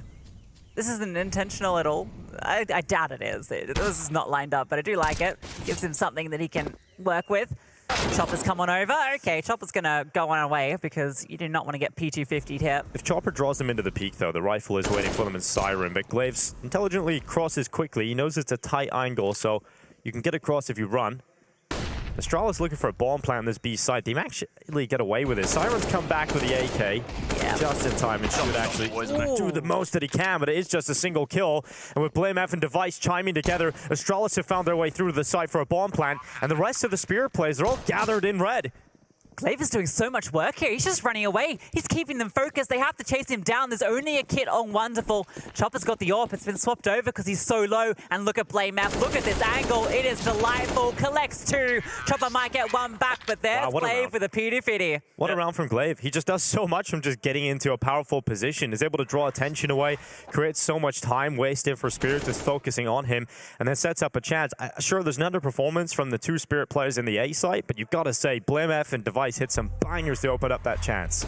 Rare that Siren doesn't shoot down more than one in that situation. I mean, good presence of mind from Astralis just to be able to fade on away and ensure that they don't show off their sightlines. Quite questionable, the fact that they went for that retake, considering the economic disadvantage they had in that CT side, Lucy. Yeah, I think that's just kind of the advantage there of having one hero rifle when it's on a player like Blame F, and you can kind of get into these awkward engagements where you're making Spirit feel uncomfortable. It's a P250 pressuring Red House. That really speaks volumes to how afraid they were. $300 just winning you the round, basically. But that dink, I mean, that's all it does it, right? Because Chopper can't face it. He needs the reinforcement. think he had the MP9 in that situation as well, right? So it's like, okay, that's pretty rough from me. I need to be able to take at least one bullet to be able to do something what a here. comeback from Eds. 13-12. Okay, well, this is much better than a 16-0. iNation were leading the way quite significantly coming into the second half, I believe, and Ents were able to just claw back. So that falling apart for iNation, but a much better performance, obviously, from the 16-0 they suffered. First one of Ence's history. They were able to 16-0 according to their social media team. If I'm wrong, blame them. Well. There you go, covering your ass. Speaking about blame, inside of mid. He's going to be looking for a couple of frags here. Performed well in that previous. A lot more rifles to play around with here, though. Oh, they're jumping about, and Siren's going to be able to take him down. Weapon not going to be in a recoverable position, though, so need to be a little bit cautious about how they want to retake these fights and just fall back onto the bomb. I've been cautious about Device there as well, swinging out with the AWP. He's spotted 3 players, but they're fast on their way out of that. So actually going to be fine. That AK not going to be retrieved. Device actually picks it up. I wonder if he's going to go back for that AWP. I feel like he must do it at the end of this round, but keep an eye on its position. As we keep an eye on Zipex taking space, taking names, dealing with this pistol by pretty well. Shouldn't really be challenging. Zipex just seen a bit of chopper around the corner he did, so you'll lock that kill in. Buzz elsewhere just moves through this A site. Oh, God, if Magix finds us all. I mean, he's not going to be able to find the kill inside of mid. He does get taken down by Device. But there was a world in which he just goes hunting around there. It's like, oh, look at this. There's a big old green on the floor. I'll be taking one of those, but not to be the case. So going to have to actually commit a lot of their money into this next round, coming to round number 10. Astralis lead with 3 rounds above their opponents. And it looks like Tilt is starting to set in for Spirit, which is quite surprising considering how good they were on that first map. It's interesting for Spirit. I mean, have a look at the scoreboard. Siren's out there 15 for 6, but everyone else is kind of not having much impact, right? No, 4 is the highest kill in the rest of the team, right? There's, what, 9 kills between them? It's a little one-sided at the moment. But yeah, and I mean, the cool thing about Spirit's first few rounds that they picked up is Siren was pretty dynamic. So he wasn't really usually that A anchor player, right? But he was over on B side quite a few times so far. But I remember in that opening game where he's having the most success is in that A anchor role. So fish in the barrel. Yeah, Device Ace here maybe on the cards. Yeah, could be getting quite a few here lined up. The more rounds that Astralis win on this T side, the higher percentage chance I feel that Astralis is going to take this map. Considering what we've seen from Spirit's T side on the opening day yesterday, it didn't look all that convincing on Ancient. That was not good. If you go down 8 rounds on this T side, maybe even more than that with the way Astralis are playing, you're looking at a pretty tough time coming back in that second half. I don't think Astralis is going to be too best pleased that they lost 2 players there. I mean, sure, they win the round at the end of the day, but it just becomes more and more expensive for them. And it's not a position they really want to be in, because if you have one too many of those, you're then in a bad spot, especially if Spirit are going to be able to come back off the back of this one. I mean, yeah, just tapping people away and able to find some minimal success. Yeah, Blamer sent in to collect some cash, but only able to swipe the credit card once. No. Well, setting up for A execute, there's no control elsewhere for Astralis, so they have to be quite quick about this because now Spirit have all the info on this B lane push. So they know the Astralis have to be leaning either towards middle or towards A right away. And Magix can now start to come out from ledge. What a great call from Spirit this is. Magic deals with Glaive, only sees him in middle, so has to call this A place. The rotation is starting to come back from Spirit. Buzz is on the side though, he's taking this control. Chopper's sitting in the smoke and all. Magic just walks on through. Buzz caught between 2 angles. Siren chiming in for a double. Siren always stepping up, and that's the bomb delivered. Blame F in a 1v5. Yeah, this is a perfect call right now from Spirit in this round. It works really well against what Astralis had in mind. Perhaps you should confirm this, but Blame F down low, 12 HP. At least gets 1, but him winning the round's impossible. The bomb's in the pack of Spirit players, but this call to go aggressive on the CT side, to take this B lane control, gets the info so quick. They don't see anybody in B, so then they can immediately start focusing mid. They get Glaive, Magic sees there's no one there. The only place they could be is outside the A site, so the rotation immediately comes in. Astralis tried to execute on that timing, and Spirit are already there. It's less of a discussion now, but the big thing on the CT side is you need to be taking control of either mid or lane. But if you take control of both, like Spirit did there, I mean, Astralis is just forced into one position, right? So that one's a bit unfortunate for them, forced out into exactly what Spirit were looking for. It's good the Spirit actually went a little bit more proactive, because if they were playing the same passive style we've seen a few times from them, that would have worked out really well for Astralis, right? They would have had the chance to get into the site, probably had a favorable numbers fight in towards the A site. But this round was just the perfect CT call to change it up. So Chopper makes a good move here. Finally saw something from Magic as well. Yeah, it's been a great round. Yeah. Found that pistol kill in the previous round, which is kind of here nor there, but being able to find this kill inside of mid to be able to open us up. And the smoke fade as well. Exactly. This is the crazy one. Be able to jump straight on through and then find Buzz. I mean, that just kind of shuts down the round because Buzz has such an aggressive control of that bomb site, and they're able to hold on to that if he stays alive there. So good seeing Siren performing well. So well. It's delightful. 18-7. Yeah, had a big CT performance the other day as well, as you pointed out. All right, again, back over towards the A side of the map for Astralis. And look at Siren up on the boost to execute. Actually, might be coming in pretty quickly here. The smoke's over the top. He is the only one anywhere near this A site. Has to come up big, and he can't find the first. That's a big entry from Buzz. Really nice opening. Patsy sends the nade in. Does get the trade. Spam's going to continue now for Magic all the way inside the CT spawn. Astralis have so much control here. They're going to be committing every single piece of utility that they have available. But now here comes some counter util. Spirit getting set up for this retake. They have a lot to be able to work with here. As the smoke comes down, I think actually that makes it substantially harder. They might not even go for this one now. They're just going to be waiting for the opening opportunity. Chopper from Donut going to be looking for this opening kill, but smokes continue to fall down. Flashes come out as well. We're really going to be seeing pushes straight through the smoke. They tap in the bomb. They're going for it hard. Yeah, 10-second on Chopper though. Zipex and Patsy blow for blow. It's chaos inside of the site, and the kills keep coming in, but Astralis, they've got the time on their side. And that's the biggest detail. Wonderful gets onto the cheap juice. Clip the knife, gets him off of it, and that wins the round for Astralis. Oh, Cliff just steals it away from them.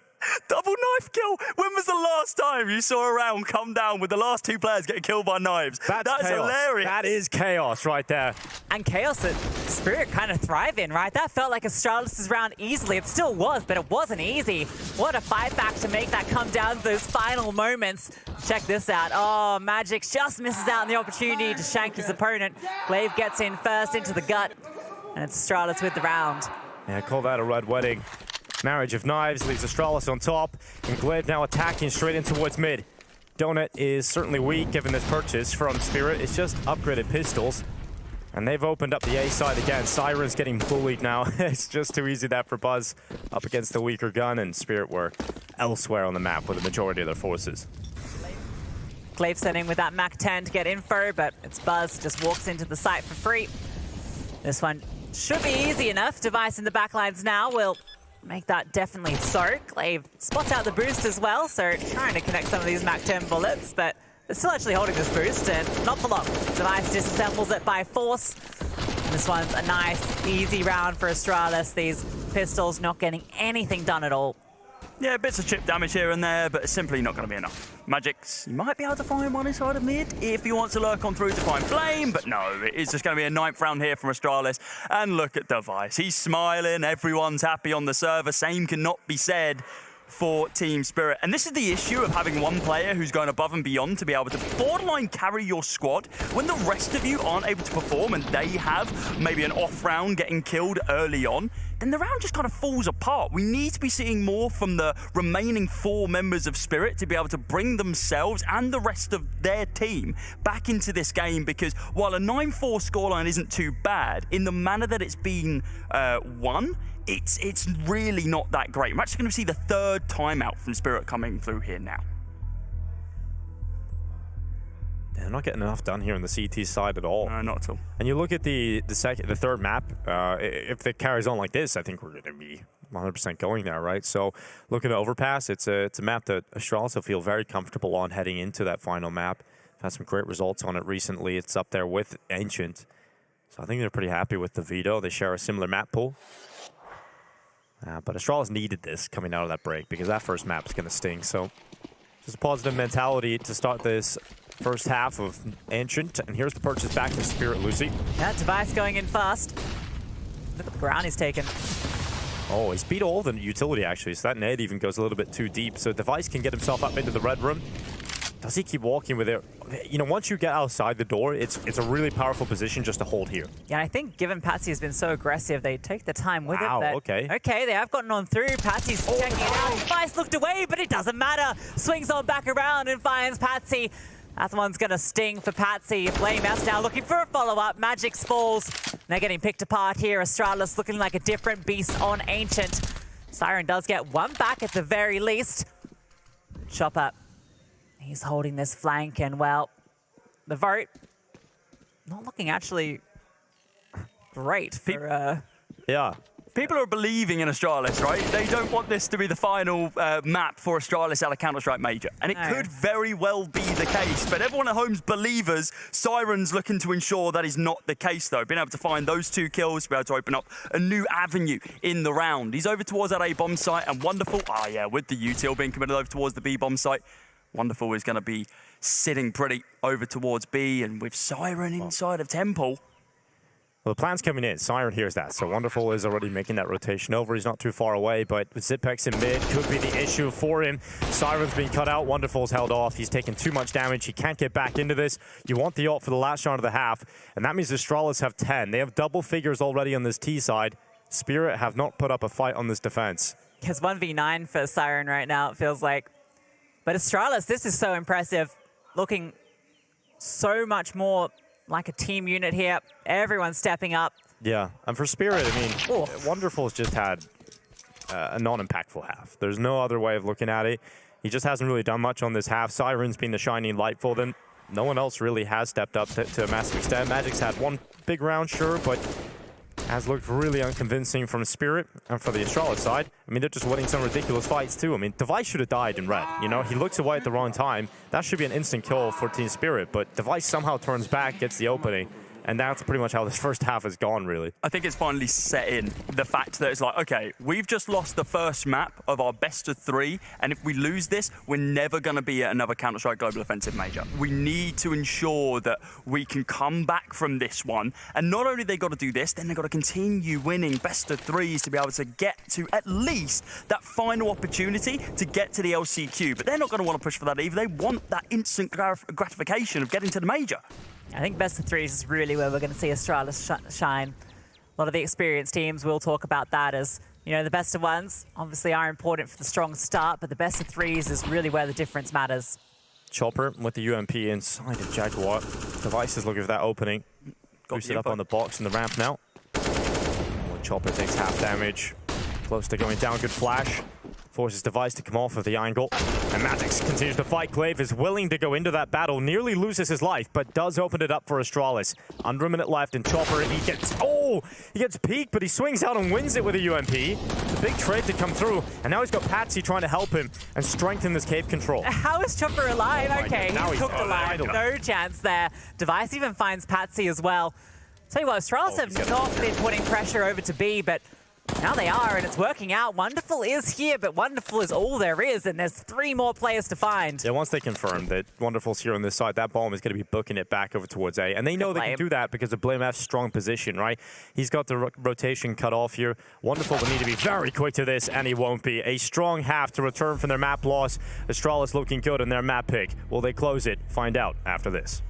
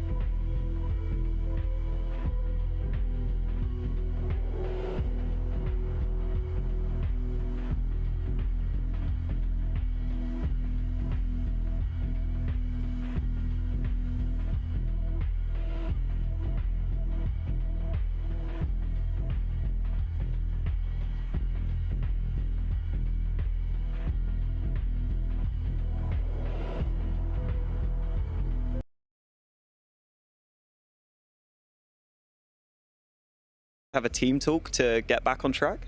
I mean, we had a team talk and we just said to each other, don't be scared, don't be pussies, and we just played more aggressive, city side. We started really good, they catched up, and I mean, we played really good. Mirage, I can say that. We threw a lot of rounds on this side. From 12 to 8 we lost. Forced by, I think, yeah, if we want that, we could have probably won the map and for the decider. Obviously, unfortunate for you not to get any map wins here, but you had a couple of really close ones. I think you played against a lot of really tough opponents, actually. So I know it's hard to say right now, but are you still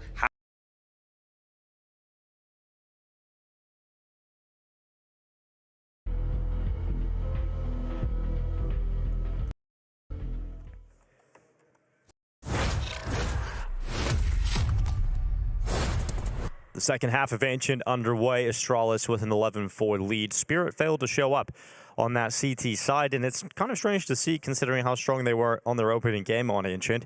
It's actually their T side where they had the most struggles. That doesn't really paint a pretty picture coming into the second half, Lucy. Yeah, it's a little concerning for them, and maybe crumbling under the pressure a little bit. It's only really Siren that's been anything to talk about for Spirit, but we'll see if this this pistol will have a different result, as they're going to be moving as a unit, one player in towards mid, but are going to be taking control here early. Siren leading the charge up and over. Smoking towards Red House, giving them space in mid. Buzz in the donut. He's been the player to get excited for Astralis. He's going to hear him going on past, and Blame F comes over with the dual Berettas. Look at this angle. Glaive's got his own pair as well, baiting out for Blame F. He's going to be in the danger position to sling on through, and then into the meat grinder, but somehow Siren grinds a couple back himself. Nice little pick up there. The Julies only doing one frag between the 4 that were picked up. Glaive and Blame F not performing as well as you would have liked to see, but the CT control right now from the USPSs should be enough to be able to close this down. The Glock's just not as prevalent in these long-range engagements. Device going to be able to find the opener, and then Chopper. Ooh, top and down zip. Okay, there's a world, but we do not live in it. It's going to be a 12th round there for Astralis, the pistol round being 1. Yeah, that's pretty good from them, and it sets them up for a very decent CT side. Yeah, Spirit not winning that pistol is a big blow to the comeback story. Astralis looking very good now with that pistol picked up. Siren once again at least trying to do something for his side. In the end, Astralis head to 12. Not even just losing it, but also not getting a bomb plant right. You often see you don't have that good force even if they get the bomb plant, they'll force, but you just can't, and that means that you're conceding 13 before we can even get the guns out. And there's a risk as well, even if you wanted to go for the force buy, you get that weaker force buy. There's a risk in that too, because you don't have too many rounds to play with, right? So right now looking very rough for that as Spirit. Playmath kicks off the next round with an opening onto Patsy. And the goal here for Spirit is to try and death ball your way into a bomb plant if you can, but even doing that is going to be very difficult against Astralis with better weapons here. They have a lot of utility on a few of the players, so maybe they could break through if they can overwhelm. Maybe on Zipex could be the player to do it, even though he has the util. But he is alone right now, isolated towards A main. But getting there is the tough part, and you've got to walk through middle, where Playmath and Buzz are ready to chop you down. Siren just wants to find a couple of kills. He wants to have some staying around. And yeah, that death ball kind of mindset and that mentality and that approach only works when you have all 5 players alive. Losing that one inside of mid and then slowing it straight down is like, okay, well, that's incredibly counterintuitive to the actual plan that you want to make. Blame inside of mid, though. I mean, he just picks up absolutely everyone, but it's barely in contention. Siren does well to be able to pick up 1 kill. That's basically all we can really write home about. Exactly. Now we're into a better round here for Team Spirit. This really is starting to be the last few steps on Ancient, Lucy. They have to pick this up, otherwise Astralis should take this. Yeah, pretty much has to be this round. Otherwise, it's such a long, difficult comeback. And while Patsy with aggression in mid might be the man to try and make it happen, getting up in front of this smoke, but it's a missed one from the T. As you can see, it's bloomed way too far down those stairs, so he can't get up too close. You know, he'd love to be just inside that doorway. Buzz is looking out over the top. The re-smoke comes on through. That is going to allow him to slowly creep on forward. We saw how much success he had here on the CT side. It's whether he can replicate it here that's the question. Flash goes up. Buzz caught by it. Oh, and Buzz under a lot of pressure, a lot of damage being done, but somehow Buzz will win the fight versus Patsy in the most unreasonable fashion at red. That makes no sense at all. Absolutely no sense. But Buzz has been so good across this game. be able to find Patsy, who's only really had success over on that CT side with those kind of lurking mid pushes. On the T side, yet to really make an impact. Siren, though, he's been that true impact fragger, not only on that T side of Spirit, but in the entire game. Top fragging on the server and is looking to open up an avenue over towards this A bomb site. Chopper now looking for this connector control towards Donut. Blame, though, shuts it down. Molly goes down. Siren needs to explode onto this bomb site once his teammates are ready, but we're seeing this push in through Red Room to be able to gain that CT control as well. It seems like this is a pretty big execute, that this is well regimented from them. Chopper, oh, taken down by Glaive. You can't be losing that. Right, Blamaf holding towards the donut play. They're starting to sprint out. Bomb is loose. Blamaf holds strong. Good double from him. And in the end, Spirit will crumble to a 14-4 scoreline. They're just not getting kills here, Lucy. They're just not capable of actually winning any of these battles at the moment. Yeah, Blamaf's having no issues finding these kills. He's just racking them up. I feel like this has been like the quietest 23 for 9 I think I've seen. You compare it to what Siren has managed to show us on his same scoreline. But look at the rest of the scoreboard for his team. I mean, they're all in single digits. It's just wild. It's crazy, isn't it? Actually concerning. I don't think I've ever seen such a single-handed performance on one team. The next highest on the team is 6 kills, and he's on 23. Yeah, and the amount of times they try to give the AWP over to Wonderful, obviously having a really quiet game. Patsy, when you're a space creator, is not creating space, there's a problem on the T side, right? You get someone to red, he probably should have won that fight. He should have won that fight. He knew he tagged him as well. That's the crazy thing, right? So he knows he's there. All he needed was one more bullet, but gets a bit lost in it. And Buzz, not lost at all. Not lost at all, but it could have been a different story if Spirit create that opening up into red. Maybe there's a different pathway they can use, but the kills are all going Astralis' way, and this will be a confidence booster if they just close out this map 16-4 like this. And if they win this round, Cody, it's very likely Astralis will be able to take this 16-4. Oh, I think we completely chop it up, and I think the game's over and done with. They are going to be looking to position themselves towards this B-bomb site, something a little bit fresh. They've been posting themselves up towards A for a strong majority. We saw some of those early rounds come over towards that that B-bomb site for Spirit. Let's see what they can do now, though. Spamming through the wall, Magic not going to be able to find anything on Glaive, as he's looking to get aggro here. He's just looking to get in their face and just disrupt them as soon as possible. He's expecting the boost. The boost is yet to come out.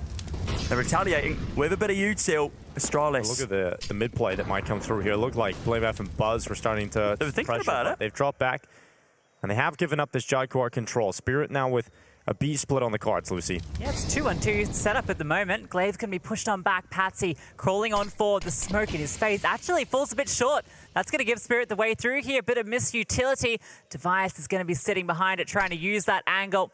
Smoke's now come out for the T side. No one on the side itself. Rotation has come on over. They're making their way onto this side. That bomb boost comes on through to deny, but it's out on the angle. Good spam, does damage both ways.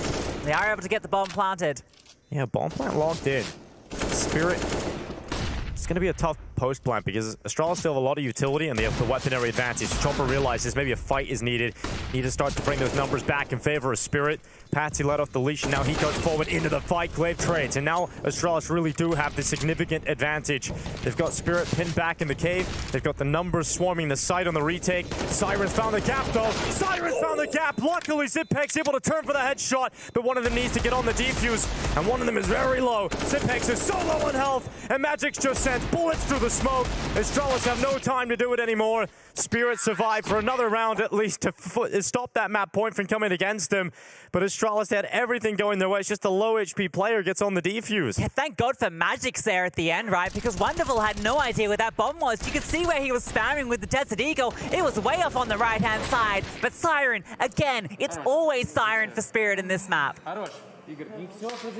He's come out on top, round after round after round after round, and he was just one kill away from, well, guaranteeing it. Of course, the round already goes their way, but you win it, but I mean, everyone died. Oh, everyone's dead. Everyone's dead. The money's in the bin for all 10 players on the server, so it's a interesting Astralis is buy. pretty sick, honestly. Their buy is really good right now. They've got plenty of pieces to work with the AWP as well. It's Spirit that are suffering. They're down to Galil's on 4 players. 1 AK-47 for Siren.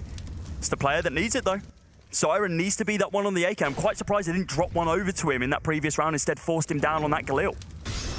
Zipex playing in towards Cave. Here comes that swing right in towards Zipex. He needed to get at least one there. That's an important kill for Chopper. Barely standing. The flash goes in and Glaive gets a double. He'll be very happy with that. His teammates will have confirmed to the blinded player he got 2 from it. And Glaive can slink on back. Spirit handed a disadvantage for the remaining 1 minute. What a hero play from Glaive. Flashes himself in, and well, Patsy getting up to his own heroics, but that one's a bit more costly. Brought on very low in that engagement, and Device is still on here. At the moment, Device is actually the only one here. He has the good angle. Wonderful's going to be walking up with that bomb. The Flames will force a relocation from Device, and he decides to play passive. Right call, because Buzz has come to support. That bomb is going to make its way through on Wonderful's back. Utility going to be a huge issue here for both teams as we look for a brawl in the post plant. Device peeks on out to the right side. Siren, who has been the danger man, caught out for Team Spirit. Wonderful goes down without a fight, and now it's just the mortally wounded Patsy. He's even got a flank coming up against him eventually. That was the opportunity to get the 1 pick, but as soon as he backs up, BlameF was in behind, and Astralis make the retake work. It's 15 rounds, 1 round away from securing map 2. Map 2, and also major lifeline gained. They lose this one, which is looking incredibly unlikely. They're gone. Done. It's over. Yeah, I think we'll save that one for map 3 maybe. I know, but they're looking very good. Close. Yeah, this one's done. At this point for Astralis, they're just waiting to get on towards Overpass to get the series going on again. You could just see the frustration for Team Spirit. I think they are of the same mindset. This is not being the performance of the Ancient you would have liked to have seen from them. What does Siren have to do more in this situation, right? Because he's dropped 24 kills on the server. Like, what is that communication like to the rest of the squad? I think more so at this point, it's just the rest of the players just want to get their heads back into the game. I think obviously winning is completely out of the question. Right. It's just playing round by round and getting your focus back because you know that last map is looming. Yeah, you don't want to go out like this, right? You don't want 4 players to basically have not done anything on the map. You want to come into the second map with at least a few of them warmed up a little bit, but that's not going to help. That's a Device shot right towards Chopper. BlameF sitting at the back of Donut. In the meantime, Device is just having fun over at the shooting gallery on the B side. Blame. And BlameF burning inside of the Donut. Maybe a little bit overcooked on that one. I wanted to give him a chance. Did indeed. Zipex plays towards default. He starts to remove that chance from them as Siren and Wonderful go down. Just Patsy left. He'll try and pad his stats on the way out. Maybe he'll be the second player from Spirit to reach double figures. But nothing else will be coming through from this one. Astralis have done very well to bounce back. And what a statement it was from them coming back into this. They needed to come through. They're not going to feel mentally strong after going down 0-2 on day 1. And then coming into this, losing a map, finally Astralis have been able to pick a victory for themselves up here at the RMRs. That was the conversation in that interview with Glaive earlier, right? About kind of the, from Zip, about the mental game, feeling refreshed into this, confident, and well, they will be after this victory. Patsy, the only one remaining, and well, actually, he might get himself another kill here, and it's actually given him a gap for a moment, but Zip comes on through, and Astralis bounce back on map 2. Yeah, they finally win a map here at the RMRs.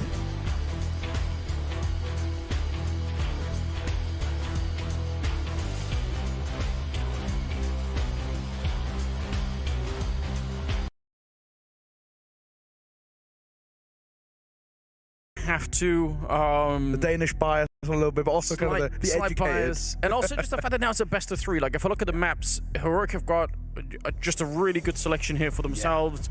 They should be feeling very, very comfortable the way this is going to be playing out.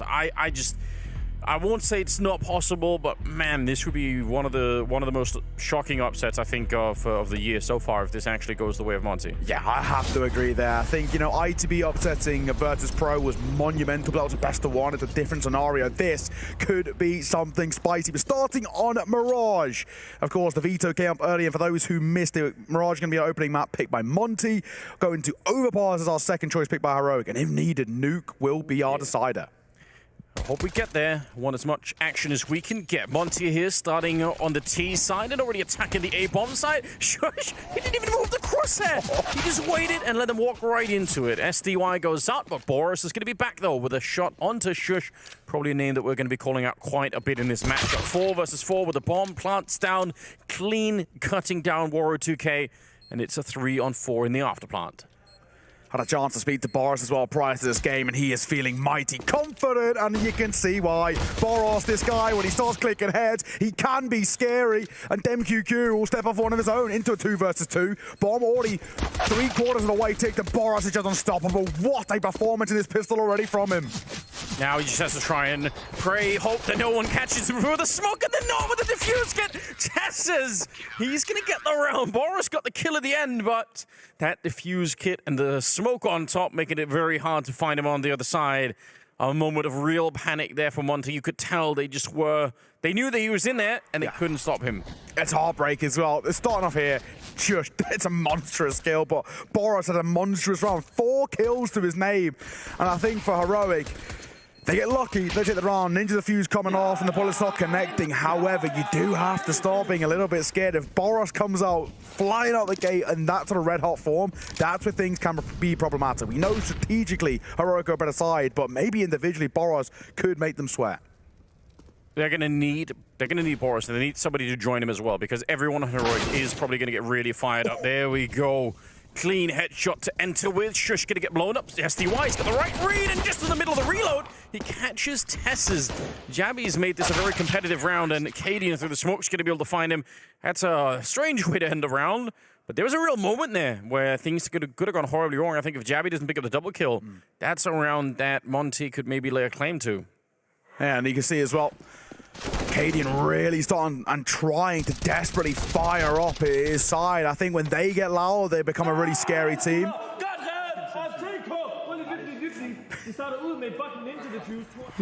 And we're starting with a Ninja Diffuse. He's just happy. He's just excited. I mean, we love to see it. We love to see it. And actually, I think there's definitely warrant about Cadian really trying to fire them up, because they were a little bit fortunate in the sense to get that Ninja Diffuse coming off. Great nade coming through. DemQ taking 73 points of damage. Not exactly the dream start for him, but it is just pistols. Some of the teasers that we're playing in the breaks here for the Launders show, you see Cadian actually doing that challenge that they have, and he's hyping himself up, playing his... There's nobody else to hype up but him, but he's still doing it. There's just something about that makes me crack up every single time. Just says something about, you know, that energy, and obviously the whole team is kind of bought into it, so it's pretty great. SDY with a Tech 9 and the bomb back there, but I don't think it's going to be relevant anytime soon. No, I mean, they're both sides are manned here. Getting a bomb plant seems more or less impossible. A couple of consolation kills would be nice. You know, they've only got 1 until Stown. I think about a second. I guess it is a real silver lining, but it's pretty dark sky, all things considered. We'll look in. The first test is going to be that of Cadian, and he will drop him off. So all things considered for Heroic, that's a very clean round. Only the 1 casualty, not be made too expensive against what is a pretty low buy towards Monty. That's what you need to be seeing. Early doors, making a statement, and now starting to put up a pretty decent little repertoire on the CT side, just to have some breathing room to work with. This is what we want to see coming through from the Heroic roster, and everyone really stepping up over towards them, but over on Monty, already passed 195 ADR. Not exactly a bad start for him in the first 3 rounds. Yeah, that's really quite impressive. And he's again, he just has to keep this up, right? If he falls off at any point here, it's probably going to be lights out for them. DemQQ going to be taking up Cadian in the middle, who actually was set up to try and get something done with the AWP, but a good headshot. SDY takes down Yabby. Brilliant start to the round. They could slow this down, but they're also pretty deep in connector. They might just want to keep on going. Shush will take down Boros. Little bit ahead of himself. Maybe wasn't expecting for anyone to be on the stairs. And it is back into almost a 3-on-3. SDY is practically dead. Warro looking like he wants to test over towards B. The AWP is trained on the angle. Stown ready and waiting for it. Numbers favor Monty, but the HP of Sunday Young is going to be slightly problematic. And they can beat this try. They are. Stown, that's the easiest kill of his life. Yeah, it is. They almost stepped on top of each other, and there's a second player here in Tessus that could try and help out. AK in hand, DemQQ. Could he get this peek out? They do have flashbangs. They could set it up if he really wants to go for the peak, but right now it seems like they've been slowed down, and Shush is on a very long flank here. Awkward position. Monty, no movement at all from Heroic apart from the flank that's happening. Find a little bit of a peek there. Oh, Shush! He almost just walked into. Now surely he's going to find the kill. SDY goes down, and it is a 2-on-3. Nice little crouch in for the headshot. Tess is able to pick it up. The DemQQ, he's on his own. It's a good idea, but Shush is there to the rescue. A triple kill for him in the round, And that is going to bring Heroic right back on track. Yeah, Shush, another great round. I think when it comes down to it, dry peek in the window like that, really a rough one. Maybe they didn't expect the AWP to be scooped up by Stown, but either way, it's a big risk. They had the util to work with as well, so I think for Monty, somewhat questionable considering they had flashes on deck, but when it comes down to it, really well played. Something young as surprises, probably who we were to see Shush in behind like that. Heroic 4-0 start, despite some individuals stepping up over towards Monty. Putting rounds on the board, pretty hard to come by. It looked like taking the timeout in the 3-on-3 or even the 3-on-4. I don't think it's that Monty didn't know what to do or were confused. I imagine it's part of a plan, sort of like freeze and hold and see if Heroic react in a way that's, you know, not favorable to them. It's actually a pretty legitimate strategy here on the T side. Obviously, from our point of view, having the whole minimap and everything else, it looked like if they'd flashed their window to fight against Tessus, they could have maybe won it. Yeah. Boros is back again. You have been talking a lot in the green room about this guy, and you know you can see why. He's crouched in. He's gonna get the headshot on Cadian. He's just opened up the entire middle of the map, and he wants to go for more. Jabby just barely missing a shot to the face, but it is a 3-on-4. I would happily put my neck out on the line and say Boris is one of the most mechanically gifted players we have in the scene at the moment. He is seriously talented. I honestly think he could hang with some of those tier 1 teams. The same way, you know, what we had over towards Endpoint when Nerds was really dominant in the tier 2 scene. Boros is exactly the same. So talented. As you can see, already 8 kills to his name. He's had some trouble getting to events in the past, right? Yes, visa issues. He had it with Endpoint a couple of times. He's from Jordan, right? So not always the easiest of countries to get a visa from. Thankfully, I'm glad to see him here. Yeah, what a relief. All right, Krasnal also picking up a kill there on Shush. They did eat a grenade on entry, and there's another flank coming in from Heroic. This time it's not going to be Shush, it's Tessus instead. Oh, the spray is absolutely dreadful, but it might not make a difference in the end. Krasnal on the AWP, 1 versus 2, and the bomb plant makes it a little bit funky, but still, 1 bullet here and he should be dead. It's Tessus, especially with a headshot, to bring him down. Good to see it as well. And, you know, coming in towards this game, there was 2 individuals, the 2 highest-rated players we've had the entire of this RMRB, being that of Shush and Boris. Boris coming in with a 1.54 rating, and Shush a 1.68. And both of them have actually really made their presence known coming in towards this game so far. For Kressel, it was a very difficult clutch to make work in his favor. 1 versus 2, where he has 28 points of HP and an AWP. It was always going to be a tough clutch to work in his favor. Yes, the bomb was planted for him, but they knew that. Heroic had their number, and so far, so good over towards Heroic. They're in very much control of this game. A 5-0 start, and you do have to start asking questions over towards Monty. How are they going to get this first round on the board? The first notch on the board on T side. They've done a fair amount of economic damage, right? You can even tell that just looking at the money on Heroic here. They've won 5 in a row, and they're not super rich behind it, so it means Monty are having a real output. They just need to actually close some of these rounds, and I mean, the round where they start off with a double kill for Boris, that needs to be more of that. Here he is again in the middle, finding Stown. It's going to be a real experience for Heroic as well, because they are usually not against a lot of opponents that are as high-powered as this. So it's going to be a strange feeling. Usually you see Heroic try and bully people in this way inside of a server. Boris definitely showing up at the start of it. He will swap back to the AWP, which makes sense. He's very low on health to get tagged, but yeah, they just sent him in there. Like, can you go find a kill? Hey, we saw this yesterday, actually. I mean, I don't know, they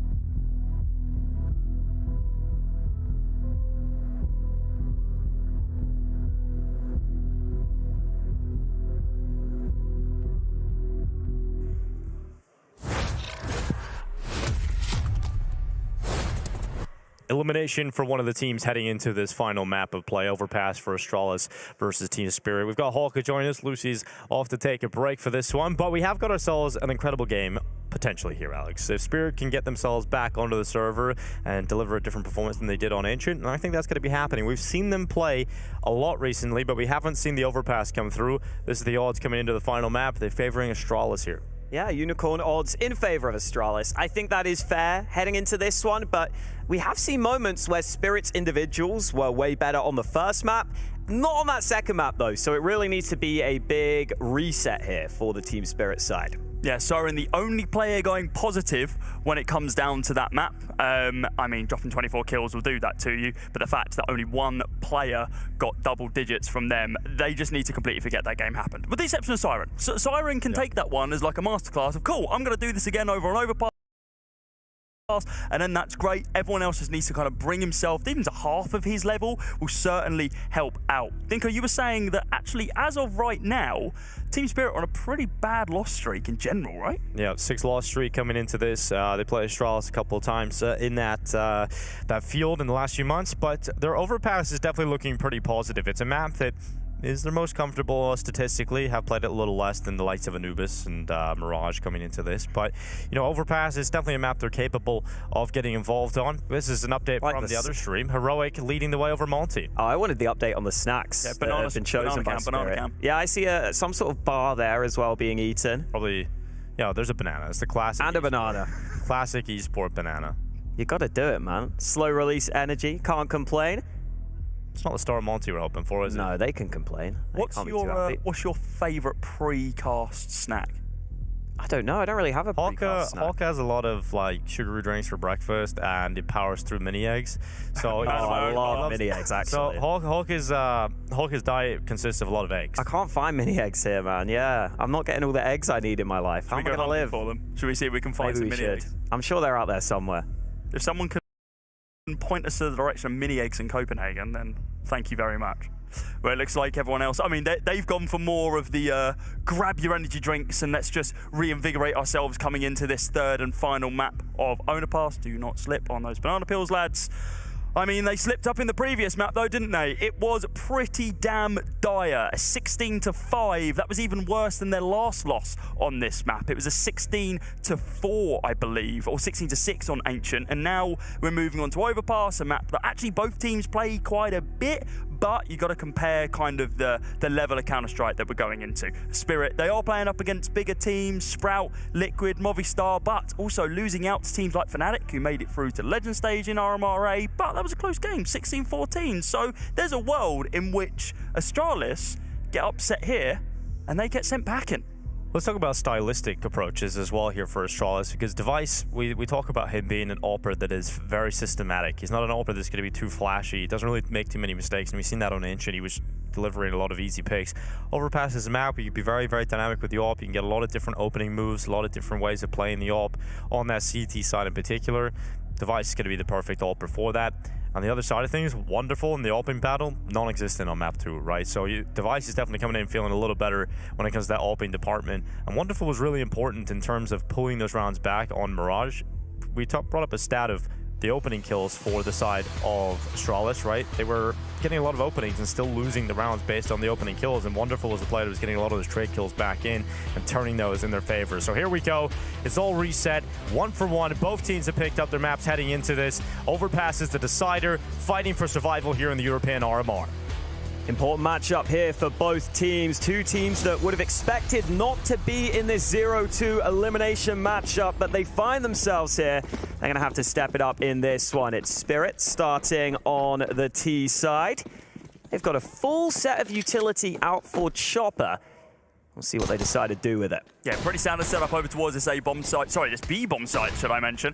And it is going to be an opening kill there for Wonderful, but Device looking to go absolutely massive here with the Julies, finding that opening kill with the Chopper. That's the bomb going to be dropped. The rest of the information going to be confirmed as well. Soon going to be seeing rotates here from Astralis back round towards this B-bomb site, but the bomb actually is falling back. Maybe Wonderful's had other ideas. He's in limbo right now because you have so much time left, and you still have Patsy making the move at long. Yeah, this gets really interesting. Patsy should be able to take full A control. And what do Astralis do? They feel like they kind of want to wait for that bomb to get planted on B, and the bomb is now coming back. Yeah. And Device is still in water, but Wonderful's actually crossing over towards Monster. Device is going to hear those steps and call to his teammates, but look at Patsy. The long play, the flank gets got into a really good position. He spots two, strikes right away once he realizes that BlameF could have clocked him. And Patsy begins to Glock them. He's going to jump out, switch out to the USP.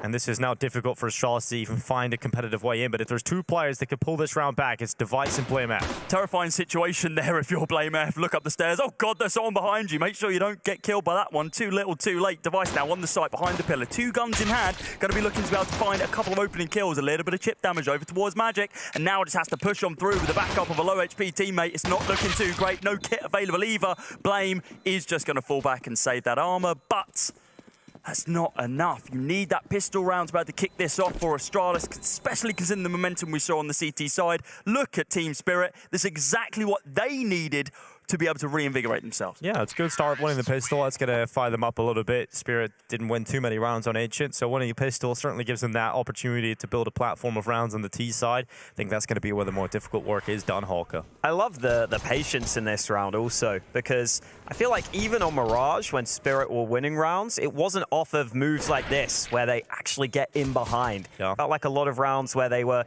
out-aiming Astralis, but not necessarily out-positioning them. So seeing that sort of composure, a really nice sign there for Team Spirit, especially on Overpass, where that is really how you have to win your T rounds. No, tech issue, we'll get that one resolved as quickly as we can and get back into action. But we're talking about a team that grind, right? These guys on Team Spirit, they play so much CS. They're a team that are used to losing the map and then keep going. These are 4 AM puggers who are still winning Elo, you know? These are absolute grinders, so I don't think we're going to be able to see them drop off and that affect their mindset too much coming into this. Talking to Patsy today, we get a little bit of an insight into how he thinks about CS and his mindset coming into it. And he just said, yeah, I mean, yeah, we've lost a lot of games, but now we're into the best of threes. Doesn't matter. We're gonna destroy them. And right now hasn't been destroying them, but you got to back yourself at least. And we know what these guys are capable of in big pressure games, in big games, based on what they've done in previous majors back at Antwerp. I keep bringing it up, but it's so impressive to me that this was such a young team, a lot of fresh faces, and they all delivered, not just under pressure, but in a scenario where they're playing in front of a massive crowd. Yeah. They were so impressive there, so I don't think this sort of matchup is going to phase them. And we talk about the experience of Astralis, right? But Team Spirit actually have more of the recent experience of the big pressure lands and the big pressure moments than these guys, right? Astralis, sure, a lot of these guys were in the Cologne semis or playoffs last year, and that was kind of the only time we've ever seen them run deep at a tournament recently. Spirit have been more of a contender than Astralis for a long time now, and they have definitely been at these points throughout the last few years, whereas Astralis, they've just been on the receiving end of a lot of losses. I'm kind of back to your point, Hawker, around the fact that these guys, I mean, it's not always that they're on the big stage, but once they are, they can perform well. Seems to be kind of the Team Spirit mantra, kind of across the board as an organization. For any of your Dota fans, they were one of the teams that are able to win the TI off the back of really not being favourites at all, barely having like big performances at majors, and then kind of transitioning over. So it seems like as an overall organisation... Works out well for OG. I mean, that transitions pretty well, huh? Is that how that works? Yeah, exactly. Well, let me cope. Yeah, we'll maybe get a few bigger sample size on the transition from Dota. But here's a play for Patsy, who goes down low, -88 right away. Damage dealt out. And Astralis, they're back with a force bite out of the tech issue, and they're looking to bring some speed to this one. Good kill for BlameF. Ooh, nice shot from Patsy straight back. This aggression from Astralis has worked out okay for them, though. It's not that easy to regain monster control, but this is the fight they're looking for. Now that monster player has to duck back, and it looks like Spirit have recovered and handled that early CT aggression now. Little boost, Carmen gone out. Blame, who can he find? Oh, hello, Siren. Goodbye, Siren. Takes him out of the round now in a 3 versus 3. That's a great move to get a kill as well. You know you have the weaker guns, just a little bit of team play in the late round. A lot of the time you look for that boost at the beginning of the round, but if you do that at this point, it's great to catch a player unaware, and they're able to pull the players back to 3 versus 3, making BlameF's rifle work. Astralis now pulling the advantage, and they're split up. They're not together right now with the 2 remaining players of Spirit, and Patsy's down so low on health. Yeah, BlameF, no stranger to a hero rifle. Knows how to get it activated in this round. 35 seconds left for Spirit. They haven't left themselves time to leave their options open. They have to commit into this B site, and that means BlameF is waiting. Are they even going for this? I mean, surely. I mean, it doesn't. No, they're not. I mean, saving AKs, if they can both grab themselves an AK and take that through to the next round with full armor, I mean, the rest of the team aren't going to have a buy either, so it doesn't make... It's not too bad of a call, if I'm honest. It works. Yeah, sure. If you save, that's the result. But, you know, you still had an opportunity to try and get through to that B side up against some of the weaker guns, but they just consider all of the options and realize the percentage chance is maybe too low for them to want to attempt it. So Chopper's gone for the save call. And this is a great bite back from Astralis. They lose the pistol, but BlameF with the hero AK, we've seen what he can do with this. Yeah, he's always the one that seems to get the hero AK. And he will normally be quite calculated in how he tries to get it involved. He won't just run at you. As soon as he recovered it, he did a good job at making sure to have impact. And it doesn't leave Spirit with a great buy on the rest of the players. You don't get much money whatsoever. Need to be careful about these deagles, though. Some of these players, they like clicking heads. Still not going to be an easy one for them to be able to convert, though. Need to see some big plays from these AK wielders. Look at the position BlameF's in. Look how deep he's pushed up into his playground. And because Device has pulled that initial attention, they're going to focus on him and set up a gap for BlameF to start to move around. The information passed on for Device. Now it's BlameF's turn to make something happen. Oh, this is so free, surely. He knows exactly. At least two. Hear them. Hello. Definitely getting at least 2 kills here. Strikes first. There's a second. Oh, BlameF keeps it clean. 3 kills collected. And now starts to look to Magix. Or Magix, rather. Nearly combined one of the Danish combos. There we go. He's back, boys. He's back somehow in the Astralis. Sleeper agent on Spirit. That's how it works. I'm glad we're getting BlameF start to get activated in this series, though. He was really quiet on the first map, but definitely started to deliver on Ancient. Honestly, BlameF has had a pretty quiet RMR on the whole, so I'm really glad to see him making moves, getting involved early. He's going to go for this. I respect it. Wow, he actually converts it into a kill as well. Pretty nice from him, but Buzz is there for the trade. That's back-to-back rounds for BlameF getting 3Ks. I mean, he's going to be feeling pretty confident about himself. He's going 6-0 right now. The rest of the squad are kind of built up around him, which is great. Yeah, continues his good performance from Ancient over here as well. The fact that he's starting so strong is a great sign for Astralis. BlameF finishes 24-11 with a 1.181 rating coming out of Ancient. That was a 16-5 victory. Not a lot of rounds to get those 24 kills in, but he racked them up. And this round should be pretty easy too. Astralis should be taking a 3-1 lead. Just Glocks here for Team Spirit. And BlameF, of course, he has the read now. He's gone to the MP9. Mate, he loves an eco frag. He loves it. Does it again. Here's the push. Oh, he hasn't even cleared it, man. Well, neither of them know. So how? This is rough, actually. Patsy hasn't seen it either, though. Has no clue. BlameF now has the bomb. He's calling. I have the bomb, guys. No one here at top middle. And he's running around. He's actually managed to get away from it. This is ridiculous. Might hear him. What is it with Magix now calling, how is he behind me?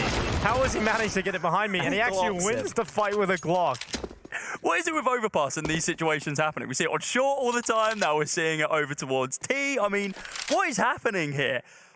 Yeah, just finding the gap. There's a lot of positions. It's very wide towards top mid here. Very true. But that's crazy from BlameF. He loses the fight to the Glock. He really just wants to get his protein in, you know. He really is just gotta hit the macros with the eco kill. Yeah, man. Easy macros, he thought. Well, empty calories in the end. And now Device. Oh, he's heard that. He's going to get the dismount. And not a fan of their gymnastic work there, Cody. That was an ace from Device. Didn't even notice that one. Got a hell of a lot of frags early on. And then been able to pick up a couple with the nades as well. Nice from him. Everyone kind of coming and turning up to the server now.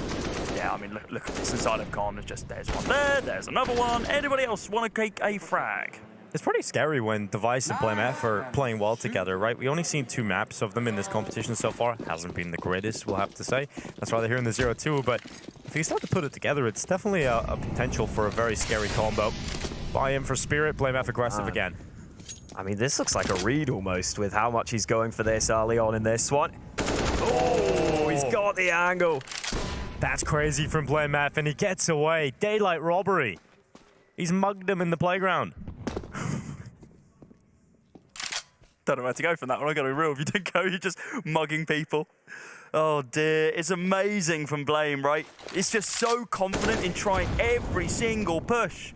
I'd be surprised if he doesn't just try and push through Monster at some point, just to spice things up. But while the fountain push is working, Well, why change it? I mean, this is really uncomfortable for Spirit, though. Losing out like this in these early rounds, it really takes away your start to the round where you think you're just going to slowly get control. And the initial idea has been snatched away, and Device quick on the trigger. Again, getting the better of that AWP battle. Look for another one as well. Oh, wow. Patsy behind enemy lines. Oh, that was a little bit laboured. Isn't he going to be able to find that kill onto Device, though? On the corner. Blame, don't miss. It's as simple as that. Molotov goes down to about to force a few players off their angles over towards the A-bomb Look at side. Buzz, right behind the bomb carrier. Great Siren wrap. just gets executed from behind. 30 seconds, and that's it. Magic's coming back, would have to pull off an unthinkable round, and it's just not going to be laid up to him. I believe in Magic.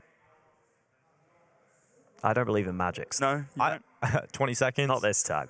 Unless he has a time turner. This one is absolutely locked away. So Astralis, 4th round on the board, looking convincing from them at the start of Overpass. I mean, it's looking convincing from 2 of their players. Yep, that's Zip that's doesn't have gonna a be, kill, neither does Glaive. that's going to be Device and Blame F stepping up. I mean, listen, that's a really nice combo to have on A, though. Because that's it's where crazy. you're going to get all those early fights, And right? you're right, though. It feels like Blame F is using some sort of scouting report of like, oh, we're going to have a lot of space towards top, mid, and playground here against this Spirit side. It's called in the Because UAV. he just keeps running it there. He just keeps going to that same position now as Spawn so confidently. Did he spot the feet underneath that little wood? I think so. Is that what happened there? Because it seemed like such a timed spray. Yeah, I think there's a little gap there. Minimal. Really, really minimal. Either way, Team Spirit, they're going to take a timeout here. Hawker, what do you think they're talking about here? Other than just trying to reset the mental, is there any like direct points that you think are being talked about other than Blame just You got to pushing? address that Blame F Yeah, problem, right? honestly, I think that's got to be the main thing. Yeah, small gap underneath. Oi, oi, oi. Yeah, it really comes down to if you can't even get the standard bathrooms control early, you just don't have the options on this map. I mean, you can try rushing B, but that feels pretty obvious if you're not getting the A side control. Do you think Blame does it again? Chopper has been known to rush B on Overpass. He doesn't mind it, to be fair. This is a bad buy for Spirit. I thought he was going to do it again. 3 rounds in a row. It's like, yeah, screw it. I'm just gonna keep pushing you guys. It's working, but does play a little bit more defensive angle instead. He's going to be posted up just in the top of toilet, just in case that long presence comes out. Yeah. But it forces Spirit now to completely change how they're playing these. You don't want to give a rifle over to this weaker buy. You don't want to try and help them a little bit to get into this. So just the more recessive setup taken for Astralis here. Letting Device change up his spot. He's going aggressive at short at B, and it's going to work out for that opening kill. Love that Device is happy to switch up his position. Had the rifle support if needed. Blame F may be a bit committed here, but I don't think it's going to matter too much. They're going to struggle to close in on both sides. Yeah, if they were together as a pack, I think maybe you can get traded out. But the fact that they're all split up makes them easy pickings for Device and Blame F. They basically are Astralis at this point.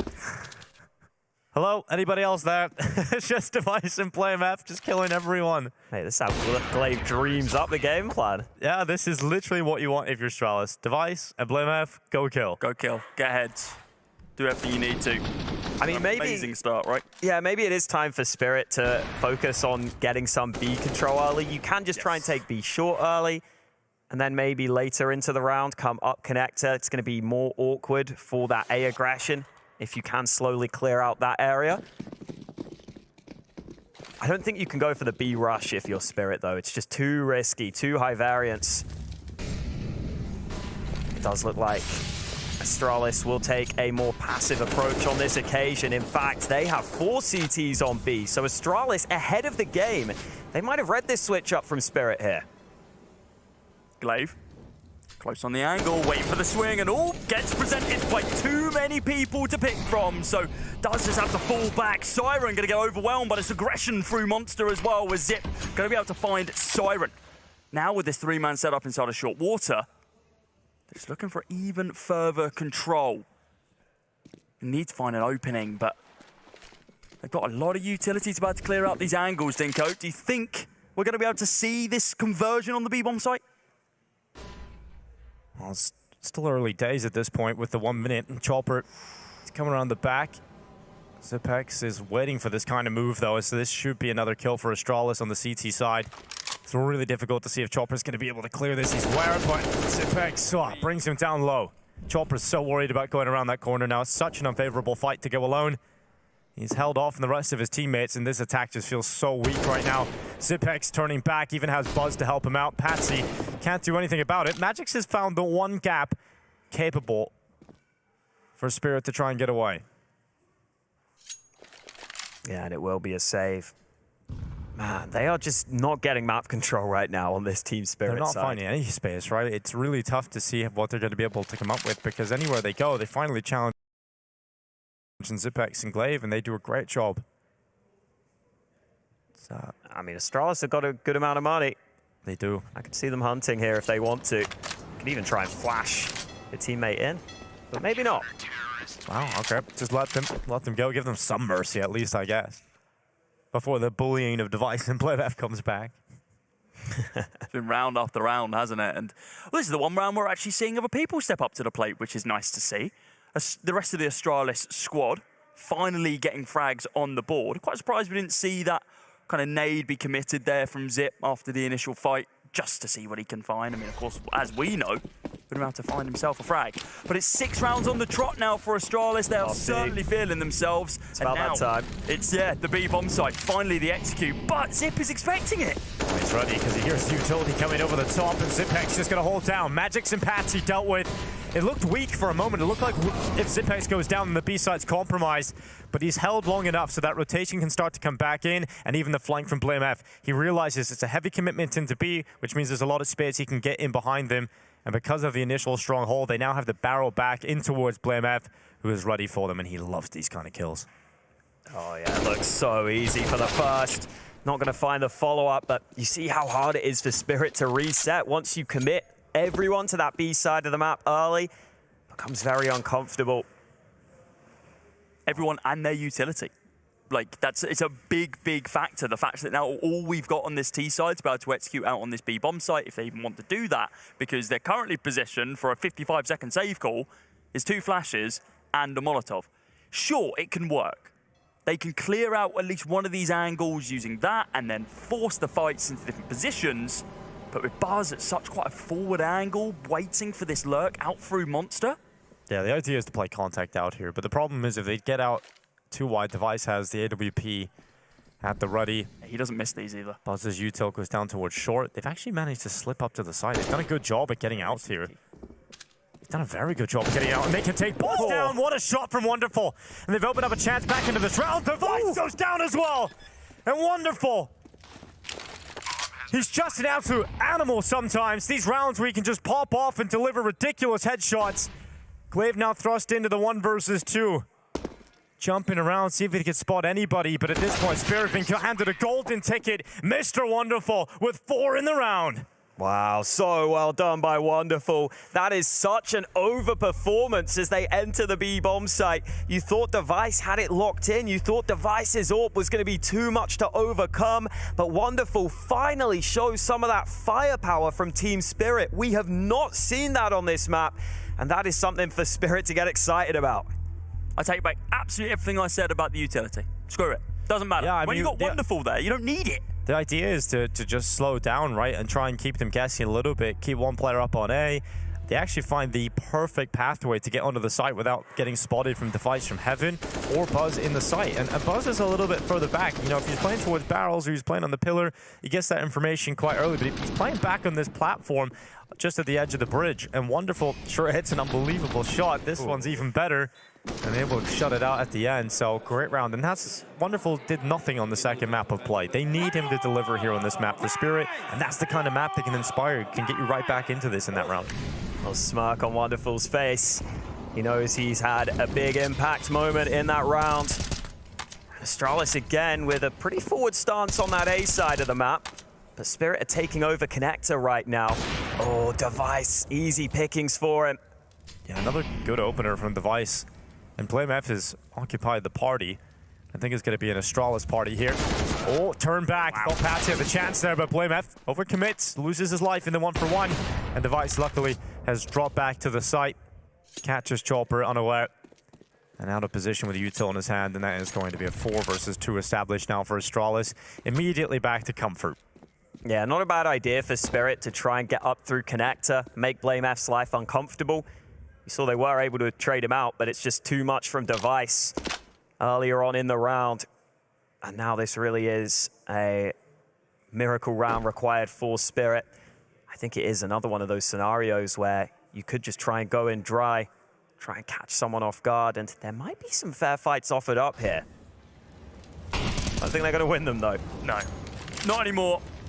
Siren, he's just telegraphed absolutely everything that he's going to be doing here, and I wonder now with the last 30 seconds ticking on in, if he just saves. I mean, it's kind of pointless him even considering going for this. He is going to think about pushing through the smoke, at least with the remaining 20 seconds, bomb on his back, a little bit of util to play with, but he's not going to be able to find the round. It's purely going to be consolation frags, if anything, so why would you? But wants to make it a little more difficult. The best thing that can happen to him is he doesn't die after the time. Yeah. Because if he goes down after the time, $350 here for Siren. And luckily, he did just die, I think, just before the final second. He has 3K in the bank there, so definitely could have been worse. But it is rough to see Spirit go from such a big round from Wonderful to immediately just back to the same old, same old. Yeah, it didn't look like they were ready for the switch up in position from Device. 14-3 now. That ADR through the roof. And yeah, the flash just wasn't for his position. He gets the early kill. Quickly just falls back. Spirit overextends slightly on Banana. Punished. And this is the issue now. This has now been 2 maps in a row in which an individual player is performing well for Spirit, but it's not the entire squad. Siren on that second map, and now we're seeing Wonderful with these crazy rounds, but this is dangerous. This is really dangerous. Blame F from the connector. Chopper could overrun him. They have 2 players here right now as well. They're just going to overrun him. They're going to get his gun as well. Blame F commits down connector when there was no escape plan. Yeah, I do find with Blame F sometimes against these lower buys. I've seen him give away his rifle sometimes, and it can lead to scary situations. Chopper with his first kill on the board. And he's the one man with the helmet. So it might be up to him to try and crack open this round. The only downside for Spirit is you really have no utility. Even a couple of flashes could have been nice. But instead, I think you probably just send a player ahead of Chopper and try and allow him to trade with that AK. Doing that exact thing, Hawker. Posting up the 2 pistol buy-ups in the Tech and the Deagle, seeing what they can find, see if they can bait out these AWP shots from Device, allowing Chopper to then retaliate. Device just comfortable in this, and so is Glaive. Look at this wrap, but Chopper's kind of read it. He's expecting this. There's your gun barrel. There's your life out of the round. M4 dropped on the floor as well, but Device is going to be able to trade one back to Wonderful. Yeah, Device has to turn this back for Astralis. 17 seconds, limited time. Spirit's still trying to sprint towards the side, but they've got to get through the turret. And Device dishing out death on 3. Siren and Magix, they will not leap towards the side in time. And Magix is doing his best to make this at least costly for the side of Astralis. He'll slip away, but there's so much money on the Danish side, so he's happy with an AWP. That was the best thing you could hope for, was slipping away with a better weapon there and not dying after the time. And that's exactly what Magix does, gets away. But it is nearly around the goes the other way if it wasn't for Device here. Yeah, Device dominating, and Spirit did recover a flashbang, but it just was not effective. Didn't land, you heard it there, and it made it easy for Device to clean up on that bomb site. Eventually, Magix comes in from long, which was unexpected, because Glaive was there earlier on the CT side, and here's the boost, or maybe not. Yeah. They've cancelled it. They've messed up the initial foundations. Rocky foundations. It's not going to last much longer. They didn't smoke that molly, though, so Astralis kind of know early. That A pressure not as concerning. Now Spirit will start to try and take that back, though. I mean, this is a round where finally Spirit aren't having any CT aggression to deal with immediately. Flame's going to be fine in that position as well. The molly doesn't connect onto him. So he can just sit there, wait for the approach. Got 2 angles that he's covering. One inside of short water, one coming down the connection. We can see there is going to be some presence over there very, very soon. Device just lurking out to try and find some info, but gets smoked off. And actually might have actually saved his own life. Little flick there onto Chopper. Simply is not missing shots this game. Yeah, he's looking for the boost, and I thought that was going to cost him his life there, but the flick down on Chopper, quick and accurate. I mean, this is a round, though, where Spirit can just run their standard nades, run their standard map control, and they don't even do anything to stop Device on that angle. They finally start to take bathrooms, but it's so late in the round here. And there's still a player in connector. Yeah, BlameF starts to activate, sensing the final 30 seconds is his time to strike. Pops on up, and of course the first player he would have found was Wonderful with a bomb on his back. But the sniper is quicker on the trigger. You have to go A here. But they have to commit to A because of the time, right? So Device is just holding. He's been so good at just delaying. It's so slow. They can't get to the What site. are they doing? They can't get to the site now. 10 seconds. Device has locked this in.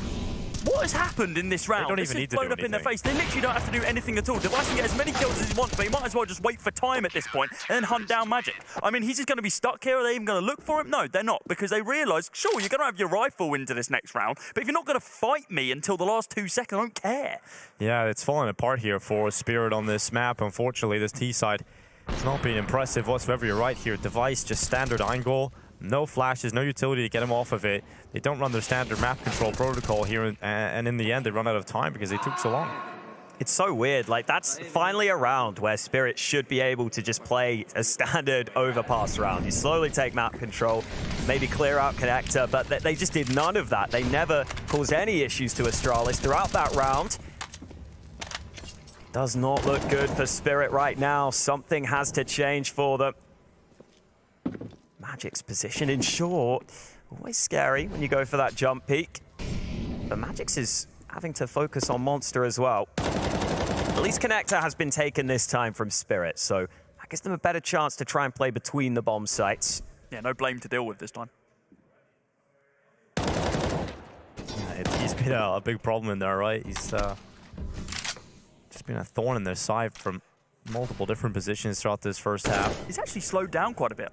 Considering Device is continuing to get frags after frag after frag, he's up to 19 now. Blame's only on 12, considering he was on, like, what, 11 the last 4 rounds? Yeah, it's a slight change up in how they played, right? So he hasn't seen as much action, but definitely impactful in the last round. Patsy gets up towards Divider. Yeah, I don't know if I love this from Astralis. This maybe gives Spirit a chance to get fights early. Boost available. Patsy picks up that opener onto BlameF. They've got to deal with Device. That's easier said than done, right? He's not been missing many shots, so they're staying committed towards B at the moment. They don't feel like they can go back to A in time. They feel like Device has been too much of a problem, and they could get delayed upon entry. So they're going back to B site, and Siren needs to be let off. He goes forward. It's 1 kill on Buzz, but there's still so many players available here for Astralis to run that clock down, and Blave gets caught. Utility in hand. Zipex not able to do anything, and Spirit clear out the B site. It's Device left now, but in a 1 versus 3, and he would have to reclaim control of this B site. Spirit should be good for the third, and Device realizes that. He'll back away. Device almost had that lineup to be able to stop the bomb planter, but he just kept missing the jump like 3 times in a row. So unfortunate from him, but he just has to save this now. Magix is pushing after him as well. Might get him. Oh, the timing. Device looks away. Magic has no idea where he is. Wow. Okay, that's probably one of the first real shots we've seen Device miss this game. Yeah, absolutely. But it's a round for Spirit coming back in on the board. They decide they don't want to go back into A in that late round. They want to challenge B, and it works out far better for them. It's so funny. I actually think Astralis didn't believe Spirit would just run into B with no nades. It seemed like they just weren't ready for players to push out like this quickly. And you see, I mean, Zipex not able to spot those monster players. They get out onto the site. They had no nades left on the Spirit side, but they're just able to catch Astralis off guard. And Astralis actually are running out of money here. Yeah, the bank is starting to be emptied out here, Cody. Look at this aggressive play from BlameF up towards the fountain. This is more like it. This is more like it from him, but are they going to be expecting it? He's going to be opening kill now from a blind Device. He swings on through to be able to take down Patsy, but that's basically all that's going to be happening in the early round. The second those smokes are then deployed, it cuts off that sight line, and no more fighting is going to happen over there. Our attention is drawn back over towards Connector, where Siren, Magic, and Chopper to join them in a few moments' time are going to try and open up this B site. Well, Device has still stayed somewhat aggressive towards the playground, right? He's up here towards that angle up party. Denying that all. And he can get information if they decide to come back here. So Spirit running the clock down. Chopper walks into the AWP with Device. They just maintain control of this area. Now if they try and go back short, they don't have the bomb, so they can't get towards the site. Device is just having a great time here, shot after shot, and it's the same old story for Spirit. They pick up a round, but unable to convert it into a string of round wins. It kind of looks like what happens when you have like an MM team going up against Device. Like it's just so easy. He's just holding angles. You can't let him get away with this over and over. At least they tried to flash him at the start of the round. but struggles here for Spirit. This is probably one of the first times that we've seen one of these Tier 2 teams struggle this substantially against one of the Tier 1 teams. We've been kind of stringing this storyline. I don't know. I'd say that Spirit are definitely in the Tier 1 category, right? They're a team that play these events, that have gone deep at events. They're number 18 in the world right now. This is a team that have had more Tier 1 experience than Astralis recently, right? That makes it even more concerning. Yeah, I'd say right now, Spirit obviously coming into this event with a string of bad form, but coming into this year, the talking points were all positive about this team, right? This was a team that made it to the Legend stage, last major out of the RMR, didn't have the best major themselves, but we thought this year, with Patsy really showing a great performance in his debut, one of the best performing rookies of all time in CS, and then coming into this year, Wonderful definitely was an exciting AWPer, but it hasn't all clicked for Spirit coming into 2023. See if they can scrape together rounds at the end of the half here. If you find 4 or 5 on the T side of Overpass, it's not over. We do see lockdown CT side sometimes. This spam, always dangerous. Oh, so close. But not this time for Glaive. Should have spotted them, though. Oh, so close. Damage done. And Buzz just lines him up. Yeah, with an MP9 as well. Looking for even more here. Soon to be swinging around on Siren, but it's going to be Zipped about to pick up the pieces there. Round over and done with, almost certainly now, with 5 bodies alive over on Astralis, and Wonderful on the backlines. Not even had a say in this round as of yet.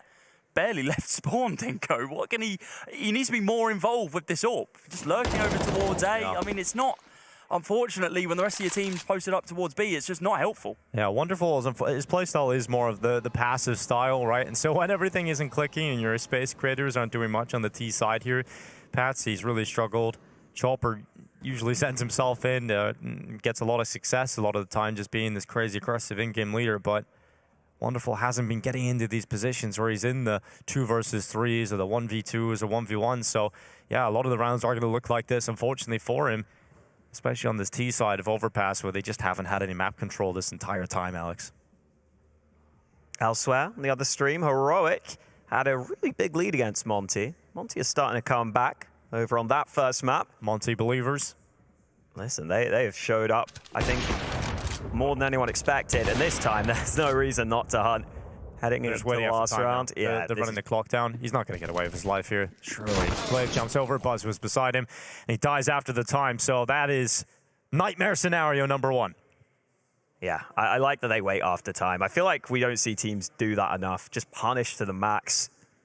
Makes a big difference. His economy is completely fragmented with the rest of the team now, right?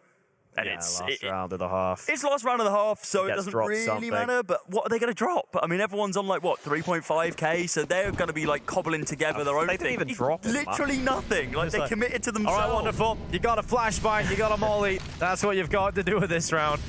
Everyone else on a Khalil or an AK-47. I mean, I guess he waits for a teammate to lose their weapon. Yeah, it's been pretty likely, right? Devices just littered their corpses all over the floor. I like his odds to pick up a gun, I will say. Device might help him out here. I was about to say. He's once again asking for his financial support. Magic's not taking this fight, though. This is in his corner the entire game, and so far he's found really limited success. I think he found 1 kill off the back of a bad boost, and that was aided from the connector control anyway. Device, he might just push this. I mean, he's just trying to find the information. It wouldn't be standard Device, but hey, they're feeding themselves. They're 11-3 up, and well, he didn't need to push it as Magic repositions directly into his crosshair, and it's probably one of the easiest flicks of Device's life. And now we're in this 4v5 situation with incredibly limited utility, and by limited, I mean a single Molotov for Spirit. They do bring it back level, but I still don't favor their chances. And it's certainly still at a disadvantage, but they get themselves into the 4 versus 4, and this boost, that might get something. There was a reposition on the side. Oh, no one heard it, though, I don't think. Not clean, but they're now looking at it. And Siren realizes he can't stay up there. 28 seconds. They've run out of time a few times here in this first half, and now 2 offer themselves up. Siren and Chopper give it over to Buzz and Glaive. They claim their lives. BlameF's had a great half here, and it's just Wonderful, who has finally got a rifle in his hands, but will not be able to do anything with it. 10 seconds remain. Spirit running the clock down to the final seconds once more, and this time it will be a 12th round added to Astralis' tally, leaving this first half of Overpass 4 rounds away from staying alive. and eliminating Team Spirit. A strong first half showing led by BlameF and Device. That's exactly what Astralis ordered.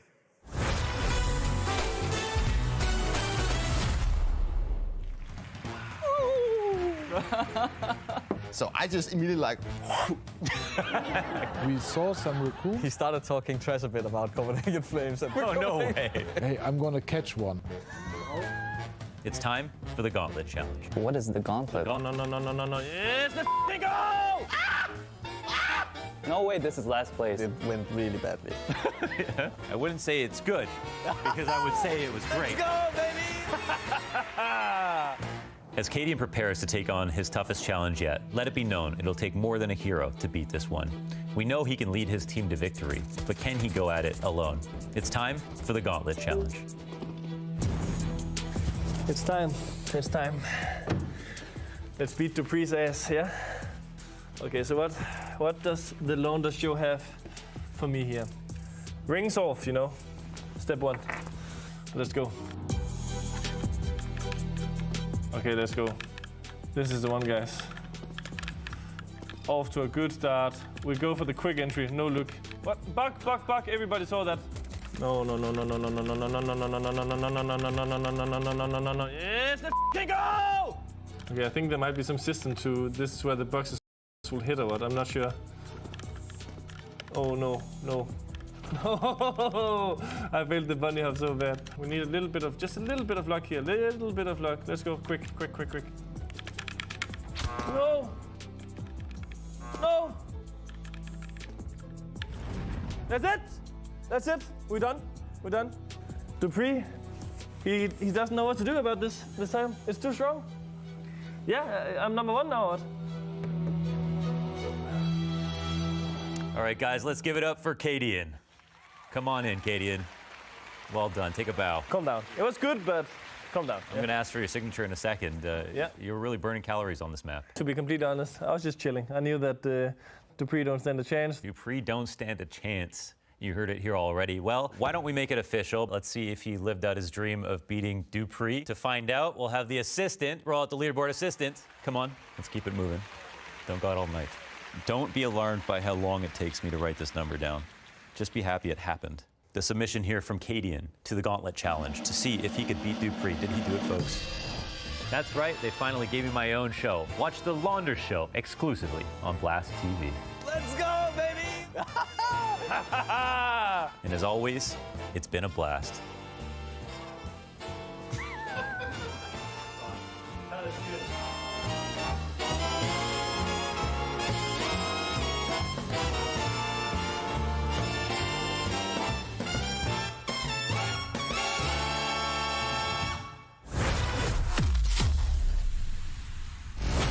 Make sure you catch the Launder Show 2 days' time on Blast.tv. Looking forward to seeing Mohan in action, leading that Launder Show to the screens of many. But we have got ourselves plenty of action to continue, or not. Hawkeye, more likely that one, as Astralis dominates Spirit in that first half.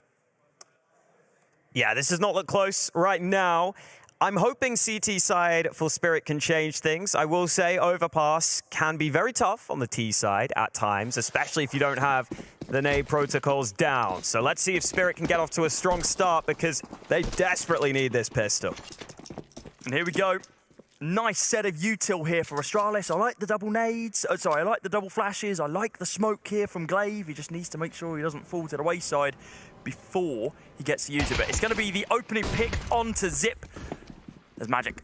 Swings onto the corner and taps him down, and that is going to halt a little bit of the aggression, but Bars on the back line, tapping away. Not going to be able to take down the first in the form of Patsy. Drops him down to 2 HP, but Wonderful is going to fall to the wayside. Now down in this 4 versus 4 with 2 very low HP players on Spirit. Yeah, and they're just dropping like flies right now. BlameF committed into the fight and actually loses his life.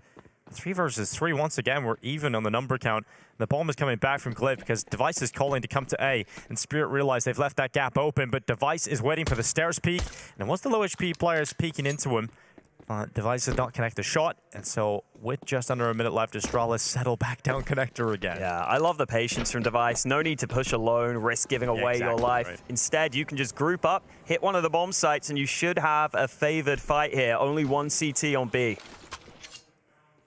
But it is Patsy. He's got the dual Berettas. He might be good for one, but even then, he's going to be traded out because of his low health. Siren's running back down here too. He's got the Julies as well. And here he is, opening up absolutely nothing, it would seem. It's chip damage onto Device, but the damage has already been done to these two players. Combined HP, 11.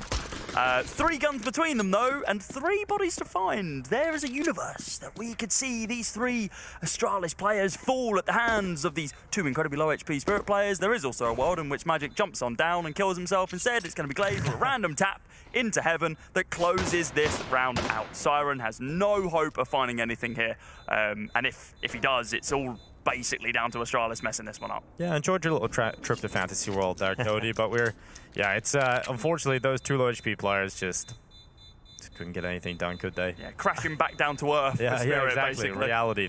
I'm still just looking at this scoreboard, man. It's scary. Like, Glave's not even been playing Counter-Strike, has he? He's 5 for 4. Yeah, he hasn't even been here. He's got his feet up. And then Device, 27 for 7. 176 ADR. 7 opening kills. Yeah. I mean, it is just ridiculous. The overpass not working out for Spirit. They really struggled on that T side when you don't get enough rounds to play with on the T side. No matter how good your CT side is, if you don't win the pistol, you're pretty much screwed. So we're looking at 13-3. 3 more rounds left for Astralis. Spirit facing elimination in probably a few minutes. This is it, Dinko, the double scout buy-up. I believe in this buy. The double scout surrounded by everything else. Watch the CTs do some miracles here. Swings onto the angle. Magic looking to perform some as he taps down Device to 50 HP. He's going to be looking for one more as well. Am I copium hyping this round? You're damn right I am, but come on, Spirit, give me a game. Give me something to hold for. Nay going to go in, and it's going to hit all double on the angle. A Siren is going to be down to 14 HP, and the MAC-10s, they're just going to overwhelm the site and basically secure the round already. Yeah. It's done. Nice and easy, that. From the first opening kill. Spirit not causing too many threats here in this round. The scout does connect, though. On towards Glaze through the smoke. You can get a boost assembled here or something, Spirit, but... Over the big wall? Astralis, as soon as they get this bomb down, it'll just drop back into solid post plan, so they have a bit more cover. They can play off of each other. No flashes for Spirit here. There are 3 smokes up, but they realize, oh, it's not working out right now. Patsy's on the flank, but he's a long way off. No kits available. They'll just save what they've got. Tried the full spike. They're so far down, they figured it's worthwhile. This might want to hunt with the MAC-10. Will go down. It's good to fend them off, because if he removes anything, really, the shot at winning the next round for Spirit is very, very low indeed. And Patsy got here. Did I miss this? Yeah, he started to flank around a long time ago, and he got himself in behind, and he's going for an exit, but won't be able to slink away with an upgraded weapon. And it's all looking good for Astralis. No problems. This is the Astralis that we've come to know and love, right? Or previously know and love. I mean, this is an Astralis that definitely look improved from day one, right? And you're not wrong. It's good to see them playing this well against this Team Spirit. They have been struggling, sure, but it's good to see them when they're on the comfortable map for Astralis. They're clearly showing a good level. But Spirit did not really turn up to play today, and that definitely plays into the factor. But Astralis with Device and BlameF at the top of the board, you're looking at a really, really solid Astralis right now, and it mainly has been Device now. Like, there used to be that combo in the first few moments of this game, but Device is just taking over. And there goes the other combo, right? Yeah, BlameF out. Flame out. Yeah, finally, Patsy finding something in this position against BlameF. FAMAS taps away, takes down Device, and now we've got to see some of the other Astralis players step up. It's looking to be Buzz, at least to tap down Patsy. It's not going to be the case as of yet, though, as he begins falling back, just allowing Astralis to be able to regain some of this control, baiting them into a false sense of security, and then, well, if they pop out of long, he's ready and waiting to kind of pop the trap on them. It's 5v3. I mean, this is going to be an uphill battle for Astralis, but considering how well they've been playing, but they don't have the 2-star players. Yeah, I like Spirit turtling up here. Yeah, it's nice not to give him too many opportunities to get back into this. Patsy's going to enter the bathrooms once again. He's sneaking. A great opening to the round, but that is his work done. I don't know, I didn't find the head there, if I'm honest. Seemed like the crosshair placement was perfect, but wasn't the case. Oh, I like the smoke.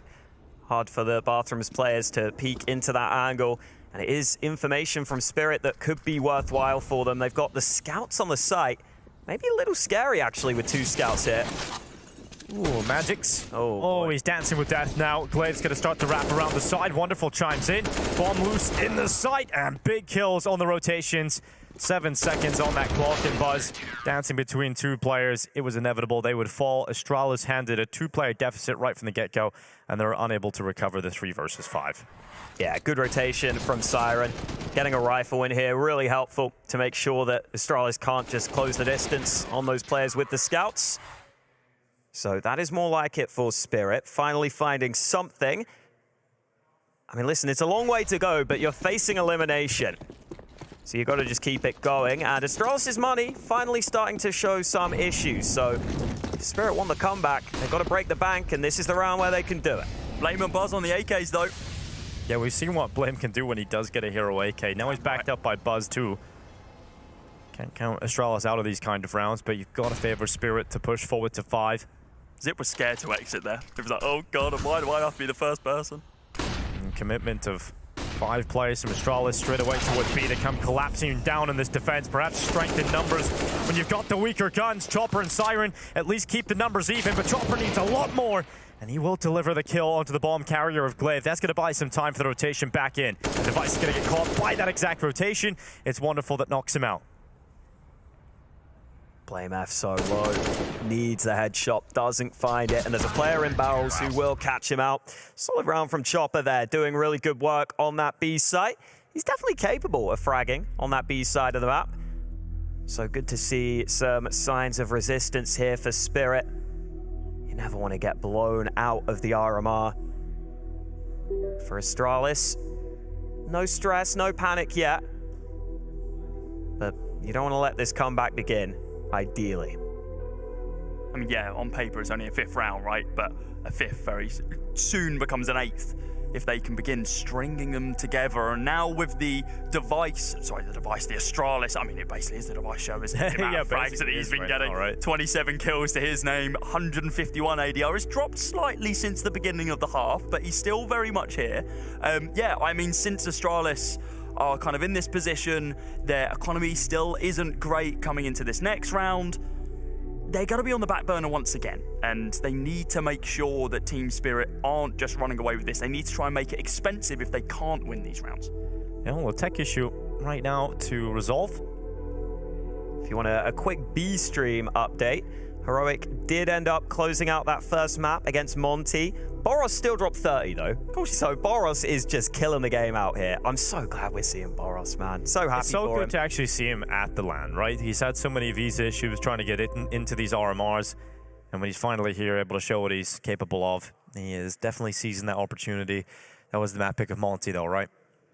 Now we're heading on to Overpass, which is Heroic's map pick. It's not a good sign. Definitely an uphill battle. But that's the 2-0 games. That is the 2-0 game, right? So that would qualify Heroic through as legends out of this group. Give Monty another opportunity as well in the best of 3s tomorrow in those 2-1s. I think Monty might be okay based on their performances against some of the top teams so far. It's looking really good for them. It is not looking good for Astralis in this round, though. It's actually the Zipex Hero D right now. I'm here for it. I'm a fan. He is on the back lines right now, though. He's getting other people to take those opening duels, but actually he's going to be taking matters into his own hands inside the connector. He's on the hunt, but there is no one to be found. Very, very slow round here from Astralis. Kind of, I mean, it looks like, yeah, some conversation being had. Maybe just taking like a fake timeout here, just to kind of have conversations. Yeah, Blame's talking a lot right now. Yep, just using this round as a nice slow one. Oh man, it's not a timeout. They're all showing off their knives. That's it. It's a fashion show. What's that? Is that 3 stat track kills from Blame? Get those numbers up, buddy. Yeah, that's pretty rough. You've got that knife, right, Holger? Well, it's yours, but yeah. Yeah, but you use it, right? I do use it, yeah. What knife do you use, Dinko? Currently using the Talon knife. Very. What one? The Tiger Tooth. Very nice. Yeah, Scrawny got me on that because it has the infinite inspect loop animation. Oh, he's got you. Mate, the Karambit is just better. I'm going to say it. I know Scrawny hates me for it, but the Karambit's iconic. I'm a sucker for nostalgia, I guess. Neither of you two saying Huntsman knives upsets me. You're a Huntsman man. I am an ultraviolet Huntsman man. I'm on a budget ultraviolet right now. I need to try and find myself some gloves to match it. Well, that round's nice and quick, nice and easy. Spirit have another picked up. It's a very long road back into this, but they have to take it round by round. Otherwise, they are eliminated, and their major cycle ends here. I actually love those rounds. Like, we were talking about this on the other stream. You like talking about skins? Oh, well, the skin rounds are great. I mean, by all means, get me on a skin podcast. Please don't. But no, those rounds where teams just kind of take a back burner. And it's like, okay, cool, we're not going to be able to do anything in this round. Then towards the end, they know they're not needing to find any rounds or It's a frags good or use of it, anything. right? If you feel like it's unlikely to get a bomb plant, it's a really good use to talk ahead of this gun round. So we'll see what they have discussed as we head into round 21. Wonderful's AWP searches for the opening, but decides to drop on back. And this is much more of the standard map control. Yeah, I wonder if we will see those solid nades from Astralis clearing out some of these angles. We do have Patsy and Connector. Buzz could have been caught, but Patsy fluffs his lines. That's a clean 5v4 for Astralis. How has Patsy lost that fight? He's going to be kicking himself about that one. Buzz will be chuffed. Now Device hops up on top of the flower bed. I bet your Buzz doesn't even know what chuffed means. No, he probably doesn't. But he is that. He is, yeah. He just feels it. It's just a feeling. It's a feeling, right? 1 minute left. Wonderful. Selects a more passive angle in bathrooms. It's still pretty nice info, though. If Astralis were to go back down to B. Right now, though, Spirit stacking the wrong site. Oh, here goes Wonderful. He wants a bit more info. Nice. He goes ahead, catches Glaive, sees a nade in his hand. No one else in the bathrooms at all. No one from Astralis showing presence towards A. That's information Wonderful can call over towards this B setup. Final 35 seconds. Astralis, Nice. oh, big swing out. Chopper sets up the flash. Siren drops Device and the bomb spotted. Siren delivers two. The bomb loose inside of the monster tunnel for the final 25 seconds. Blamef picks it up, runs on out, and needs Buzz to work with him. And Chopper's just hiding at the barrels. Yeah, head down. Crouch is simply not enough. Chopper going to be able to spot out the final one, the former Buzz, and that's going to be a round all over and done with. Spirit, they do manage to secure themselves a 7th, now just 7 away, Hawker. They look reinvigorated. Like, I think this CT side is going to look way better from them. Just the utility there. I mean, firstly, Wonderful taking initiative. Really nice timing for it. Get some information back, and it just allows that rotate to come in. You saw the incendiary onto short. The flash into monster was beautiful. Spirit get back to the B site in time. Great round from Spirit across the board. Good team play. And they look more comfortable on the CT side. That's always the way right now. Yeah. I mean, they've left themselves with so much to do. Yeah, they do have a lot of track to walk back into. That's the downside, but you never know. Nobody home for this nade stack. Would suck to drop around to this kind of play. Magix doesn't look like he is going to be dropping anything apart from 3 Astralis players. Very nice. You take those. Keep these rounds as clean as possible. Not much else ready to be said about that one. Zip is looking for a swing to tap a couple of people down, but with the aim punch, all of the shots just end into the top of the monster graffiti. Wonder if we get an Astralis timeout here. How many have they used? Feels like 1, maybe 2. Yeah, I can't imagine many. Does sound like they've taken a timeout. Get the answer to your question shortly, I'm sure. What if it's Spirit? You never know. Imagine. Astralis are going through those notes though. How many notes has Glaive got? It's a lot He's of turning notes, so my many God. pages. Okay, it's the first first. time Yeah. now. What? I mean, listen, they've been dominating. That really tells you the story of this game, right? Yeah. First time they made them sweat even a little bit, where they have to go to the notes, they have to go to the solutions. It's like, guys, should we actually look at our strats now? Like, should we think about this? Like, Let's consult the game plan. Blame and Device go kill hasn't worked for the last couple of rounds. That seemed to be the CT idea. Now the T idea, it's Zip and Glaive go kill. But right now, that isn't bearing many fruit. 7 and 8 respectively. It's not fantastic from them. But the rest of the squad are kind of pulling it up instead. Dice has been on 27 for a while. But this T side has been a little lackluster in recent rounds for Astralis. This is their chance to step it up though. Smoke into bathrooms early. Very standard smoke to make the AWPer's life more difficult, and that's how you get the AWP off the angle. Flash him away. Wonderful goes back to the site instantly. And now Astralis will start to move back to B, and this could be with pace. This could be unexpected. Yeah, this could be explosive right into the setup. Spirit, they have no warning. They have absolutely no warning. And Zipex charges open with the opening kill. Device burns away Siren. That's that 1-for-1. Zipex's life goes away, but I'm sure Astralis will be happy with their start to round 23, and they are not committing into B. They are making Spirit adjust, and they're going back up through connector. Got to remember, there are very few nades here for Astralis. So if they run into that AWP, it could be a real issue. Right now, though, Wonderful has left this A-bomb site. That puts the weight of the world on Patsy's shoulders. Nade goes in. Oh, no. He's looking for a little bit more, but wow. Shuts him down straight away. Just no opportunity. Yeah, Buzz just catches that good timing. Patsy wasn't ready. Buzz just walks out of the front bathrooms, and easy as you like. Astralis put the bomb down. It should just be a few moments from confirming that 15th round, locking it in, an elimination point against Spirit here in the RMRs. A team that qualified through as legends in the previous RMR, a team that came into this year with a lot of positive headlines. The analysts, the pundits, they all had great things to say about Spirit and their chances in 2023. What a disaster the year it would be. They wouldn't be attendance at all at any major all year. This is the only one they've got, so they're fighting tooth and nail. Chopper jumping into the side on the retake. A double kill for Chopper. Time is ticking. He's got on the defuse, and Glaive will deny any miracle from coming through. I mean, they gave that as good of a go as they could have at the end there. Smoke onto the bomb. I was surprised the player on truck didn't win the fight, but Chopper's somehow ready for this as he jumped up onto the site itself. No idea. Device caught off guard. Don't say that often, do we? Has to stick that bomb desperately, but Glaive gets the lineup, and Astralis still able to get up to 15. Looking good for Astralis to bounce back here in this 0-2 bracket. Yeah, strong final 2 maps as well. They'll feel really good about how they did it. This is just the conversation around how do we close it out now? Like, let's just get this done. Yeah, let's make sure we don't prolong this unnecessarily, right? The money isn't great. Yeah, I don't know if Spirit have a good buy. Spirit have a lot of money. I think Magix and Wonderful had like 9K going into that round. That's why I was quite surprised that Wonderful wasn't just sending it full in. But I'm more concerned about the Astralis buy. I'm not too sure what it's going to look like. It is okay. It's pretty decent actually. Device doesn't have any util, which isn't great, but everyone else is kind of supplemented by that. So we're still looking at a very competitive one from both sides. Spirit need to win this one to keep themselves with major hopes. A good opening from Patsy. A lot of damage done on as well to Device. Not a bad start of the round here for Spirit.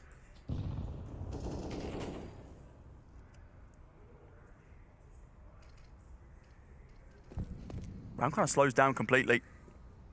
Chopper just going to be holding this cross angle. So many to clear. Patsy there to be able to back him up as well. And Device, after getting legged by Wonderful, is going to get taken down by Chopper. Glaive now looking to be able to recover something here. It's a 5 versus 2. Zipnik and Glaive, they haven't had the best performance so far. Small gap in that smoke for Patsy to be able to abuse, but Glaive's going to be taking the fight head on instead. It's about to start fading, and it does as he repositions. I wonder if Glaive has any idea. I don't think he does. I wonder if he even clears this angle. He does indeed clear it, and he takes down Patsy. One less body to find. That is some clear from Glaive, right? But they confirm that connector, at least close connector, is empty. But the problem is deep connector has Chopper, and that's where the bomb is. So you gotta get through him. He's gonna just peek around. Wallbind combo with Chopper. Lucky. So Magix is spamming through the wood in combo with Chopper shooting from the other side. And they sort of sandwich him with bullets.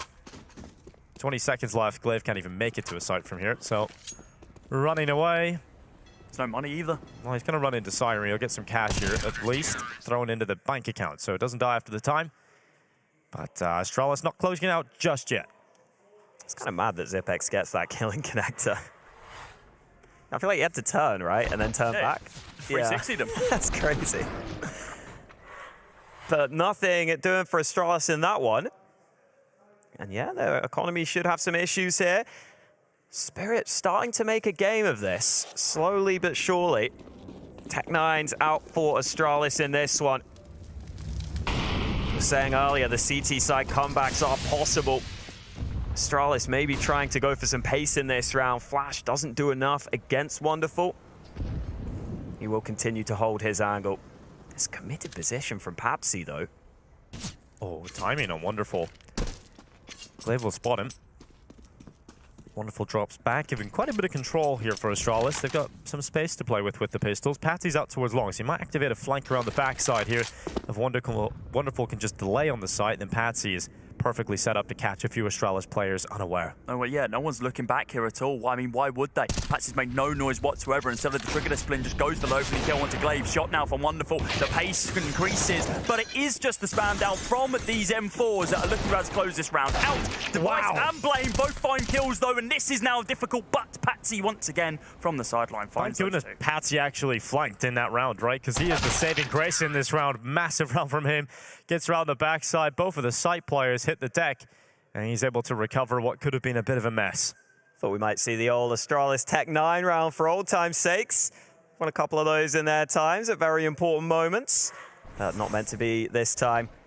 Yeah, I think Patsy actually ends up flanking because Wonderful got forced back from bathrooms by Astralis. So he was stuck on long and realized he can't just get pushed from both sides. So he took initiative. Actually worked out very nicely for him. And now we have that buy back from Astralis. All out for Device. Everything they could want into this one. This is the round. This needs to be it because their economy is broken, in tatters right now. Everyone sub 600 with the exception of Glaive, who's sitting on that exact number. Needs to be big. Device is not taking any form of aggressive fights, just waiting for this mid-aggression that we saw Spirit kind of commit in those last two rounds. And instead, they parked the bus, stood on the brakes, and have now fallen back.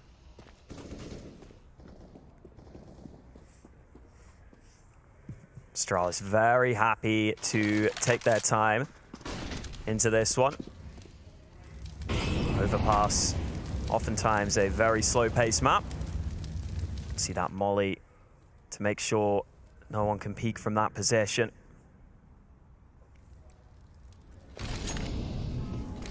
So slow bathrooms control being established. 45 seconds remaining. Still decent utility for Astralis. I don't know if they've done enough to shift Spirit's setup in this round, though. Wonderful's AWP is scoped in on B short, so they've got a 3-man A stack right now. That's aggression from Patsy and good information. Where do Astralis end the round, though? I'm so surprised that isn't the opening to just bomb on towards that A-bomb site. Instead, they then reposition themselves towards B. But actually, it doesn't look like they're fully decided as of yet. The bomb gets dropped, and now with less than 20 seconds on the clock, Dinko, what are they going to have to do? Well, they're sprinting towards the A site. There's only one margin for error here, and it's a really passive setup, so they should be able to get onto the site. 10 seconds, smokes up, bomb will start to be planted, Buzz will lock that in, and now suddenly Astralis have found the only gap that has allowed them into a competitive post plant. Oh, good angle from Buzz, but he can't get the kill. Stuck on the site. Buzz trying to fight out Divine. Swing chopper. Beautiful headshot. His teammates have now arrived as well towards the truck. Device searching for 30. Will collect it and drop back into the bathrooms for a more passive post-plant position. So strong for Device. No nades against him. Is he gonna boost? He's gonna boost as well. Oh, they haven't lined it up perfectly. Luckily, they're not on the defuse just yet. And what a great move to take down Wonderful! And what a wonderful performance it's been from Device. Just Siren, but moments away from confirming their elimination. Team Spirit, bomb out, 0-3 at the RMR. Astralis survived to fight another day. What bitter disappointment it will be for Team Spirit. Positive headlines all year, but negative results. Little release of emotion at the end there from Astralis. Realizing they finally got their first win on board. It's one they've been waiting for. They'll be happy to get it. As for Spirit, unfortunate for them that they've been in poor form and they haven't been able to turn it round at this event. But for Astralis, got to be happy with that win. I think Device, obviously the main man, 32 kills, really stepping up with his performance. And I love that final round as well. No nades against him. He's got those lined up all day long. And a good win for Astralis. And look, it got somewhat close at the end there, but it did feel like Astralis were in control. And for Spirit,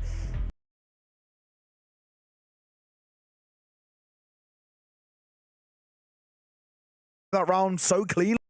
How did they not have head armor? Oh, maybe. That was a Mac 10 at range. Yeah. It looked like he died. That was really far range again from the Mac 10. Oof. That's actually super devastating. This one is a big misstep. This one is just, yeah, classic scout. Classic Aiden. Of course, a clip not too long ago from an exact position back in the previous major, which pretty famous clip in all things considered. And Monty, it's a bit of a tilting one to lose. And one of the points you were talking about, it's so expensive losing that round. And look at the knock-on effect. And M4A1S for Waro, them queuing towards a FAMAS and pistols across the board. And basically the only utility they've got to use with is one smoke in the hands of SDY. What a great Molotov to send a signal that we know exactly how this works. Heroic definitely experts at playing on overpass, so you're not going to fool them with any kind of trick like that. They have it for Mars, they have the M4, and Boros has a Deagle sneaking up, but Cadian is going to be there right quick. Got to defend that weapon somehow. Yeah, and I think Cadian is going to be ferrying those rifles back so that nobody could pick them up. So, super important stuff to be doing. Also risky, but you have to. There we go. Yeah. Smart decision, I think, for Cadian. Make sure nothing dropped into the wrong hands. For the most part, this should be a clean round. I say, actually, Waro will find Stone on the flank. Yabi's low, and he'll fall to the hands of that 5-7. AK scooped up. There's a world in which we can make it even more expensive. Shush, thankfully trade a 2 versus 2. Could we turn 2 versus 1? Shush, low on HP.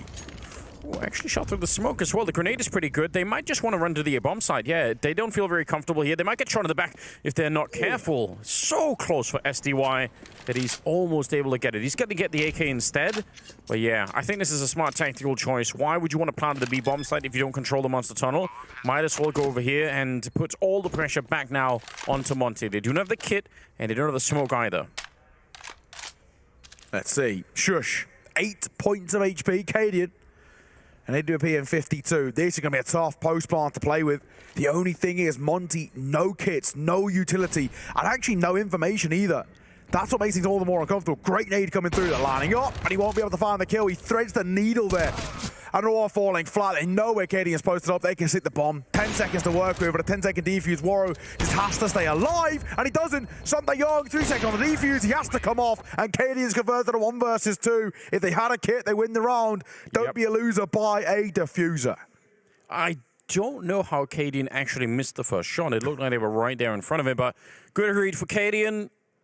Also could have made the mistake of assuming that the guy would have come off the defuse or just kind of waited it out. But this time, they really go and check it. So, well done. And it's horrible news for Monty, obviously. Yeah. That's one of those rounds which, once again, they're going to kick themselves for losing. We saw them do a few of those over towards Mirage, and they really did come out to bite them late game. And look at the money once again over towards the Monty side. We mentioned about how losing the round 2 rounds ago would break the economy and really kind of force them into a janky buy. And with the M4A1S and the FAMAS to make it so close yet so far, he's going to be pretty tilting. And now here, in towards round number 7, 1 Deagle, 1 B250 is all they've got. Boros spotted out. He's actually lucky to stay alive for as long as he does, but Yabi will see him off. A stack over towards Sandbag there. We'll find 1. Yeah, two double stacks happening to look over. Cadian, don't give up this AWP. I have no idea why he's still sticking around. They knew exactly how many people were there. That just seems like hubris. I can't think of a reason why you would want to do that. They should have won the round anyway by now, but I mean, the bomb is going to be planted eventually. Yeah. But, yeah, so the first one is okay. The fact that Shush went down, whatever. The Abbey, huge off angle. They're not ready for it. So I guess that kind of makes up for it. But, yeah, a little bit careless. It doesn't change the fact that Heroic are about to be up 4-3 here as they're going to find that kill. Again, it's Waro right at the edge of the smoke. And they're on the T side. Their economy is starting to look a little bit better for Heroic. This is building into something bad for Monty, though. Take a look at this replay as well. Oh, that's quick from Cadian. He gets very unfortunate on that shot. The second one is a bit of a beaut, and of course, unfortunately for SDY, he kind of had to come off the bomb. I mean, either way, it was never really going to work in his favor. Even if he came off and he finds the kill onto Cadian, he loses it. So that kick could have made a massive difference. And a couple of those rookie errors creeping in towards Monty. We saw it happen on Mirage. We see it here. 4-3, Heroic claw back a lead off the back of the low buy, but Yabi will find the entry. No head armor. Krasnal just gets blown up. The only one that has anything is Boros right now. Trying to see if he could find something more. Still been a good start for him, but obviously not as impactful in that. So I think partly also the map. It's hard to find a place to get a fight on this one. because you can get smoked off. You can't do the same rotations, and he's already getting beat up a little bit here. Tessus is walking down. One good grenade. It almost took him down, but a good return from Demq. As he finds the kill, Boros still falls, so will Warrow. In a matter of moments, Monty down to a 2 versus 3. The numbers don't favor them, but now they're level. Sunday Young still on 21 points of HP, which makes it all the more uncomfortable. And Heroic actually is going to pump the brakes a little bit. And they have the time for it, right? 50 seconds. There could be a mistake coming in from the CT side. You've already seen Monty have looked pretty aggressive in some of their rotations. This time they are doing a good job at staying slow. And Demq moving out like this, he will give up the bomb site, but it's going to be very hard for Heroic to read where he's coming from. Even if they walk on there and get a bomb plant, they're not going to be guessing that he's already down. They might be thinking that he's just a little bit further back towards CT spawn. So this could still be a really sick move. Now, are they going to go up to A again? They might just circumvent him. He's almost behind him. One more second to beat the corner. Oh, but they're going to walk around, and he missed them. Oh, no. And now he's probably going to be thinking, okay, that's fine. They've gone up connector. Oh, man, this is rough. They're going to plant presumably on the backside instead of towards SDY.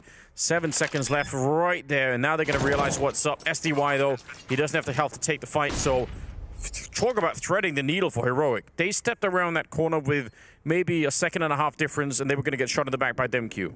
Both sides playing off essentially lack of information right now. Or posted up, smoke over towards Dumpster, but it won't make a difference. Flash will catch Kaden, that'll force him back. We've already seen him convert to 2 versus 2 clutch once before from this exact plant. What can he do? Well, Starner fought. It's all out of the Cadian. Fires the first, needs to get on the bomb as well. Sunday Young sticking it. He did it once, he has to do it again. Time is ticking, swing it through. And Sunday Young doesn't have time. Once again, he has to come off. Yeah, it's a replay of the last scenario, only this time it wasn't the kill, but it was the bomb. That would have happened the last time as well if SDY got the kill, so horrible time. Again, the defuse kit absolutely betraying them there. If they would have had one, they would have won both these rounds.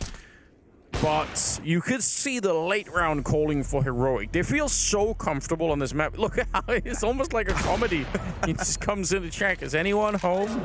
It's like a Tom and Jerry, old school, where they're just going around each other in a circle, but you have no idea. Ridiculous. 5-3 the scoreline. Pistols are back in the hands of Monty. That's all they have to fight with here. Last time they stacked the bomb site down at the B bomb site, 5 people. They're going to do it again. The T side of Overpass can be a little bit of a cruel mistress at times too, but Heroic played some cracking Counter-Strike right now. SDY going to up close, Stown sitting in the smoke. And that pretty low buy over towards Monty. Gonna be problematic. Gabby, dangerous to play around this close. Don't want to give them the AK. And yeah, he's going to fall on back. I don't really blame him for it. I think they have a bit of an inkling. They have a bit of an idea that something is going on down there. And the boost will confirm it. Catching Stown. Good shot with the P250. Warrow, 3 points of HP and a Deagle. This is going to be really difficult. It's an all-good round for Monty, but still definitely plausible, possible. How do they play this? 55 seconds on the clock for Heroic to work with. They've got the util, they've got the firepower. I think just the lack of information about how Monty is setting up is really causing them to be a little bit kind of, I guess, less confident of what they're doing so far. We're going to slowly probe and prod over towards A, and before long, they'll realize no one's really here apart from SDY. Yeah, time. It's still enough that Heroic are not going to be pressured here. Once it goes down to 15 seconds, that's where you can start to get individual kills that could change the round. But at 25, I think Heroic is still going to be able to do this. Yeah, look at how they cleaned it up. Cadian doing absolutely fine work as well, getting the double. He's up to 12 overall and leading the scoreboard at the minute. And it will be a 6-3 scoreline, which again, CT-sided map. Everything is pointing towards the idea that Heroic just feel a lot more comfortable than Monty do on this one. I think in the individuals of Monty, they're getting kills. They are showing up. You could see there, I mean, look at the ADR for War and Boros. Then it's not like they're not doing anything. They just don't feel the same level of confidence that they did on Mirage. Yeah, and you can see as well, you know, I think there's definitely an argument to be made that a lot of these kills that we're seeing from Monty aren't actually as impactful as we would hope. I think the kind of the consolation kills here and there, exit frags. And at times for Heroic, from the start of the round, they found the opening kill and it more or less locks it in their favor. Just having the numbers to work with gives them such confidence to barrel in on towards the site. And when Heroic goes for those crunches, they can be such a menace to deal with. Either way, slowly but surely, started to pull away from this game. We're getting to a point now where, for Monty, a lot of questions have to start being asked. They're 3 rounds behind. Heroic are already up to 6 on the T side, and it's 5 in a row as well for the Danes. They're not really feeling any pressure since the full buys have been in play. Yeah, and even in spite of this, it's not like they have an infinite amount of money going on that T side. They could be broken once again. We're going to see a grenade stat. You're going to be really careful back there, Crash. Now, don't want to be getting too frisky with it. Here we go. One of them failed, but it doesn't matter. They still destroy him. So, unfortunate start for him. Crastal's really been struggling over towards Boost. The amount of times I've seen him being called off. Hang on, Tessus has got a nice advanced angle. He's not even cleared, not considered. SDY, caught off guard, Warrow. We'll trade him out. Tessus in no man's land, gets dropped. Same can be said for Shush to the hands of Boros. Yeah, but they're going to get the bomb site awkwardly. The bomb is on Cadian, who's over on this side. So, yeah, they've got B. And Cadian, is he reading this? He's realizing because they're taking B, everyone's going to rotate, and he's going to run to the A bomb site. This is actually tactically so sick. Imagine what a read. It's easy for us with the minimap, but Cadian doesn't necessarily know all of this. Stown is going to go eventually to the ground, and that means it's a 2 versus 1, but Yabby's going to be holding this, and look at where Yabby is. Would you ever check this coming in from this CT side? They absolutely don't, and he mows them down. MQ on the other side, Yabby with the triple. Oh, tactically completely destroyed in this round. I've got to come back to what you were saying. You're spot on. Obviously, with a mini-map and X-ray, we can see all that's happening kind of in real time, but for Cadian to call that sort of play, it in itself is just unbelievable. It's such a ballsy call because it's so reliant on Yabby stepping up and catching players in transition. And there's even an argument to be made. If they go towards connector, that entire round starts to come in jeopardy. If they start flooding through Banana to retake the A site, playing a post one there with a numbers disadvantage is always going to be so difficult. It's really good work. I wish we could have that replay, but just pause when Boros looks towards him, because there's like a moment when he's like, oh. And the double take. They just insta-lose the round. Yeah, well played from Yabby. That's not necessarily easy. You know, getting a couple of kills there, but then getting traded still leaves it in a 1 versus 1, but he just did so well. Boros going to get blown up this time. Yabby is back with a vengeance, up to 12 kills now. And they don't have anything to fight with here. 7-3. Heroic have really taken over this game. Yabby continues to have a great series as well. I mean, well, of course, we're always going to continue to praise Boros just because mechanically over towards Monty, definitely the hitman over there. But Yabby, especially when there's been question marks in his name, really looking pretty damn good right about now. Cadian, of course, leading the charge and leading from the front with 13. And those 2 clutches are always going to be so insurmountable in building up this big T-side lead. Yabby, in terms of the rifler, really making life difficult for Monty in the server. 45 seconds. And they're already checking the B-bomb side. They know that there's nobody down there now. And they're going to start to realize that they could just set up in the after plant and probably be fine. 7-3 the scoreline. Probably going to be 8-3 here. They are starting to get a little bit close. Heroic have taken a little bit more time than I was expecting, but looks like they're going to be fine anyway. Ooh, that's an interesting miss. Bomb plants it finally, and they will pick it up where they left off. Oh, no casualties on the Heroic side as they win 5 in a row and get up to that 8-3 scoreline. It was a massacre as well, I have to say. They crunch through from short water, looking like potentially Monty can make things a little bit awkward. Doesn't exactly pan out. Timeout to be called. And right now, this is really solid work from Monty. We're looking over towards them to try and make a difference here. Warro, of course, the IGL, LMBT, the coach, both the Ukrainian guys going to try and, as best they can, find something in the repertoire. I mean, how are they going to make this work? And funny enough, you look towards the player count, not a lot of people talking. Warro, SDY, none of them talking. LMBT was still sat down as well. So who knows? Either way, we will see how things pan out for what are the latter stages of this first half. What has been a great, great round. Check this out. Fantastic work for production. You appreciate it very much. Oh. Just a horrifying experience, you know?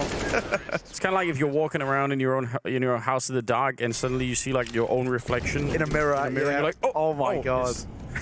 Except this time it was a guy with an AK, so unfortunate stuff. I don't know if it's a saying that is used elsewhere, but in England we say, like, you know, your heart jumps out your mouth kind of thing. Yeah. That's what it is. Okay. 8-3.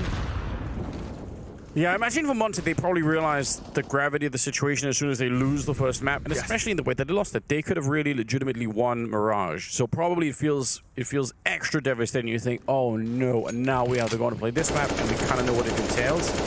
So they might feel a little bit defeated, but the lack of communication is a problem. Hopefully they're still keeping it up in the middle of the rounds, because if you stop talking to each other, you probably can't win. No, especially not against like Heroic. So well drilled, a well-oiled machine.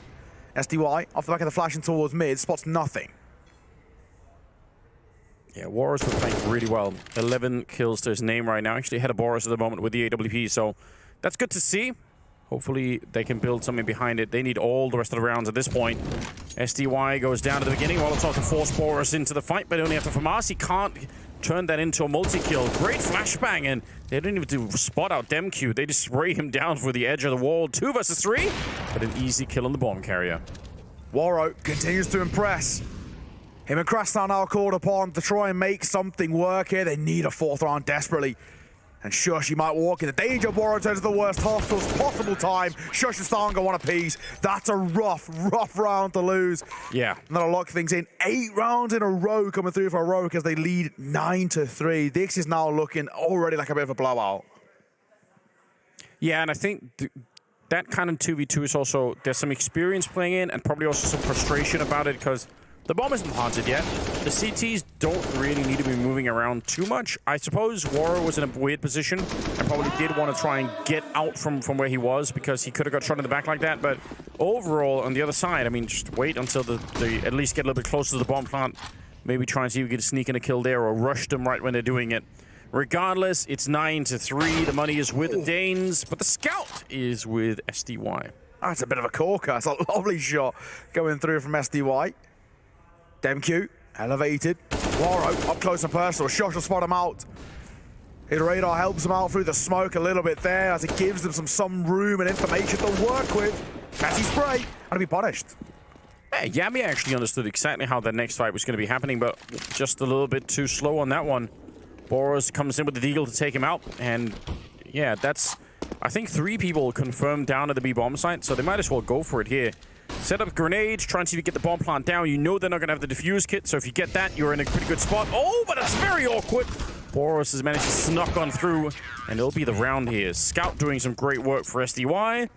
And Monty, this is a critical round that they pick up. Yeah, really needed. I think they just need to have a strong finish in towards the end of this half. Of course, only 1 more round to play with. It all starts really well. SDY, this first shot's brilliant. So quick on towards Cadian. And Cadian was trading on the angle too. He was waiting for someone to be posed up into towards front bathrooms. Gimmicky angles. Winning for Monty, and we will see a timeout. A little bit of a tilter, but I don't think all things considered, it's not the end of the world. 9 rounds already on T side over Bart. That's pretty substantial. Yeah, certainly comfortable enough. I mean, obviously, I think Heroic are so hungry to do this that they probably just want everything they possibly get. But even if it finishes 9-6, I think Heroic will go into the half thinking, that's fine. This is not a problem. We're going to be okay. Oh, off the back of the pause. In towards the penultimate round of the half. You know, we're looking towards Monty to try and get themselves up towards 6. Just make it somewhat doable. I think already Heroic have done enough in my eyes. 9 rounds on T-side is pretty substantial. We look towards the scoreboard once again. Shush, 121 ADR, 14 kills to his name. He, coming in towards today's game, was the highest rated player in the RMR. He was averaging 168 ADR before coming in towards the best of 3s, which is just ridiculous. That game against Aurora, he was just unstoppable. Yeah, that's actually really disturbing. Again, Shush has kind of always been this do-everything kind of guy in the lineup that hasn't really had to be the star. There's been everybody else kind of doing it. It's been kind of a lot of his career, but yeah, it turns out he's got more depth to him than that. SDY playing really far forward to the bench here next to the fountain. And that's a really weird off position that I could understand if Heroic just kind of forget about. I've not often seen people, and not never, but it's rare that people play in this position. Crashstyle going to be taking down Tessus, and that's a brilliant start. And look at SDY, he's managed to sneak all the way through. The timing is godlike. He's just going to keep on going. Let's see what he finds. The bomb is very spaced out right now, and he wanted to go down quietly. A little bit of damage being taken. No one heard. Hang on a second. Yeah, Yavi getting him behind. Same Q7 for Style. They're going to find one kill apiece. And Sunday Young turns the worst possible time. Timing is brutal there. And it leaves it all down to 2. Warrow and DemQ. And this round has fallen by the wayside in a matter of moments. You get that deep in. Now, they do have a second look as well. That's coming from Warrow somehow. But he might get caught as well by Stan. Oh, surely not. Warrow's going to get the headshot, follows it up, and he's ready. He knew Stan was coming somehow. What a play. He should have been dead already. Swings in, and there's the kill from Shush. Now just a 1 versus 1, and I think he realized where DemQ was. Finds him out, and the open the spree is nearly perfect, but DemQ will survive, and it will be the round after all for Monty. It's an overall incredibly confusing round. By the skin of their teeth, Monty up on that round. That is ridiculous. But again, I think for Heroic, a little bit of a tilter to be losing that one. Everything started so well for them. Caught 3 players off guard early doors, and a 2 versus 4. You cannot allow Warrow to isolate fights like that. The flank on the flank just didn't have the timing, and Warrow has individually won the round for them. Brilliant, brilliant stuff coming through as they find their 5th. And of course, in doing so, it means that the buy over towards Heroic is a little bit haphazard. Oh, here we go. Are they gonna, yeah, they're going to get flashed too. Look at this. They're both going to come through the smoke right away. Flash from inside of the B bomb site as they're setting it up, and they get the opening kill. SDY trying to fight it from the side. It's a huge spray down. 3 with the MP9, and now all on Cadian. What an aggressive move from Monty. They're trying to take the initiative away. SDY with the final one, a quad kill to end the half with.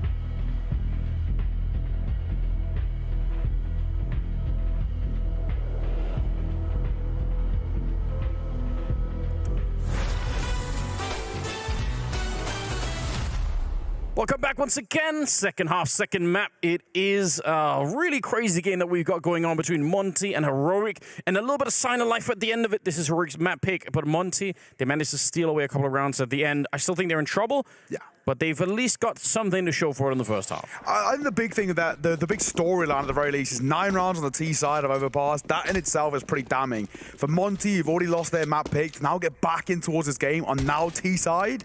It's asking a lot. The definitely numbers are against them. We'll have to wait and see how things pan out. A pistol round, though, would be lovely to alleviate some of this pressure. And already got a decent amount of information and space to work with in towards Connector. I also feel a little bit cheated. I bought a ticket for the Boris Hype train already on Mirage, and I feel like, you know, we didn't go far enough. I wanted to keep going. He's been playing pretty well on this map. He's got 12 kills. It's not bad at all. I want more now. You know, it's been exciting to see. Look at those odds as well. They are so one-sided. Already, bit of a fight coming through in towards the A side. Looking over. Monty, very slow and methodical in terms of their approach right now, and Heroic not showing too much face. I think this is a pretty cool and calm approach from Heroic. They're just not giving opening duels over towards Monty, and you can see them actively hunting for fights. Nothing being shown. Yeah, they're looking for it. They got the time to spend. No kit at all on the Heroic side. So if the bomb does go down, it'll be a little bit interesting to see how this plays out. Oh, the smoke is up to try and buy something. Glock right on the other side, but instead they're going to fake it out. Just retreat to the A-bomb side. Cadian, easy shot onto SDY. That's a good start, and now it puts a lot of pressure on Monty. They're on the bomb side, but they have to be worried about long all the time. The smoke's already been used, the one that Heroic had, so they're going to be straight up fighting them now. Warrior comes back into it a little bit, and he's fighting it out in the open. Another good headshot, but he can't spin for the third. Tessus will take him down, and now it's DemQ to try and stop that defuse. He's going to get shut down. Tessus, excellent aim at the end, and with that victory, Heroic are looking really good to win this map. Yeah, I mean, now they're already up to double digits. We're starting to see Heroic once again, you know, going to build upon their repertoire that they started off in that first half. They've got room to work with. They've got breathing space. They're not going to be all too worried. Even though Monty are sort of hot on their tails, they've got at the very least a few rounds in arrears where they know they can kind of play around and mess around and work out essentially what Monty are trying to do on the T side. I think that was such a cool approach coming through from Heroic because they just never showed face once. For the first kind of 1 minute 20, we didn't see one bit of presence coming through from Heroic. No map control taken, no fights taken. They allowed Monty to run riot, but to no avail. A bomb plant's good though. At the very least, it gives them some money to work with and a buy. Yeah, I wouldn't be surprised if that was actually called out in the halftime for the Heroic side, just saying, don't give them those fights. You know what they could do mechanically. There's no point in doing it. War is up to 17 kills, so he's actually really stepped it up. It's been a real pleasure to watch. But again, they need more than 2 out of 3 to really play. They need 3 or 4 players to come alive, because that's what Heroic have at the moment. Boris, it's a good kill, but Stown is there with the return, and Cadian Stown is just cleaning them up all over the place. 2 versus 3, bomb is on the ground, and Jabby, he probably could have won that fight, but all the bullets going right past SDY's head, leaving it in a 2-on-2. But shush, he's right here, ready for it. The spray is good, and War, he spins around for it. 1 versus 1 with Stown practically dead. Oh, this is tough. This is really tough. A strong gust of wind, and Stown will be blown out of this round. You've really got a feel for him. He's got the right idea on the reload. Oh my God. He nearly catches Warrior off guard. He's at least given himself a second crack. If he took a step forward, Stown, he wins the fight instantly, but now he's definitely not favored for it. What does he do, right? How does he play this? I sound like he's actually rotating back over towards A. I like it. He's going for the headshot angle. Unfortunately for him, Warrior just saw it coming. Great peek for him, but I think Stown wanted to put himself in a position where it was just going to be headshots or nothing. So I think that makes sense, but a great recovery from an otherwise pretty devastating round there. Once again, it's showing, you know, winning out on towards these 4-star rounds are arguably seen as more important. And Monty, their approach coming through in towards that one, really, really nice. Good attempts coming through, but I think Heroic, if they're kicking themselves, they had a decent start towards that round, and they allow Monty just to kind of, they fall into the pitfalls of Monty, essentially. They fall into the baits that are set, and those traps catch them. The buy, of course, pretty brutal in towards this next one. And Monty starting to get closer and closer to tying this game up, only 3 rounds behind. Yeah, kind of a lot of ways, strange round. Oh. Not the Molotov maybe they were looking for, but it's all good. They can wait it out, and it's not really going to cost them much of anything. No one's here anyway, and they're going to find out. Whole group of CTs making their way towards the restrooms. There is one flashbang on Shush, so maybe they could set up something if they get the right cue for it. They can swing up behind this and try and do something. Shush is waiting all the way back there. I bet he's got the grenade in hand already. Cadian up close and personal. This 5-7 at close range can just be brutal. And Tess is around the corner as well. They contact. Oh, no. Down. That's not a bad shot. Tess has to find one of his own. These pistols potentially causing a couple of problems, especially now that AKs are being scooped up. They didn't even need the flashbang. Shush actually left them a while ago to go down to the B bomb site, where ultimately Demq is going to be able to find him. The bomb is being picked up now all the way back at T spawn. And Demq, oh, right place, right time to get that one. Throwing a deep grenade, but not going to make any big difference here. 1 versus 2 for Jabby with a deagle in hand. They're already out on the site. They're going to peek him. If he goes out too far, they're just going to double swing him. Yeah, there we go. They saw him, and that's why they do the 1, 2, 3. Let's go. Oh, no. A team kill. SDY is taking down Demq. Not like this. He's got the bomb plant on the other side, but Jabby, how quick is he going to be? He's already got a lot of kills. There's the one swing. He's had a couple of cracks at it already, and now he's pushing forward. SDY, everything rides on this, and he does take him down, and all is forgiven. Oh, Sunday Young nearly costing Monty a bit of a freebie of a round. Oh, that got so close for comfort, it has to be said. But I'm like, a nice couple of shots coming through. And once again, we have to look at the buy for Heroic in that round and kind of what was the game plan, what they brought towards to the table. They didn't bring all that much in towards that round. So the fact that they're walking away with 4 out of 5 kills isn't all too bad. And of course, it does mean that they have nothing to work with in towards round number 19. Only a P250 and 1 flashbang. So this should be an absolute throwaway round. Monty can go to 9 rounds on the T side. This game could get a little bit dicey. 20 kills on War right now. Very likely to be 10-9. Again, they have that 1 flashbang on Tess's, but I mean, the weaponry is even worse this time on the Heroic side. So presumably going to be quite hard to do anything. Yeah, it is. I mean, in terms of numbers, definitely getting closer. I still think Heroic CT side, when they pick up the rifles, should be fairly strong. But at least I have the advantage of allowing Boros to go look for the fights like he did on Mirage, right? Give him some freedom. I think Boros is one of those people that I think you shouldn't lock in towards the system. When he's given freedom, he can be such a menace. Speaking of, Boros is up for 2. That's what you need to see coming to fruition. Boros with a double, but deleted by the P250 is down. It's only a consolation kill. And now already much better. This is where we're starting to see Monty come alive, start to find form. Consecutive rounds and put on the board from them as well. Exactly where you want to be. That's 3 in a row coming through from Monty now as they're up to 9 and within reaching distance, just 1 away. If they're able to take this full buy away from Heroic, this game now, I mean, the script starts to get flipped.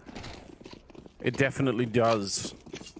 Very, very interesting. That would, I think, I mean, obviously it'd be shocking in general if they made the comeback, but I think on this map especially, in the way that it's gone, nice shot from SDY is taking down Stown to begin with. They're going to try and double nade it. Timing is pretty good. Like, oh, yeah, he just walked away. He was just jumping for it. They had the right idea. He's going to live another day out here on long. Cadian taking a bit of a fight. He's going to try and flash his way into it, but sticking around out here for a long time when they don't have restrooms control is super dangerous.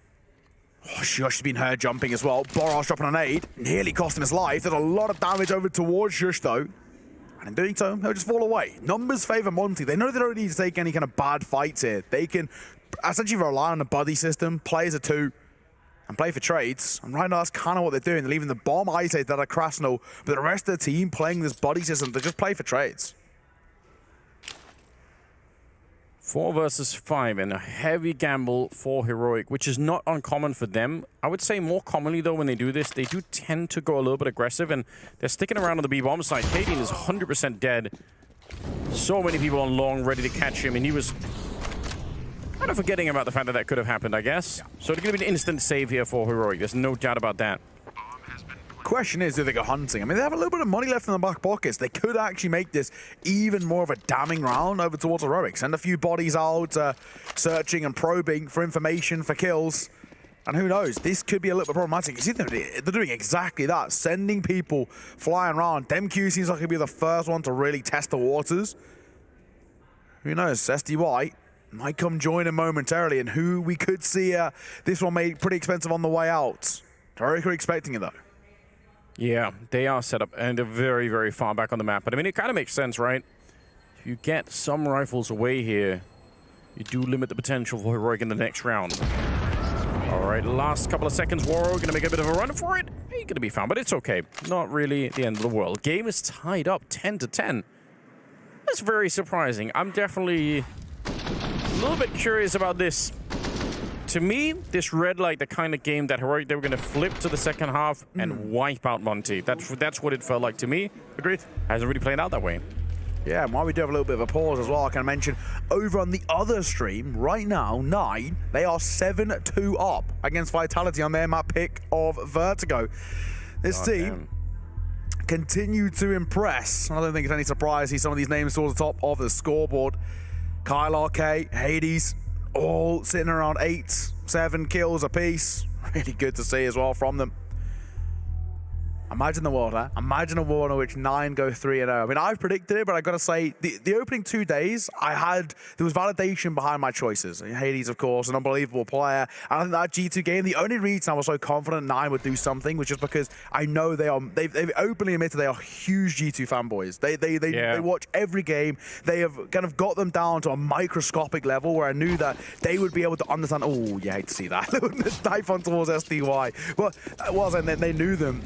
They went towards the best of 3 against Vitality. That is hopium. I love that 9 side. They're playing some cracking Counter-Strike. Yeah. I think that, I mean, when we were watching them at Pro League, they quickly, I think, became sort of a fan favorite in that one. Just very enjoyable to watch. This is kind of cool. Okay, I like Boosting on over. No CT push on the other side, which is interesting. Normally that smoke gets thrown exactly when you want to do some sort of a double push out of the tunnels. So it'll slow down Monty a little bit, but not too much. Reclaiming some space here, Boros. Not what all too much. Resmoke coming through from Heroic. That'll just lock out Monster control. Bomb is brought over towards the Monster position, but not committed just yet. There's still a possibility in kind of a classic Monty of doubling back and going to join forces over towards A. Right now, it's just playing in around the smokes. Still 50 seconds left here. Bomb outside of the B bomb site, so we can already tell a little bit of an attempt here to try and lure the defense on this side. If you can get a kill, if you can make them rotate another player in, that flashbang is really good. That should have been the kill. Gabby's lucky to be alive. They're wasting precious time. They got 2 people out on. They can't really go and find Gabby. They're going to run out of time. 30 seconds now. The bomb is going to get picked up. This could be a really dicey game. Stown has another smoke, and don't know if he's in a position to throw it down. Or they're going to come pushing through before that even happens. Boros trying to get the opening here, but Stown is just in the corner looking down. And he might have a one-way here. A little bit of a lineup. It's a team kill again. And it's a 3 versus 4. Seems to be a bit of a reoccurring theme over towards Monty. Team damage start the round on towards SDY, and a team kill from DemQ. But he's making it count. Double kill for him. Bomb goes down. Oh, with Yabi falling as well. This round's in jeopardy. Heroic might get to a point of saving. Trying to get back in towards this B side. The smoke's all over the site. It's going to be so difficult. There's just no information for them to work with. Oh, but they feel confident. They're going to go for it. Don't have a kit right now. There might be one somewhere on the ground, but yeah, finding the remaining team side here is not going to be easy. Tapping the bomb, waiting for a little bit of an explosion. Crashdown's going to get it, and Cadian realizing it's time to quit this one. Wow, 11-10, and a very unlikely round for Monty to win. And I think a slight sign of a little bit of panic on the Heroic side here, because when that bomb is being planted inside of the smoke, you could see that FAMAS player that was playing up close kind of just, you know, swinging for it. And there was a very low time on the clock. There's going to be like 10 seconds, 9 seconds on the clock when that bomb is being planted. So I understand the need to try and go for it, but it's super risky. Love that kill from DemQ. Just commits. You got a feel for it. Let's get 2 kills on the way out as well. So at the very least, he makes up for it. Heroic, I don't know, man. Right now, this CT side is just not looking comfortable from them. They're really struggling to get a good read onto how Monty are playing the T side. And credit to Monty, I think the T side for them has been great. 5 rounds on the trot for Monty. They are starting to play some really good Counter-Strike. There's a world in which Nuke might be needed, but Shush got other ideas. Yeah, wide peek against the AWP. That's a bit of an interesting scenario. Shush taking a bit of damage. Boros ducking right down under the shot there. Down to 69. Nice. Over towards Short here as well. Cadian, I like this boost coming through. For him, needs to be careful. His head can be spotted. Some people do kind of look out for this angle now. Going to fall off it. And the spam also could be problematic. If he spam through the wood, both of them could fall. This rifle for Cadian has to find some success. This round is still a possibility. It's just slightly improbable. Yeah, they don't have a lot. This is the kind of round that Monty just has to win. If you sort of trip and fall here, it's just going to feel devastating. It feels like you're letting Heroic back in sooner than you really need to. The Eagles are in play, so you never know. But the smoke has made it very hard to find anyone. Deeks, Cadian jumping up on top. Boris is there. But the bomb is still getting planted on the other side. And a good recovery here for the rest of the team. Demq with the double kill, crashing on with the other double. And a 12-10 scoreline. Monty, they're 4 rounds away from picking up the map and pushing us onto Nuke. 6 in a row coming through now. This is really good Counter-Strike from Monty. They're not really kind of falling flat or falling in towards what Heroic are trying to do. This has been exactly what Monty want to do. Control the game, control the tempo, force Heroic into these really awkward engagements and allow for their individuals to shine. And that's what we're seeing. Individuals stepping up. Waro continues to have a super impressive game. But now we're seeing Boris, who was uncharacteristically quiet in the first half, step up. Demq as well, Sunday Young, both on 15, all having that impact. And we were kind of saying at the halfway point, there was kind of, for Heroic, 3 different players, all on a pretty significant amount of kills, all making their presence known, wherever towards Monty was basically just Waro. Now there's a pretty decent little group and a core here of Monty on the T side, finding form. And while Krass has been a little bit quiet, he's not been called upon all too much. It's very interesting. I think some of the game plan here for Heroic that we normally see, some of those aggressive pushes that sometimes come out for this from really both sides of the map, they haven't really been too successful with it yet. And they haven't tried it nearly as much either. Maybe that's part of the problem here. Maybe they are a little bit worried about some of the mechanics here on the Monty side. And they don't want to be running into Waro or even Demq or Boris right now. The whole team is playing really well at the moment. Cadian out on long. Easy enough shot there, but the question always is, can you actually manage to get out? And looks like he's going to make a straight jump for it. Doesn't even bother checking behind him. Seems risky, but at least for the minute he's out. Boris. Oh, he wants to hunt this one. Oh, he's got space to work with as well. But the Molotov will keep him at bay. So now, the brakes pumped ever so slightly and a smoke coming through as well. He might be swung off the back of the flash, spamming through as well, but Yabi doesn't commit to it. Second time asking does. Great double flash setup.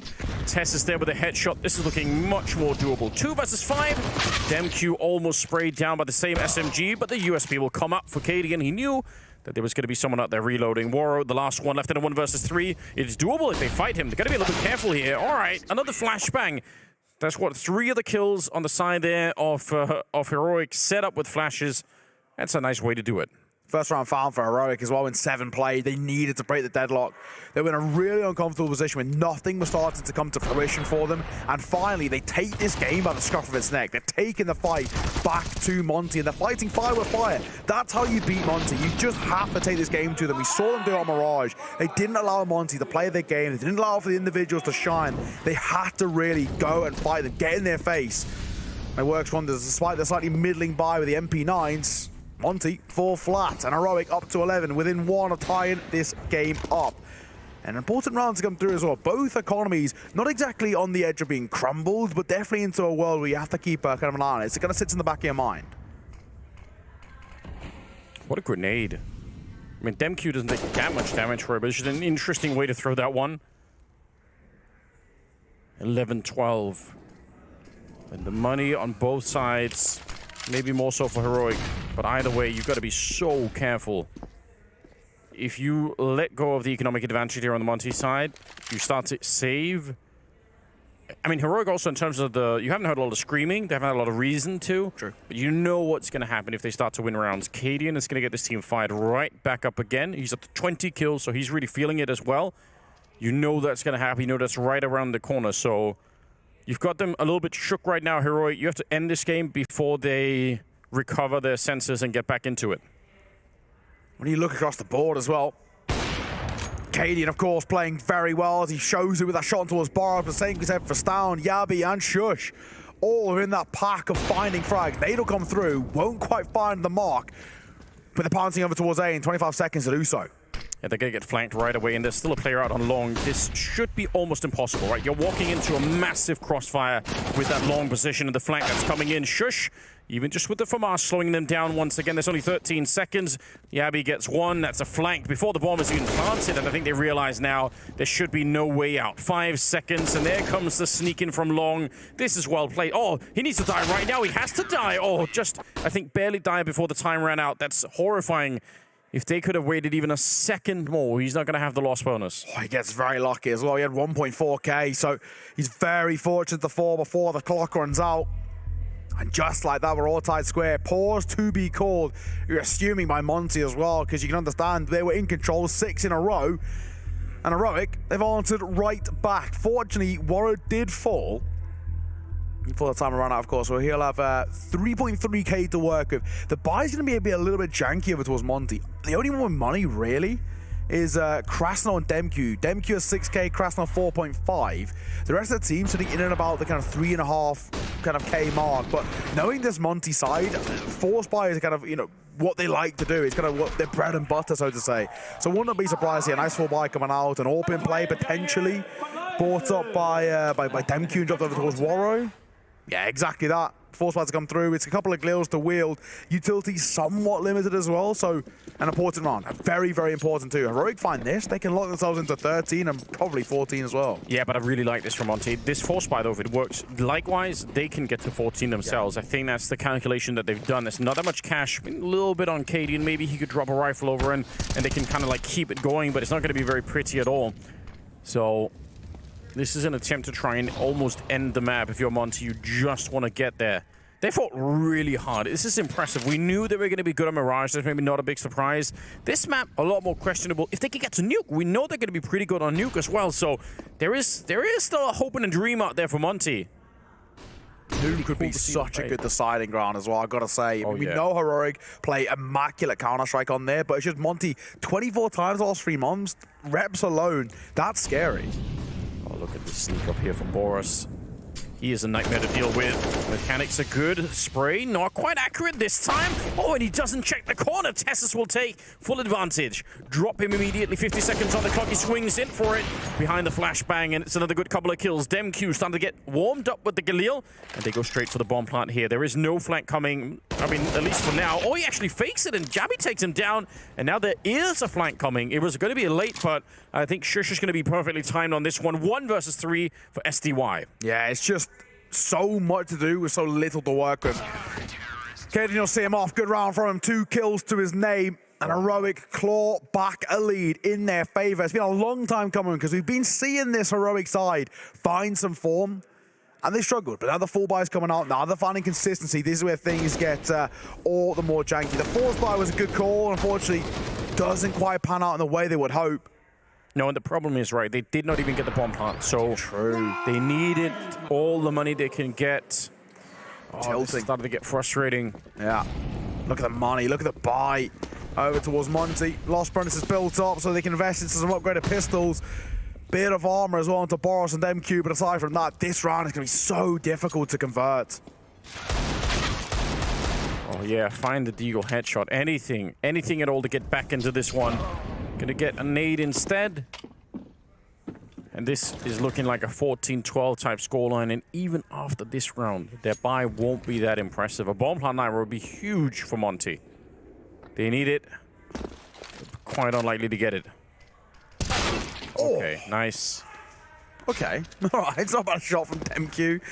Mechanically, some of these guys as well as Monty are just so scary, but so is Cadian. Won't find one, Julie's whipped out, but Demq finds yet another, and then Orb scooped up as well.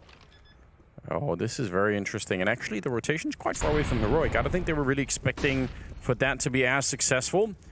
And look at this forward position, holding the stairs, ready and waiting. They have a little bit of an idea. Grenade gets shown up. He gets a leg on one and starts to fall back around the corner. He misses it. It's another team kill. It's still a 2-1-2 in the corner. Warrior is ready and waiting. They take it out. Demq. Oh, this is going to have to be lightning fast Warrior. He can't miss a single bullet or he's dead. And he misses all 3 of them in the corner. Shush will hunt him down.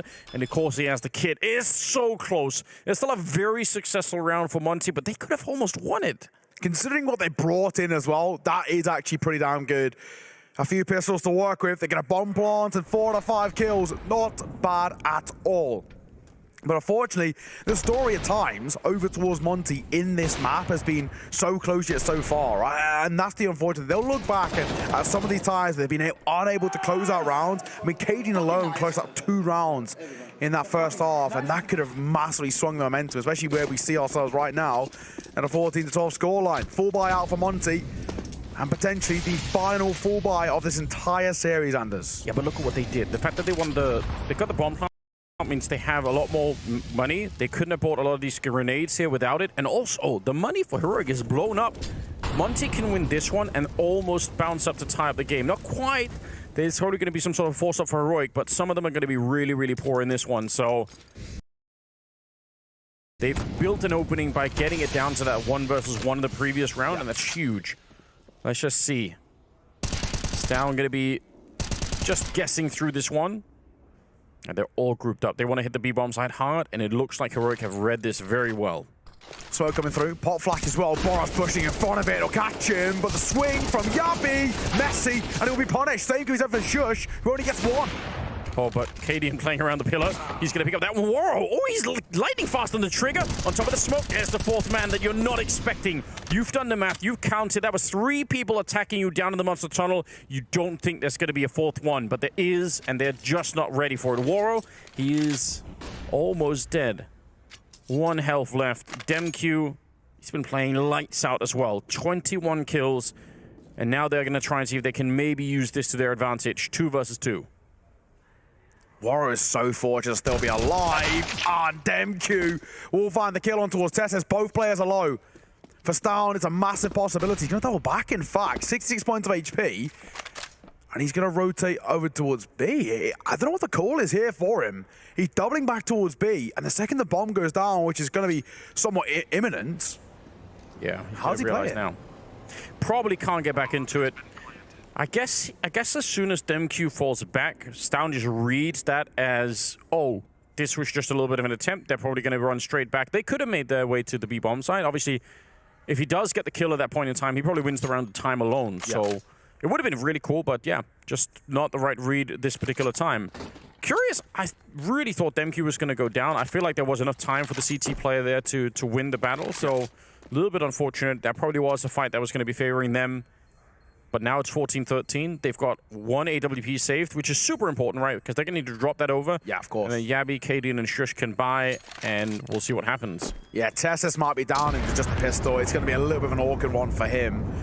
I think all things considered, Monty, they survive a scare there.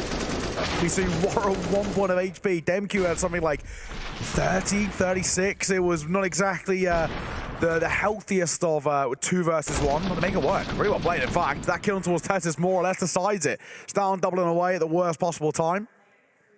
And in doing so, Monty stay alive. They stay kicking 14-13 within 1. Yeah, look at the buy. Tessus is down to only just a deagle and half armor for him. Rifles on deck across the board. They need something special. You really don't want to stumble here. This is the moment in time where Monty could almost win the map. They're going to get dangerously close. A little bit of a grenade stack going on, but I think, yeah, Stown's on the other side of the wall, so he's going to be fine. He's listening in, saying, all right, I know what you're doing.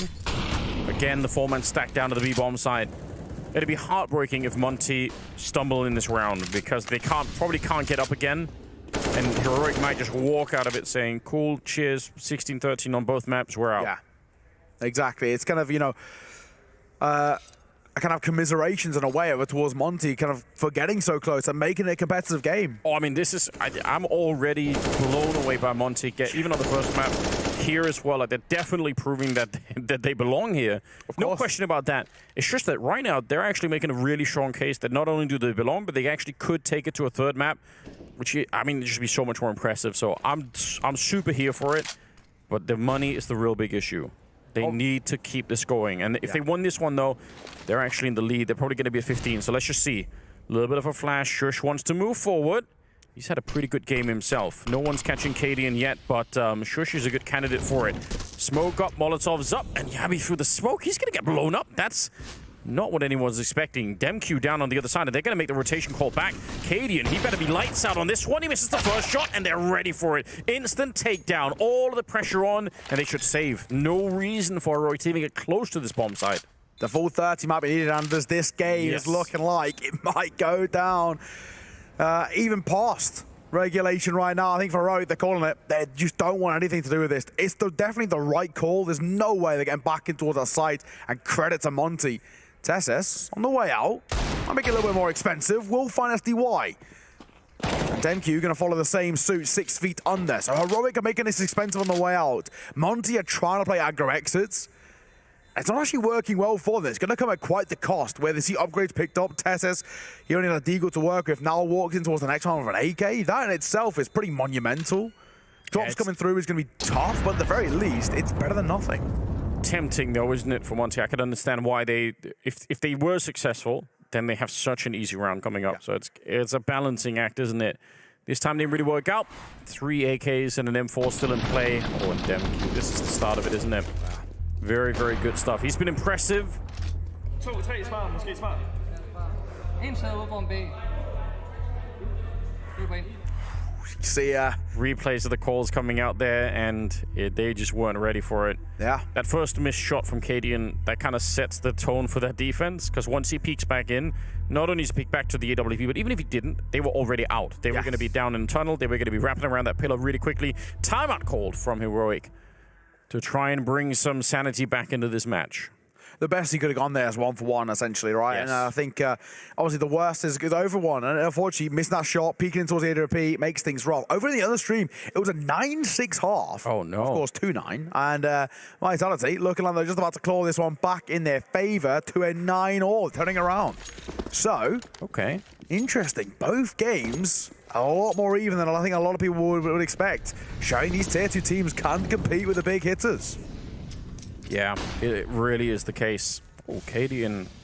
Well, he is the captain of the team. He's let himself off the leash. He's going to go for it. They're hitting the B bomb site, so Cadian actually needs to be even quicker than he's already been to help out. Shush, he's in trouble. Grenade is good, but the spray has to be even better. Low on health. DemQ, he's almost dead in the round already. Oh my god, they're walking in to a huge stack once again, and this time, finally, Heroic look like they are ready for it. They've had this 4-man stack so often, and it's failed them every single time, but this is a knockout. Tess has taken the last kill, and Monty, they wish they could rewind time and get this round back, because now, again, they're in trouble. That is it's a beautiful round from Heroic, but for Monty, that's brutal. I mean, that util damage alone, the nade that comes through, there's so much damage coming through. Shush. Nerves are steel. He's getting overwhelmed, and he still manages to isolate a lot of the fights there. And the fact that there's an unconfirmed damage and the lack of the kill on towards him in barrels allows him to find yet another. You wish there was a Molotov down to those barrels. You could throw it from outside, but obviously they were prioritizing speed. They wanted to get through, and then it kind of blows up in their faces. It's heartbreaking. But to be honest, they have successfully hit that B bomb site even when it's been stacked a couple of times. I don't really blame Monty for trying. 15-14 here, 30th round, and Yabby is starting with a couple of lightning headshots, taking down Boris and Krasnell. Oh, Monty, they've fought so hard. And now they have to double and triple down. It's a Thrive versus 3 here. They need to bring it back into overtime, and it's going to be almost impossible. And they've got to do it with a Mach 10. A Tech 9 on AWP. He's not exactly the most comfortable of buys. I think, thankfully, DemQ can scoop himself up in towards a rifle. One is dropped somewhere. There it is. An AK in the hands of SDY. They pump the brakes. They're looking for a second win here to keep the dream alive. How are they going to push this towards OT? Oh, this is a very obvious play. Yeah, you can see Shush is peeking at half the time. He knows you're in a 5 versus 3. Of course you were going to go for a boost. Waro and DemQ 2-on-5 now.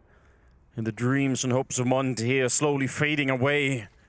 My god, they've played an amazing game against one of the absolute most powerful teams in the world right now in Heroic, finishing second at the last major and almost being pushed on to a third map. And Monty could have won the first one as well. They're definitely an impressive team. But Heroic had that depth of experience. They've been here before, and they're looking to do it again. One more round here, and they get to be at the Legend stage. DemQ, 1 versus 4. He's fighting at every angle, and there we go. 16-14. Heroic, once again, Legends. As expected from this side, but my god, were they made to work for it. Credit to Monty, but it's commiserations to Monty as they now drop into the 2-1 bracket. I'm hoping they don't have the same fate as the likes of FaZe and Bates, who of course were in the same position over in Group A. And of course, they find themselves in the LCQ, but Heroic, I mean, what a performance. I think especially when that game looked like it was starting to slip away from them, the pause that comes through, Cadian rallies the troops. He does a solid job of bringing that game back in their control. The crunch that came through from the B side, the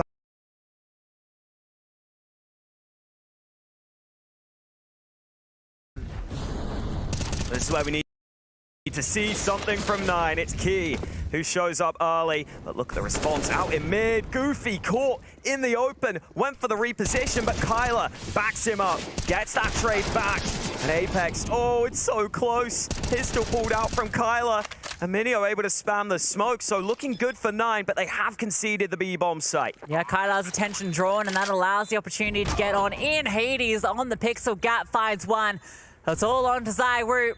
AK in hands. 4 players about to be coming on his position and no idea where they're coming from. It's not going to be the flank though. It's out in the open. Tries to just take the first fight, knowing that he's at the disadvantage, but Minio has no difficulty taking him down, and 9 are going to even things up with their first round on the CT side.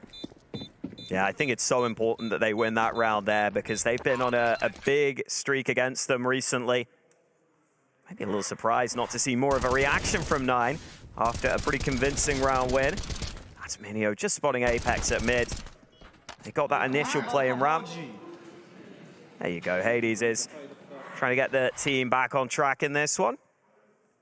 But yeah, really important round from 9, showing that they can make that opening move work, and that in the other areas of the map, they're also going to be able to hold on. Still AKs for Vitality. We also have the AWP out for Hades on the 9 side. Did Kyler spot anything there? I don't think so. He's going to flash himself in. And, oh yeah, he's a little scared about overpeaking that. The HE does a little bit of damage, but it's a bit too deep. And now Kyler's about to be under pressure out in the open. Manages to drop on down. Smoke can be deployed, but he's under so much pressure. Goofy alleviates it. The spam coming on through. Doesn't quite connect, but ZywOo's does. He doesn't miss a shot, and he wants to take more. It's Apex up on close, swinging on through. Oversteps the boundaries. K takes him on down. The flames come on over. Not extinguished. That is so unfortunate. See, ZywOo just wanted to get the bomb down, and look at the fight that 9 are bringing. Minio comes on through, and with the advantage, they don't have to keep pressing the issue. ZywOo's trying to find something back. Wants to get the bomb down before that smoke dissipates. Good position to plant the bomb. Keeps himself safe. Didn't have Spinks' support, so he had to get it down while the smokes are up, but he loses that first fight. And now Spinks, so much to do. A couple of players low, but he takes so much damage from the first one. I don't think he can pull this off now. Minio wraps around 9, getting back into contention here.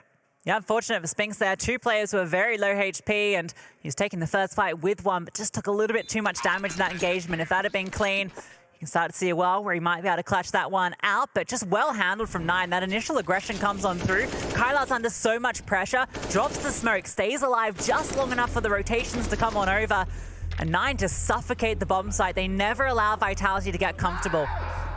Yeah, and I know Apex's positioning and decision-making is oftentimes a topic of discussion. I think in that round, that swing is just so risky on the right side of gens like that. It's the one position the CTs are probably going to be watching. They didn't seem to have any nades to set him up.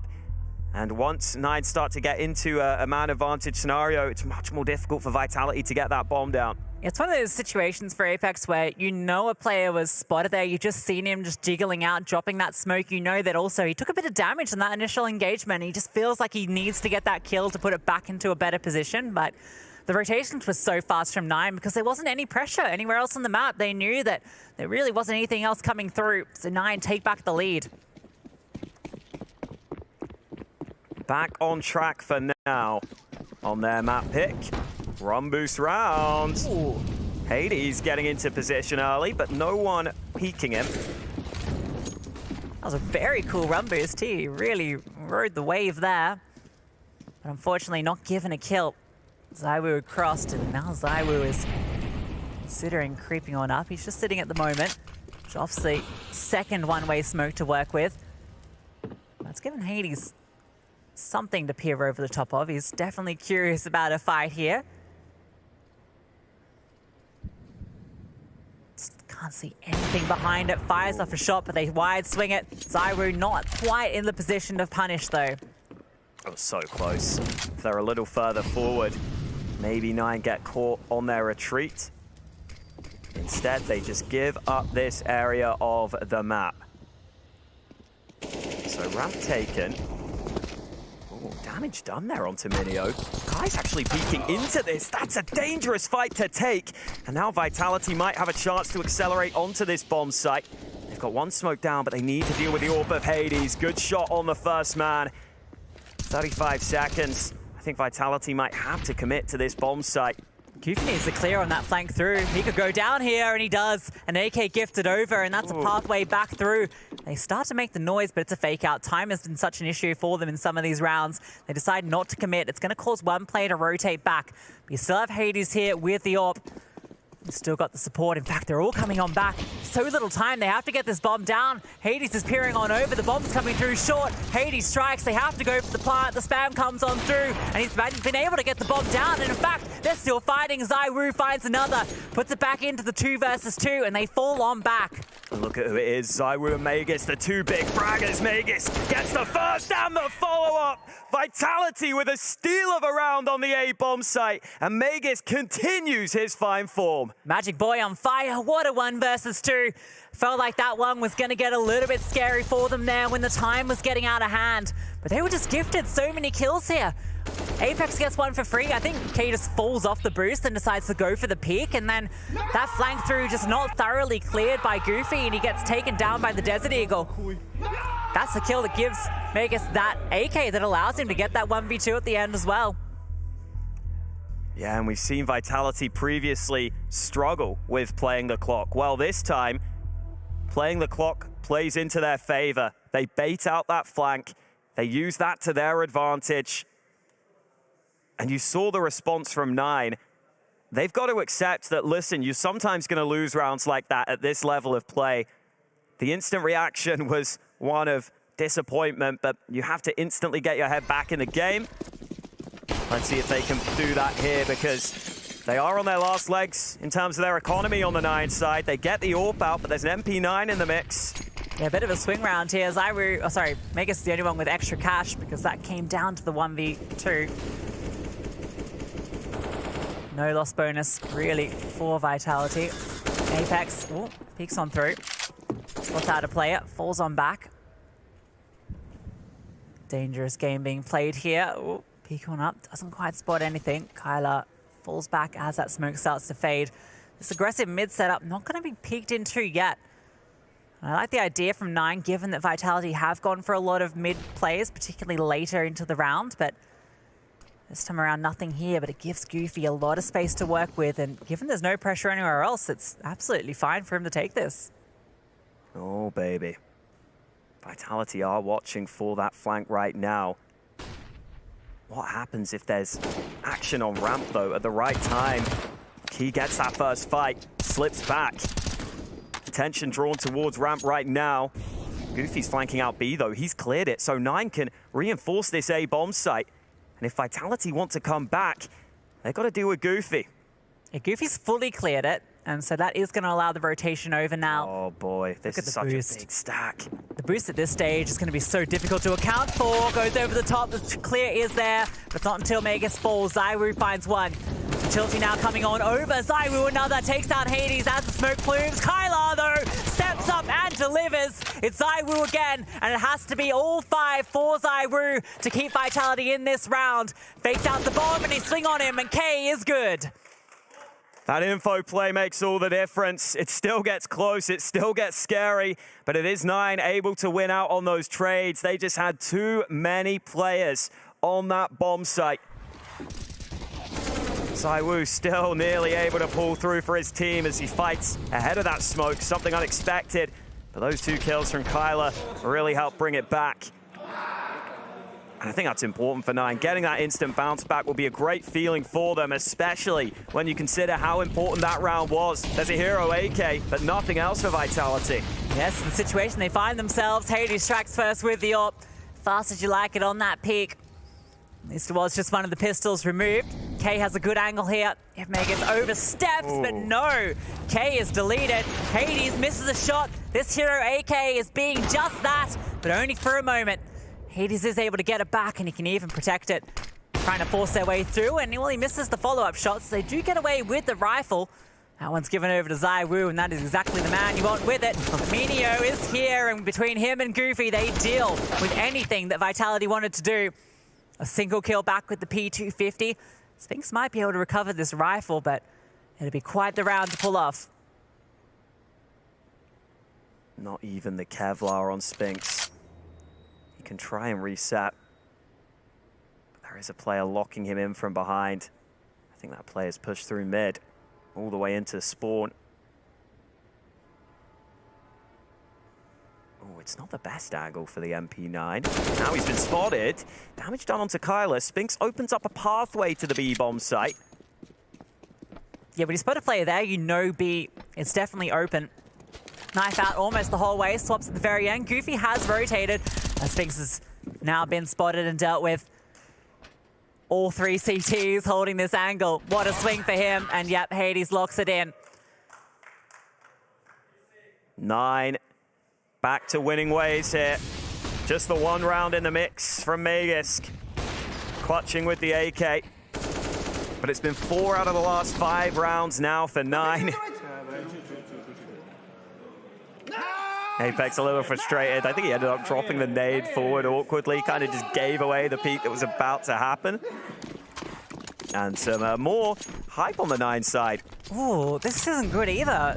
That investment they put into the last just really messed them up here. Yeah, Vitality with some weaknesses in there by. Maybe send the AK in first here, try and open things up. But Dupree takes damage. I think someone else will be eyeing up that AK now. Yeah, pass that one over. Megas on 27 kills. I think he'd like his hands on that rifle. Ooh, big B execute coming in, and there's no one on the site right now. Dupree's going to be coming on first. Kyler flash on off, can't quite fight it. Now he swings on through. Spots a couple of players. Apex trying to come on through, and both of them are dealt with. Zywoo gets one back with the Galil. Goofy in mid, though, up on high, drops both. All now onto Zywoo, and he doesn't even get a chance. It's 14 for 9. 9 have taken over here. You can see smiles on their faces because they know how close they are to this first map. Vitality's money in a real problem position for them now. A boosted angle getting work done on mid, and even though they get into this B site, Zywoo trying whatever he can. These players at mid just get completely destroyed.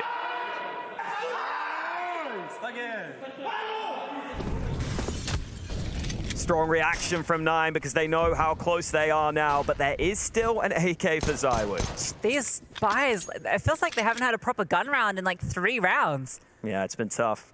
I mean, even here, Apex has gone down to 800, I guess, to get that AK.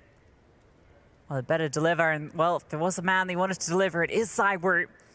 This angle's so difficult to clear with a Desert Eagle, although he's made noise as he drops. There are 2 players here. Zywoo ready for it. Goofy goes down. Minio doesn't want to face that AK. He's at least gonna drop the incendiary so they can't swoop in and pick that one up. Kylar on a nice off angle over here. Difficult to clear with the pistol. Gonna fire off a couple of shots as he spots them out. HE deployed, actually does a good chunk of damage there. Zywoo getting boosted on over. The man that has to do it all. Vitality wouldn't mind getting that rifle that's on the floor. And so Zywoo gets boosted up to clear out mid. Hades has established an angle on ramp, so a real big reinforcement into this B site. A heavy stack here, and they take initiative onto stairs. They're going to push into position. Vitality may have mid, but this fight is everything. And Kyler with a snappy shot. Vitality could get to A here, though. They've got the smoke in. They'll try and overwhelm Hades. Yeah, this is where the opening is. Hades with the AWP, but okay, never mind. Minio and K chime in for a kill apiece, and Spinks no longer in a position to comfortably do anything. K takes him down, and it's map point secured for 9. Even when it looks like Vitality might have found the opening, found a way into the round, 9 instantly respond with a rotation, get into position. They have been fantastic on their map pick here of Vertigo. Oh, that's snappy. So nice. Yeah, and that's Minio. He just emerges up through the smoke. Every rifler on this team is popping off, and then you got Hades, who's also having a quietly fantastic game. Whereas it's very top-heavy for Vitality. The Zywoo made this show, and we'll see how that show is going to end, at least this episode. Fight over towards ramp, a lot of utility both ways. Apex, he's trying to get up close, pushing in towards the gap. Hey, peeks on over, spots nothing yet, and look at the space from Apex. No one watching this right now. I mean, the AWP is, but he's going to get so far up. Oh, Apex dealt with, but Zywoo gets the kill elsewhere. think maybe that's the opportunity, but they were always accounting for the fact, but at least we found that one back. K's desperately looking for something over the top of this smoke. This is going to be messy, and he spots out the dome of dupreeh. Takes it off. A 3v4 now for Vitality to stay in this map. Magus finds an opener. Kylar goes down, and that's the B site open for business. It's that 1-2 punch again. Magus and ZywOo, who open up the round for Vitality. Still utility here for 9, though. Maybe a molly onto the site to try to deny. It's not here in time, though. Flash in instead. Magus goes forward, but he goes down. It's all on ZywOo to keep his team in this map. They snuck onto the site. He's got the first. ZywOo can't adjust. 9 take their map pick here against Vitality. They are playing with the big boys and beating them. One step from Legends from 9. They take the opening map of this best of 3, and they can almost taste Paris.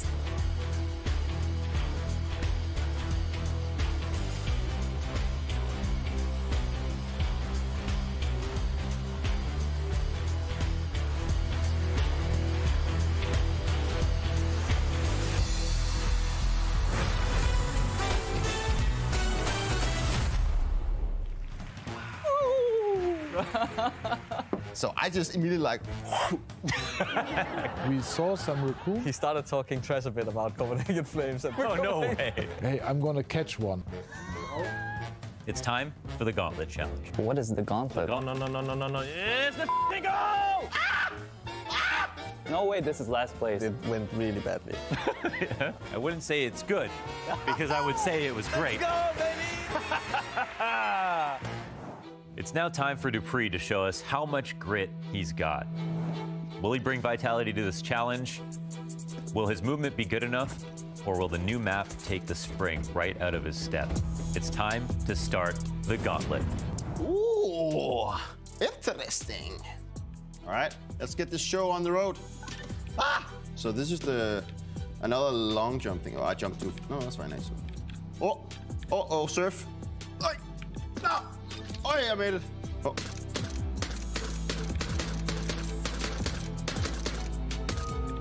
Easy Katka. Hello? Hello! It's bugged. Hello! I swear, you need to take at least 3 seconds off the time on that one. Ah! Ah! Oh my God, what did I just do? I'm literally too slow. Oh, that was close. No! Ah! Ah! I made it, don't worry about it. Oh! Oh! No! Yes! Woo! Can we call S-Attack and get him in here, please? Movement King, A-Core, maybe Alexi B, something like that. I'm pretty old, so movement is not my key thing, but I excelled in the shooting part, so I think that's fine. I think that was okay. dupreeh, everyone. Well done. I was watching from the sidelines. Let me shake your hand again. First one, the bravest to set a time on the Gauntlet Challenge. How did you feel about your tries? Started out decent, turned into horrendous, ended up fairly fair. Like any good career, right? Yeah. Pretty much, yes. All right, let's make it official. Let's pull in the leaderboard. Assistant? Beautiful. Let's go ahead and reveal your time as the first official contestant of the Gauntlet. That's right, they finally gave me my own show. Watch the Launder Show exclusively on Blast TV. Let's go, baby! And as always, it's been a blast.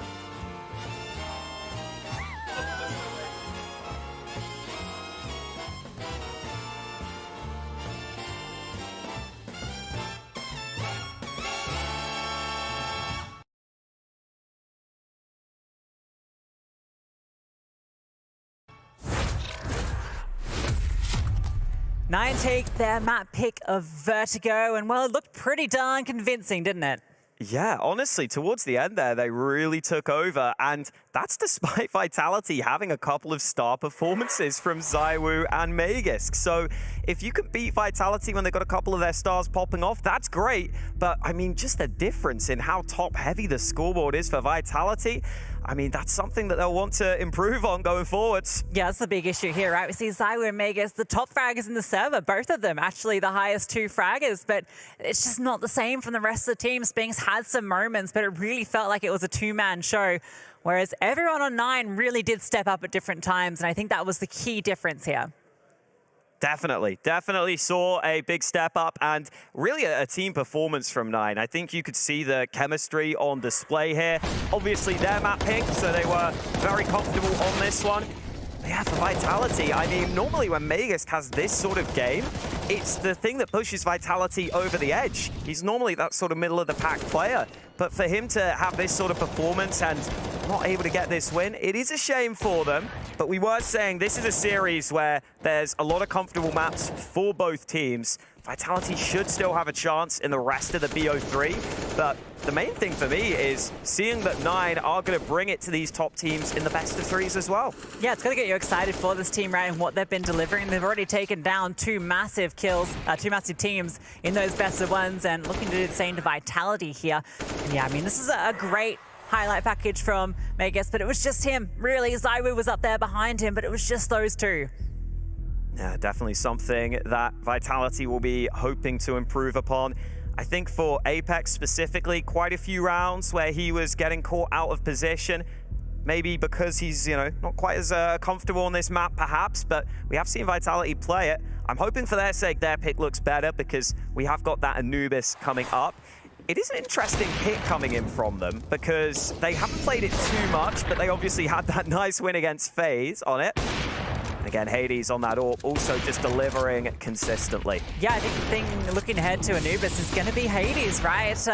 He's been so good on the AWP here, 4-9 on both sides of the server, and I feel like when we look at Anubis, that's a map where the AWP can have way more impact than it can on Vertigo, and yes, that does apply to ZywOo as well, but even back at EPL in that game versus FaZe, ZywOo wasn't particularly comfortable on the CT side AWPing. He even mentioned it wasn't one of his things that he enjoyed doing. The rotations are difficult, and that's something where you could see the AWP of Hades punish. Yeah, weirdly enough, it was the T side where ZywOo started delivering. And, listen, Anubis seems to be a map right now where you can have huge T sides. So it does make some sense. I still think ZywOo is really good on that T side, getting into those post plants. But yeah, the question will be for Vitality, how many CT rounds do they need? How many will they get?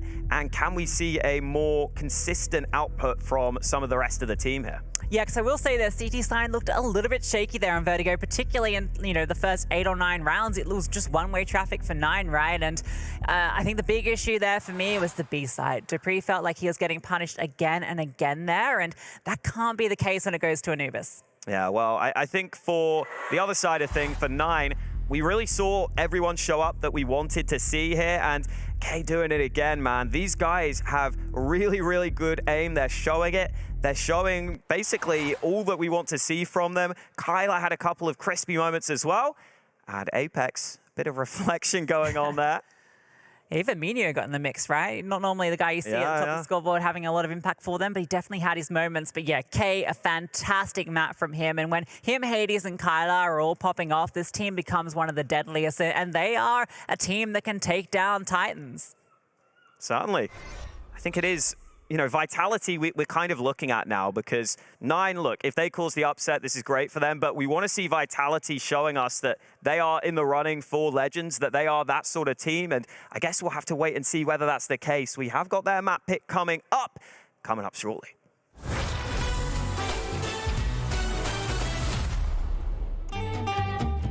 Our first time Royal Arena, playing in 2017. We want to win the first time on Danish home soil. Device is sick. We have to play with Dennis as a stand-in. I don't sleep 1 second the whole night. I didn't even understand. I remember me 5 in the morning, going outside, going for a run. I was like, what is going on? Why can't I sleep? And then I go back, I try to sleep. My heart is pumping. I was like, why did I do that? Why did I even go for a run? We go to the venue the next day, and I see the makeup artist, and I'm like, you gotta help me. I didn't sleep the whole night. We somehow managed to get to the grand final. Everyone is really happy, and we're 9-0 up on third map. Easy. And somehow we managed to lose that. We were 9-0 up on T-side catch. I'm never going to watch that game back. Never ever in my life.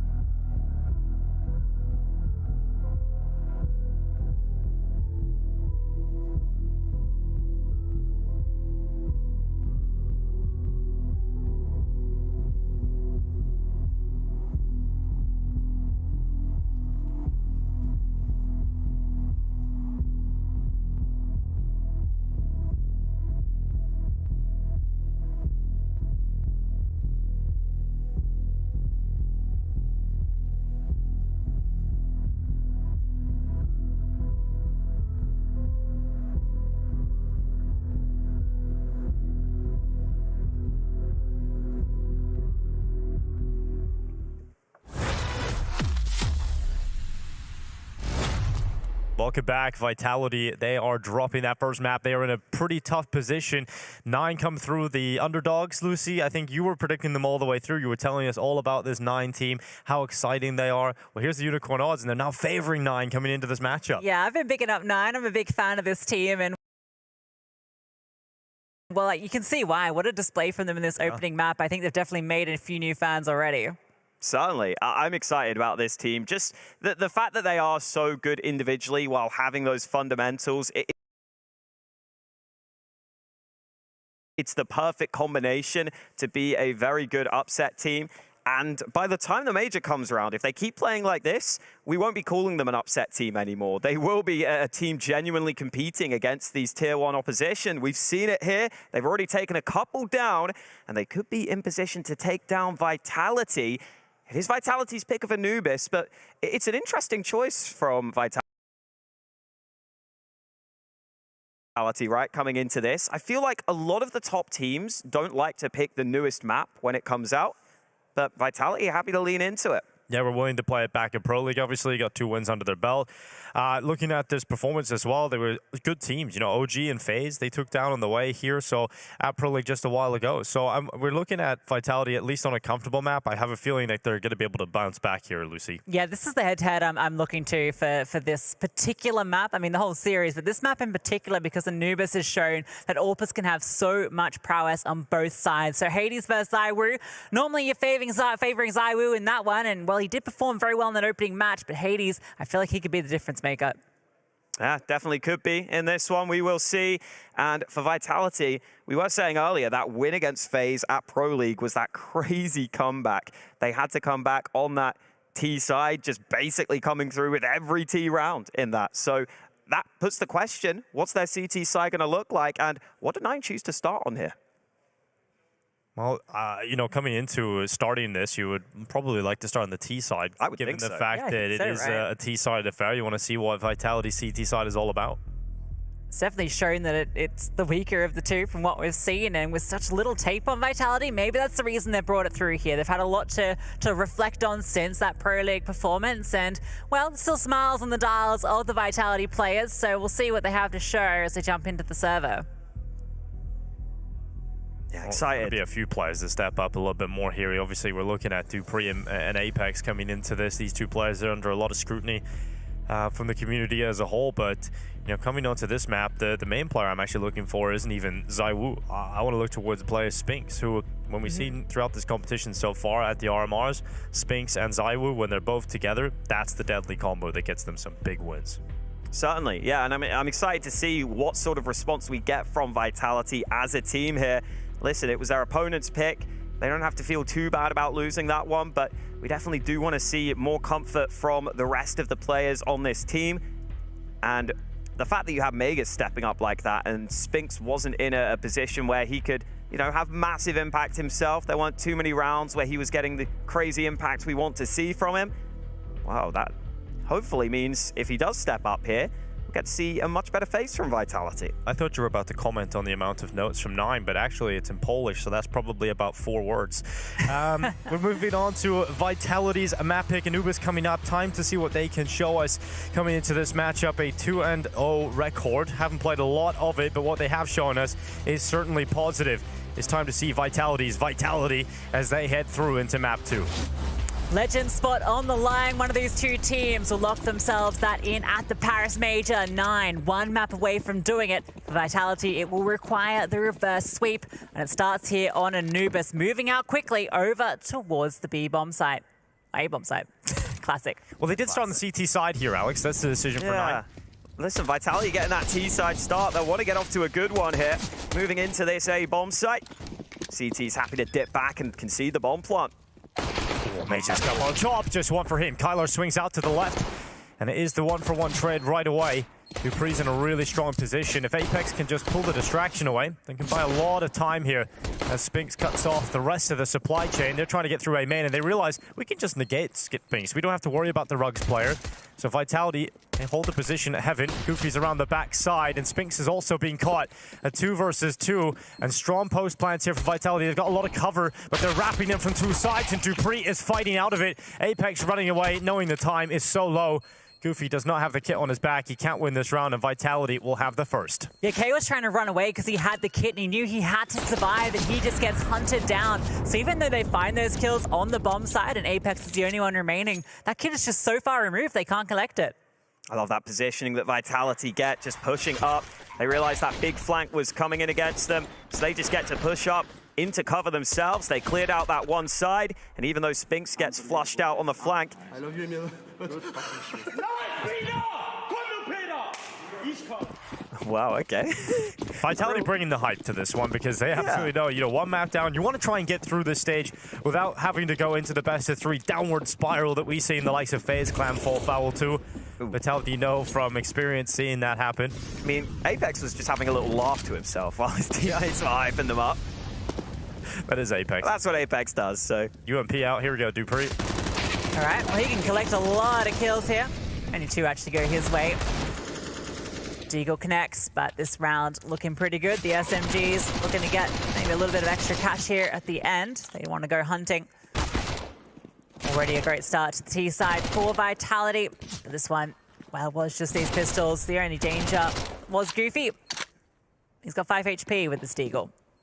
Yeah, and against FaZe, the last time Vitality played this map, I feel like their A takes were really the bread and butter of their T side. They had a lot of rounds where they were able to run over that A site. I would say much more than a lot of other teams do on this map.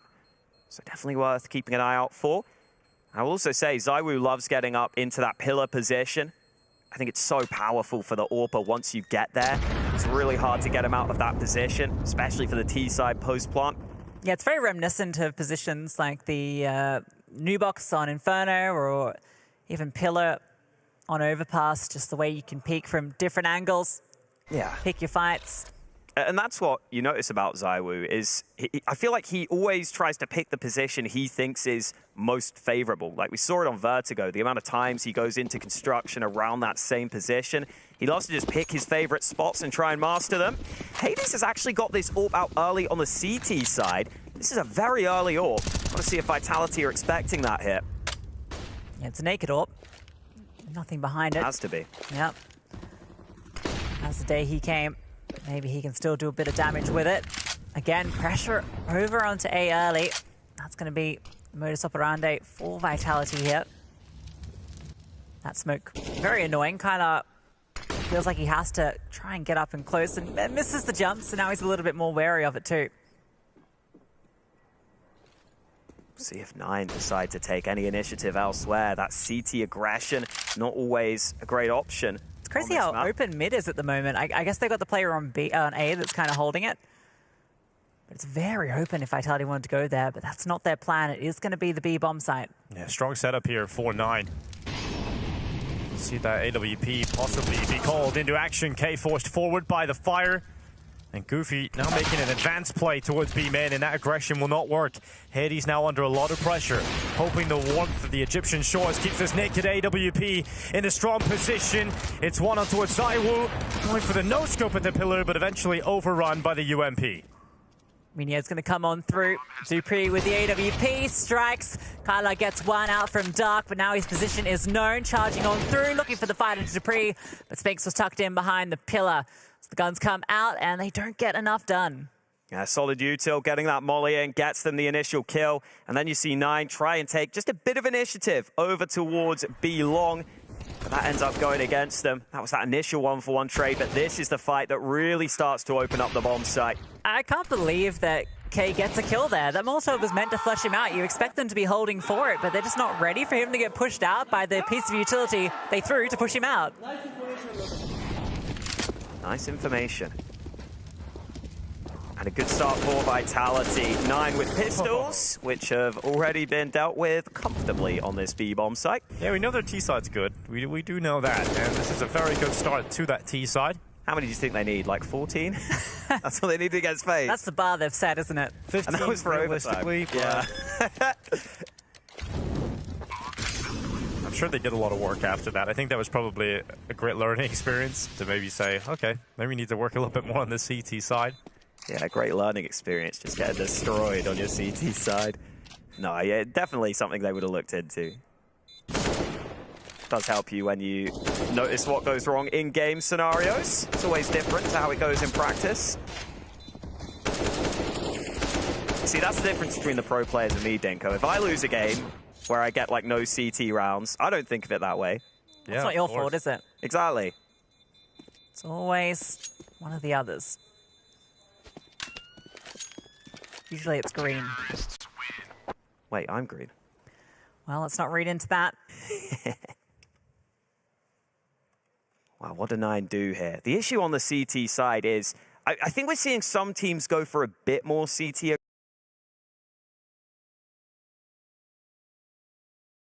Or even forcing out A main, or even forcing out B. Mid is also a potential aggression point, and well, K does show you why. Gets one and even escapes dropping down. Well handled, knows that he can't retreat because of the spam, so he gets away. A rare opening kill from 9 so far. It doesn't get traded immediately as well, so they can actually play with that advantage. We'll see how Vitality shape up. Now they're down a player. The reaction is to get ZywOo up onto the boost. Yeah, it's a classic, especially when you know a CT has dropped down there, out of the window. You figure maybe someone else will try and come back to mid. Maybe they'll try and move into an advanced angle. But Minio happy to sit back this time. I like that you're low HP player. You just send him over to Obelix to jump peek over towards B main. Position where he can still be useful with the low HP, but Hades, he's the one that's going to have to step up now. This position always gets mollied, though. We'll see what Hades can get away with. Will Vitality give him any comfort here? So far, they're sending ZywOo out to fight him. They send their biggest gun, and Hades strikes for 2. He stays up on the spot too. Yes, finally mollied off, but he's got his teammates with him, and Hades has selected another angle. This is a masterclass from the pillar. Finally, Spinks has had enough, but there's many more players to collect here for the Israeli man. And unfortunately, he will get no further than the archway. Yeah, it did get mollied. It just got mollied way too late. They go in dry initially. And I think that's Vitality being down in the 4v5, figuring we need to sneak in, we need to sneak up and just get an explosive play in this round. But when you walk into the AWP, it's just always going to go wrong for you. Hades showing exactly how good these top-tier AWPers are when they just get walked into. And unfortunately for Vitality, that means they can't sneak up as they wanted to. Yeah, Vitality just had no info in that round either, so they just go for the straight-up dry peek. And, well, there was even like extra 2 players there. Even if Hades hadn't got the multi, 9 was still in a good position. Double stack on mid. The AWP hasn't been seen here in previous rounds. Oh, Hades blinded, forced away, but that'll pull them right into the rifle of Minio. Just the first for him. Vitality still can't go through mid comfortably, knowing the AWP was around here. They heard that shot ring out, and while ZywOo collects Kylar's life, Hades is just forced further and further back because of the utility, and that opens up a pathway into the A site. So they split on it. No one's here to defend, and this is a good round so far from Vitality. Genuine consideration for a save here on the 9 side if they don't find something soon, but this fight is key from Key. He's trying to come in, he hits the headshot, and now this is on. Yeah, ZywOo holding for it though. Good reply. And now it's unlikely they could even find a pathway back in, so 9 called this one off. Vitality given a 5th. And good utility usage from Vitality, forcing Hades out of the round. He wanted to desperately get involved with that AWP. Dupree's on a bit of a hunt here. Why not? You know, that AWP's still in play. You know, Hades was around here. If you can catch him out, that's a massive weapon to take out of the round. And, well, not going to be the case. Goofy is able to deny that hunt. Hades will survive. Yeah, nice from Vitality, showing a few different shades of their T side with the aggression in towards mid, netting success that time around. And it's so uncomfortable if you're the AWPer trying to hold mid. And it's why we often won't see the AWPer always be here, because it's so difficult with... Once you don't have the aggressive control to hold both the doors angle and also the other side, you know, the bit. Yeah. Not the doors. The bit that's not the doors. The bit that's not the doors. That's the call they use. These are MM call-outs, man. What the hell, man? Over there. Diggity. That's always Diggity. Fall back. Yeah, that's what I would You call have it. the Diggity. superpower. You know, any position can be called diggity, right? Time I'll take it for 9. Definitely a difficult puzzle to figure out how to put together here on the CT side. Anubis, not the easiest. People calling for some changes to the CT side, perhaps, and how it plays. Yes, you got to be interested into 9 picking the CT side, right? Because they had the choice about which side they wanted to go on their opponent's map pick. Maybe they wanted to completely demoralize Vitality when they pulled the comeback. Maybe that's what it's all about. Next level mind games. Maybe just get off to a good CT side and give Vitality little to work with.